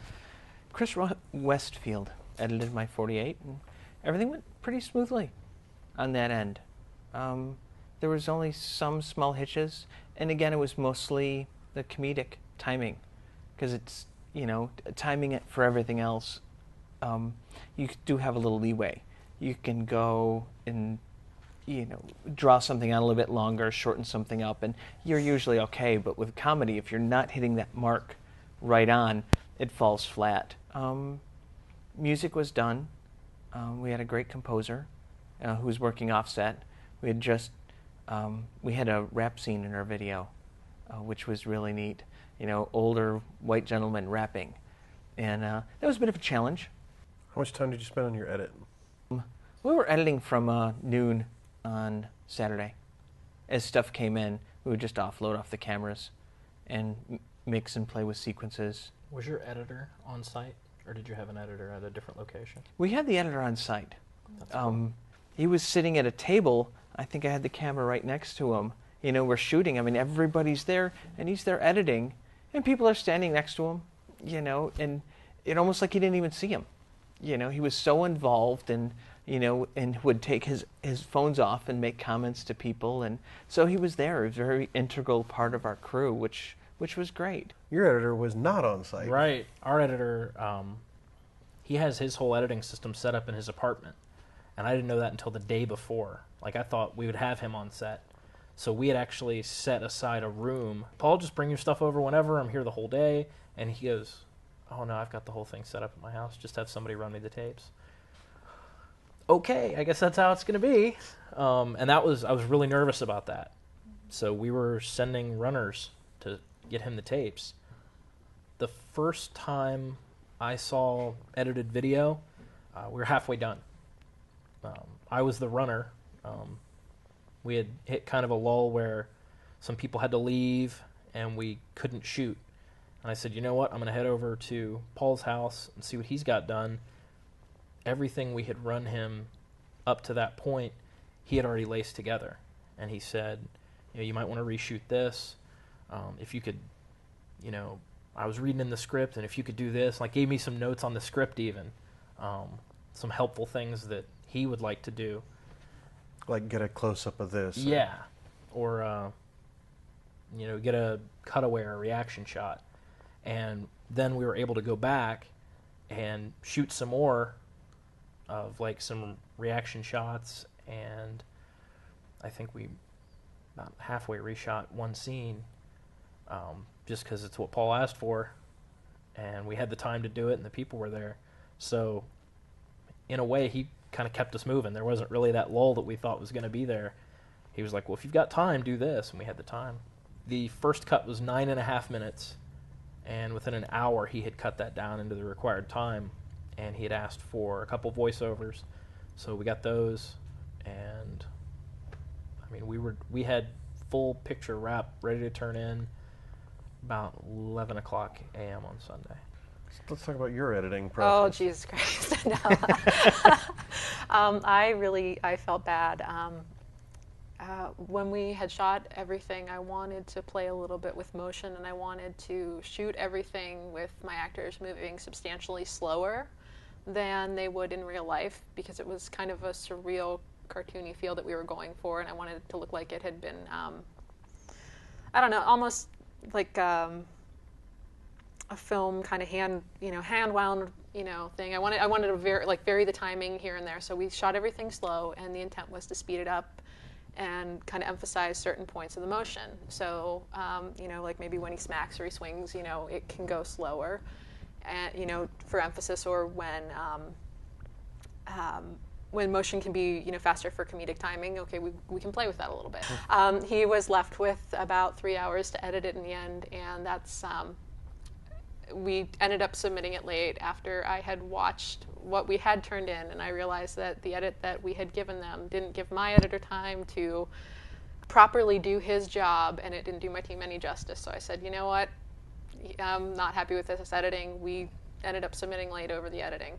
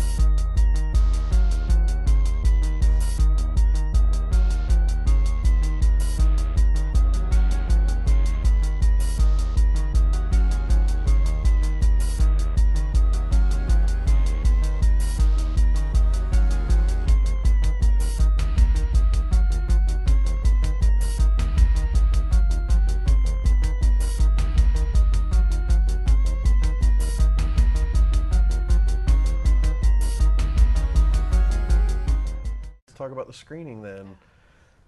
What did you feel about the overall quality of the films that screened this year? And tell me a little bit about what it was like to screen, what it was like to sit with an audience with your movie. Like, how often do you get to sit in a movie theater and watch your movie on the big screen? I was terrified. I think that was probably completely nervous, completely terrified, saying, hey, you know, we directed this, and this is the first thing that, you know, I've led a large group of people in actually completing. Yeah, that was mortifying.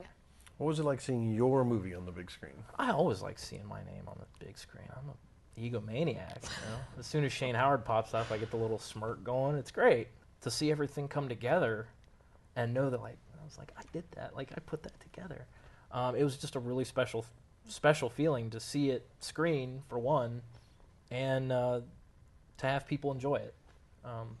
Some people that I really respect in this town came up afterward and said, you told a hell of a story. And that meant a lot. I put up my movie. I watched it. I enjoyed it. I don't know. I mean, it's usually a disaster when I walk in there. I can watch everyone else's, but when my name comes up, I just want to curl up into a little ball and cry. I guess I just don't have that kind of ego. I like it. I was very proud of my actors. No, I'm very proud of my actors. But what do you mean you don't have that kind of ego? No. A lot of Where's that. TJ Cooley and what have you done to him? No, a lot of that's a front. I mean, I want to put my movie out there, but I'm very proud of my actors. I'm very proud of the people that worked on it. My goal for the 48 was just to really have a good time. You know, even in a group of people that I know very little about and I have never had contact with or never spent a substantial amount of time with, sometimes those people are ridiculously dedicated and can drag your tired ass through a night that you don't think you can, you know, really, I mean, keep your eyes open for, let alone, you know, produce a piece of work out of. I'm really proud at some of the amazingly talented people I got to work with that weekend. I mean, it was just completely a learning experience for me. First time out as a team leader.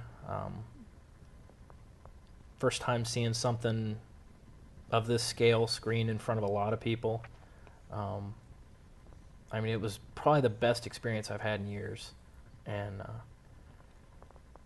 by the end of the weekend, I mean, we were all a family. It was cool. Everything went smooth. I mean, it just, you plan for all the contingencies, you plan for all the things that are going to go wrong, you plan for all the things you can't even dream that might go wrong, and you put the right people in the right places, and you pull the genre, and you make a movie. That's pretty much the 48 for me. Something I usually never get to say. That's a wrap. See you next time on Framelines.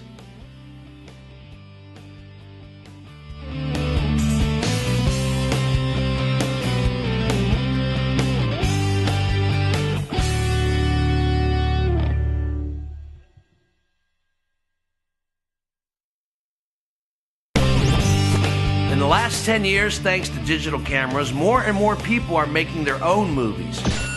Showing them on the web or in local theaters, filmmaking has turned into the new garage band. Framelines puts a spotlight on the people who make movies on every level.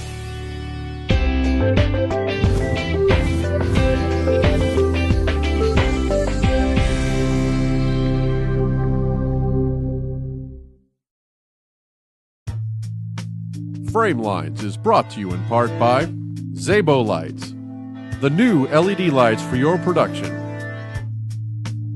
Tape Central, providing your media needs. Production Partners Media, affordable media solutions. And grants from the Greater Columbus Arts Council. The 48-Hour Film Project is an international contest where filmmakers are given just 2 days to write, produce, and edit a short film. Less than a week later, these films are screened at a movie theater and judged. Framelines followed 3 teams on their journey to meet the deadline. Teams of filmmakers are given a line of dialogue, a prop, and a character that have to be used. Peter John Ross sits down with team leaders of 3 teams to talk about their experiences with the 48-Hour Film Project Columbus. So let's talk about what drew you to doing the 48-Hour Film Project this year? Well, the 48 for me is the time to be really experimental because I'm a meticulous planner in all of my projects that I do on my own. And with the 48, you don't really get any time to plan, except what you plan what you think you might be able to do, and then when the time comes, you have to go with it, and you have to turn something in at the very end instead of just saying, well, it's not good enough, I'll just ignore it and put it in the closet and never look at it again. You wouldn't do that. Yes, I would. Well, for me, I feel like the 48 is an opportunity to work with a team and get something done with that team. And the exciting part is to work with I mean, you could either work with a very established team who've done a lot of things before, and you know you're going to have a certain amount of input in the certain areas and things like that, and then you'll come out with typically you would imagine a good project, you know. Or you've got the opportunity of working with people who are newer to it as well, and you can kind of have a collaborative effort, which is a different kind of enjoyment that you can get out of it too. Something that drew me very much to Kelly's team was definitely the fun of being able to really collaborate and kind of see the excitement also of a new team director getting her own project going. I was in the 48 last year as an actress, a very small part in a film, and I loved it. And not originally did I want to direct, but then in talking about it, I realized I did want to direct too. And it was the newness and the not know. I wanted to learn, and thank goodness we had Louis, who I got to learn from. I had gotten into a conversation with Mike Mignese, local DB and cameraman extraordinaire. We were just kind of talking, and he was just kind of happened to say, you know, I'd kind of be interested in doing the 48. And I'm like, really? It seemed, you know, like a really exciting prospect. So I basically said, yeah, if that's what you want to do, let's form a team. So what were you able to do to prepare before the actual 48-hour time period of the contest? What were you able to do to prepare? Well, with my project, I was trying something very complex. I was going to shoot on 35mm film, and then because there isn't a place to have movie film developed anywhere near us, I had to find a way to develop it myself. And I was going to use coffee and laundry detergent to develop the film. It's called Caffeinol, and it pretty much makes anything into a black and white negative. And I had to be able to practice that, and I had to make sure that it actually worked. And I started doing test shoots about 6 months before the 48, and loading film into still camera spools and taking pictures and making sure that each individual can was good and they all tested good, and so I was ready to go. And then that's just making sure the film worked. I had to assemble the team, and I like to surround myself with people who I know what they're doing, especially working with film. So I had Matt Meindl and Sean McHenry, who both work with film. So you had success in your trial runs. In the trial runs, everything worked. It wasn't perfect, but I was pretty confident. Right. And I knew for a fact that it was going to work about a week before the 48. My plan was if I could be done shooting by 1 a.m., that would give me plenty of time to do a digital intermediary instead of a telecine, where I took still frames of each frame with a digital camera, but I didn't get done until like 6 in the morning processing the film, so I just videotaped all the film. And then that's when I discovered that I didn't have, or had some problems with the film. And it took me a long time to figure out what actually went wrong. And it was actually 2 weeks ago is when I really decided what actually happened. It wasn't, it exposed fine, but it was just a contrast ratio problem, where the room was very dark and all of the actors were very dark, and we just didn't have the lighting separation that we needed for it. One of the things that we always try to be was very, very organized with getting our crew together We had several of the same people that we worked with on the 2009 we brought in, plus some new people and actors and that sort of thing. But we always tried to get as much of our crew and a pool of actors that we could have pulled from, depending on whatever theme it was that we pulled. That way we were able to kind of know that we had the production end was in place. We had the talent there, and they could be put into whatever roles, depending on the story that we were going to create.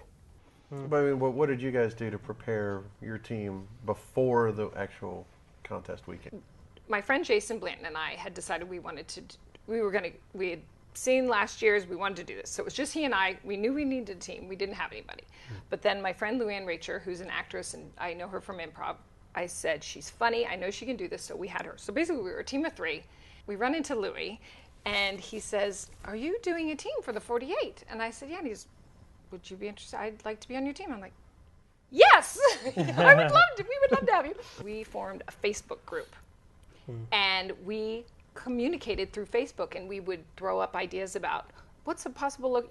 Obviously everybody knows you can't write anything. You don't know what your genre is or anything, but we were throwing out locations and things. And I think a lot of teams obviously probably do it a similar way. With the Facebook group, we started to think about, well, what are all the genres that we could get, and what would we really like to get? Oh, yes.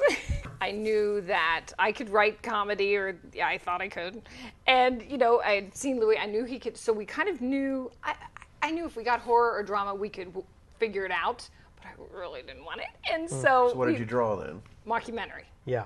Mockumentary is a pretty forgiving genre as well. Yeah. I mean, out of all the genres, you don't have to do sort of like a noir style or something like that. You can do fast and loose. So what did you end up drawing? I ended up drawing suspense thriller, which is the same thing that I had the previous year. Oh, you're kidding. No. What was your initial reaction? I don't want to do this again.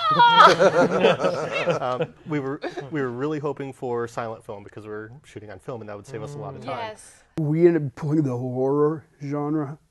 We just kind of dove in. I mean, if we had gotten Western or musical, we were, prepared to do whatever. I mean, that's half of the fun of the 48, because you just don't, know what kind of a movie you're going to make. So what was the writing process like for you then? A lot of the teams, they either 1 or 2 people write it, or they start as a group writing and goes down to 2 people, or it's just straight madness with the group writing. How was it for you? We just brainstormed. So we just sat in a big circle, and we had a whiteboard, and we just started throwing out ideas.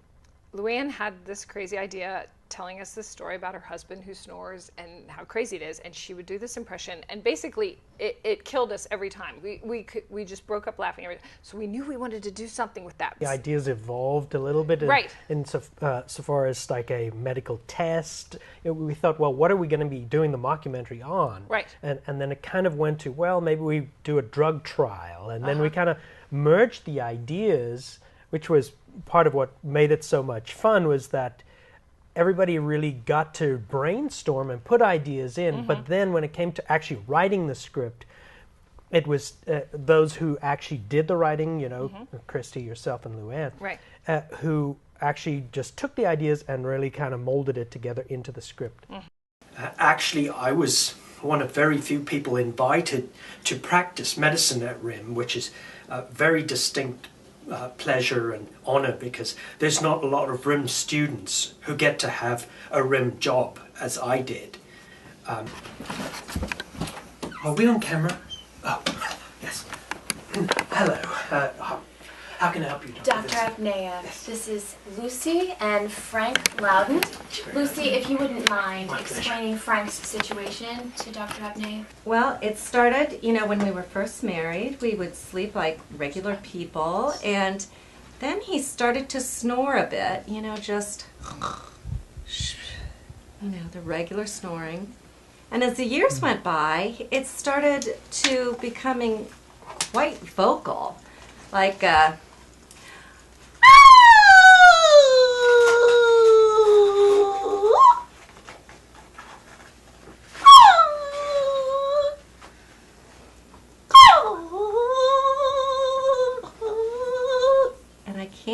any sleep, and it just goes on and on. For us, we had everyone meet at my house, and pretty much we were just throwing out ideas, and we had Matt Meindl on the team, and he was the designated writer. So we were all sitting around the kitchen table just throwing out ideas, and all this time he was just sitting in the corner writing a script, pretty much. And so none of the brainstorming really had anything to do with what he was writing? Pretty much. he already knew what he was going to do. It was absorbing. 2 hours later, or an hour and a half later, he just said, all right, this is what I have, and it's called Eyeball Forever. And we're like, oh, God. So let's talk about how much sleep did you get on the first night, just Friday night? Friday night, I went to bed 1 a.m. Saturday morning, and my cat decided that was enough by 5 a.m. and put its paw right on my face. And so I had 4 hours of sleep for the entire weekend. I got a pretty good night's sleep on Friday night. Right. I mean, up early, but that wasn't surprising. We three writers were, I think, up until about 1. I think it was about 1 when I finally hit the bed. So we finished about 12:15, 12:30. So let's talk about the shoot itself. I was pretty confident in the shoot being pretty short. It still went a lot longer than I expected. So the first thing that went wrong was we were late, and then it started raining. And then we burned up the camera motor, and the frame counters were wrong on the magazine, so we were running out of film, and without knowing it.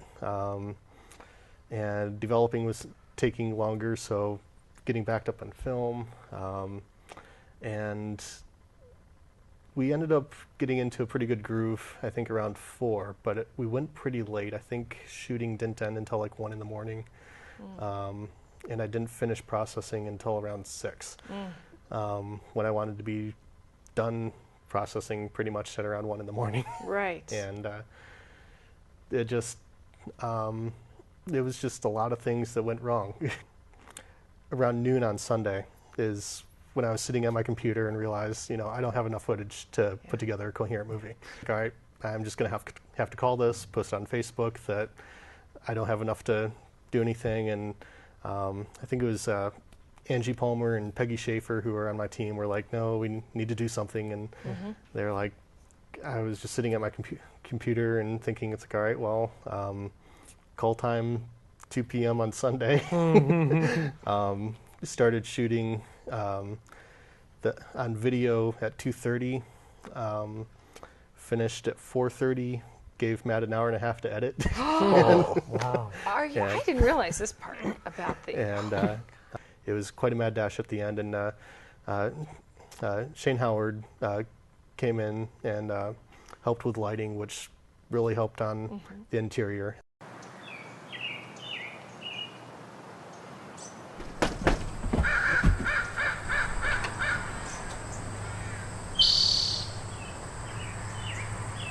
Hi.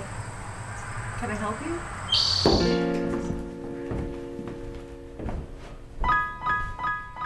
Two adults for the eye thing. Oh, do you have a bathroom? I don't know.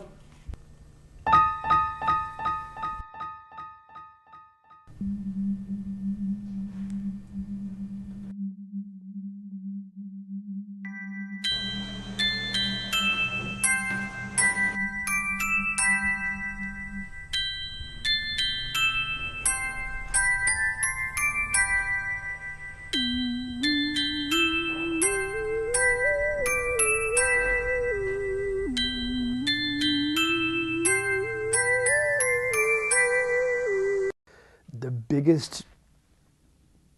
biggest challenge, we were trying to be a little bit more ambitious with different camera angles. Mike was working with trying to kind of ramp up what we had done. The first one we had done were kind of set, not exactly static, but everything was right there. And this time we were trying different angles and handheld kind of stuff, and that took us a little bit longer because sometimes we would have to rework or re-envision the scene, but we were still able to get our first cut locked down, by Saturday late Saturday night so that we could, get all the music and post-production and all that. I think where things maybe broke down a bit was in the workflow of who's taking the main shot here and who's taking the sort of the side shots, the shots that would be used for cutaways and stuff like that. And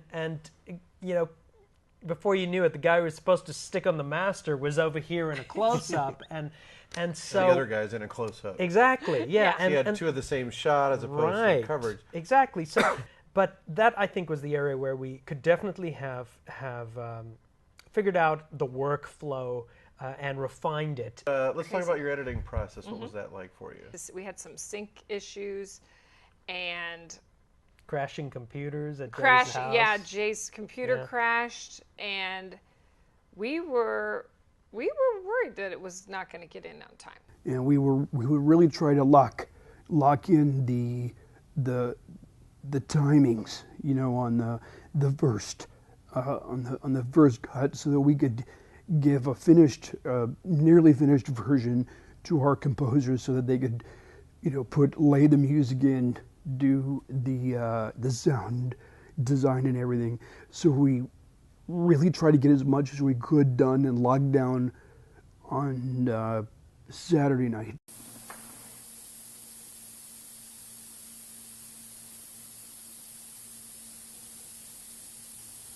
You see anything? No, not yet. Is your boy sure there's something here?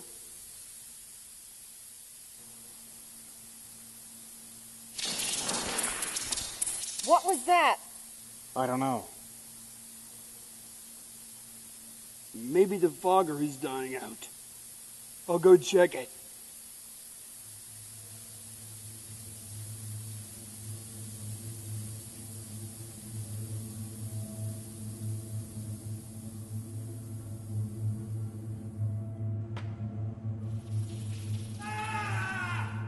Austin?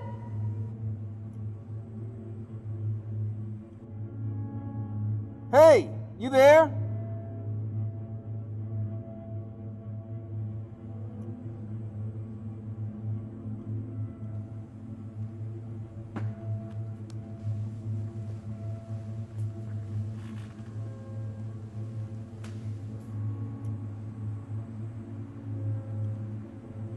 What is that?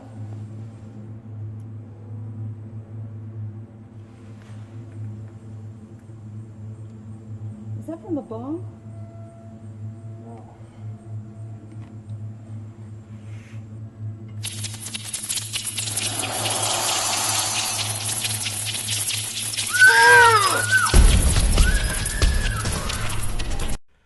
So let's talk about the turning in the tapes a little bit. What was that? At my house, Matt burned it to a DVD, and everybody, fortunately, hopped into their cars, and I was driven.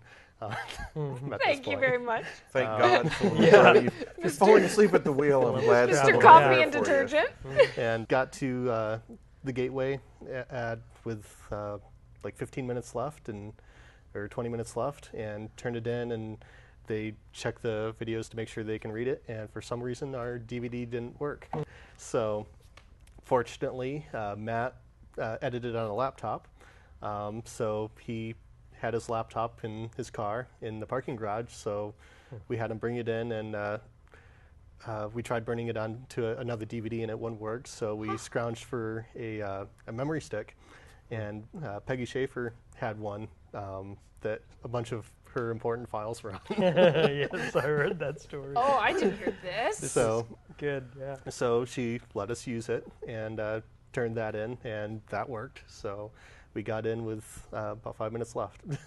So what about you guys? Did you get in? Nothing that dramatic. Yeah. My goodness, Sam. We handed in probably with about, I think it was a good 45 minutes at least to spare. I'm shocked.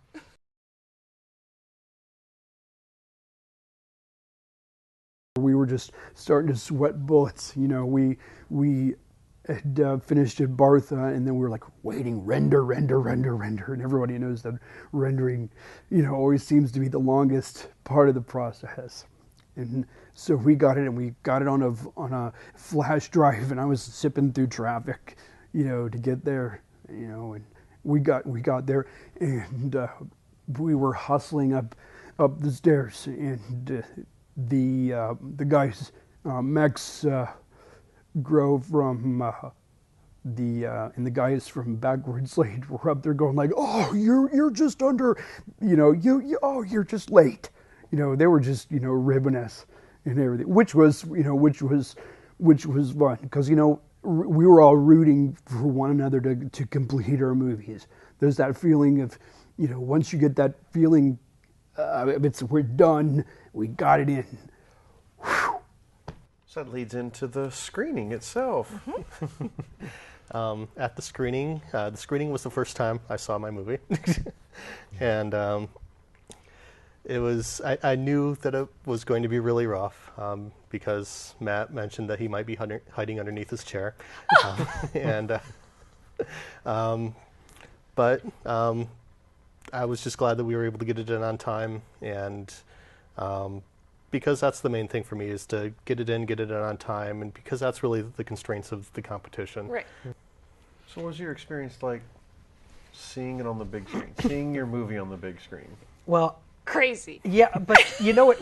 What was so much fun about it was during the shooting of it, we had moments where we fell out laughing with the one scene, which is like the Tourette's kind of scene, where we knew there were funny parts in it that were really gonna, they just cracked us up. Yes.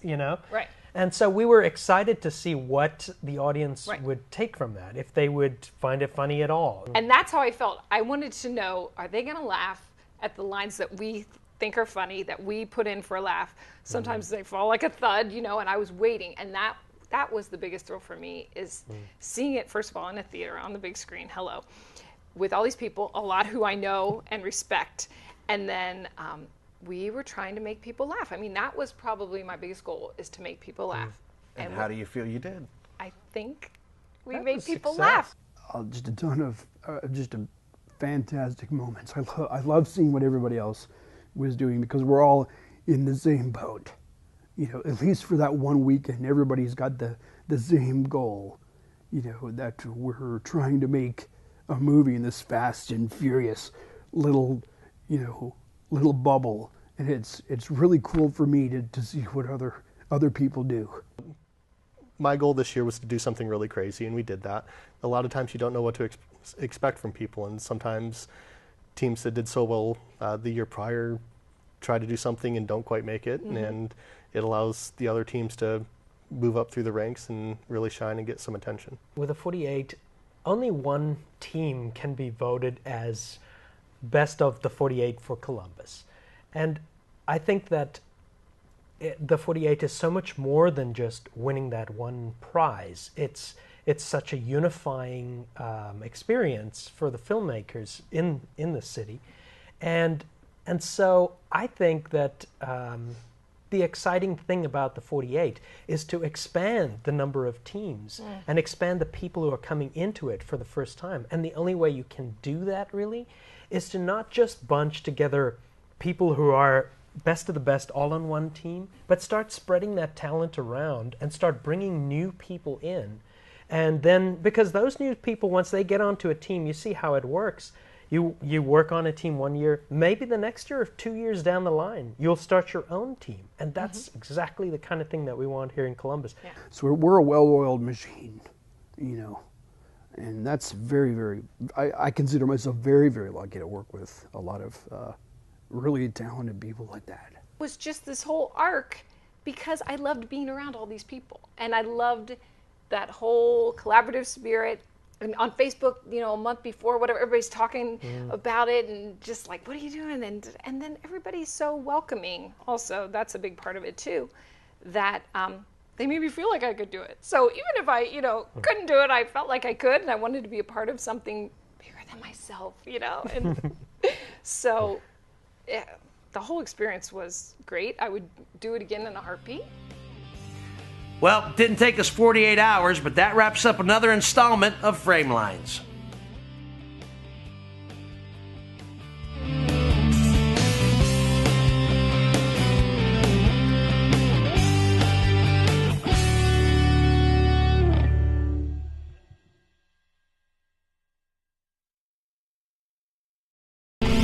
Every day, more and more people are making movies. Filmmaking has become the new garage band.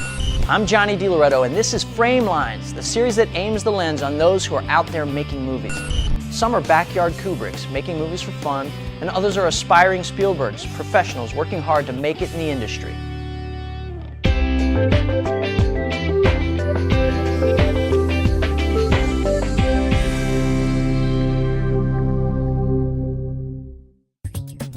Framelines is happy to present a special presentation of the best of our tech tips, so stay tuned for some filmmaking hints and tricks.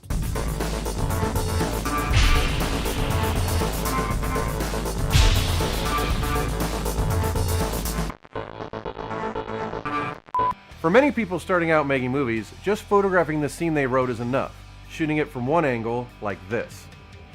Here we have a simple scene where a man and a woman are meeting at a restaurant. Hey, sorry I'm late. Okay.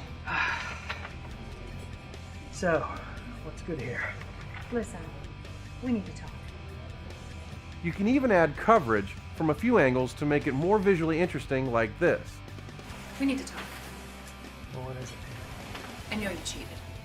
Using the camera to help tell the story means that just as the actors have to change their performance to match the dialogue, the camera needs to change as well.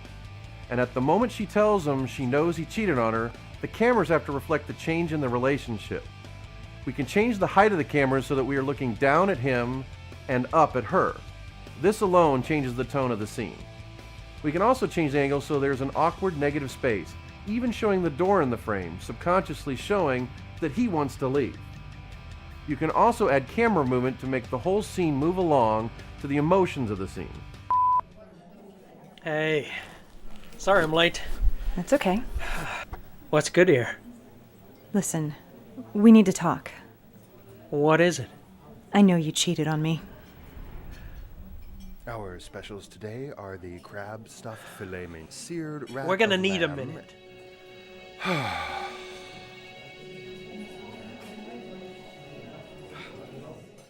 Notice the dolly shot. The camera movement in insinuates the man's guilt. Directing isn't just yelling action and cut. You have to use the camera to help tell the story. When you make your shot list, think about how to make the camera a part of the scene.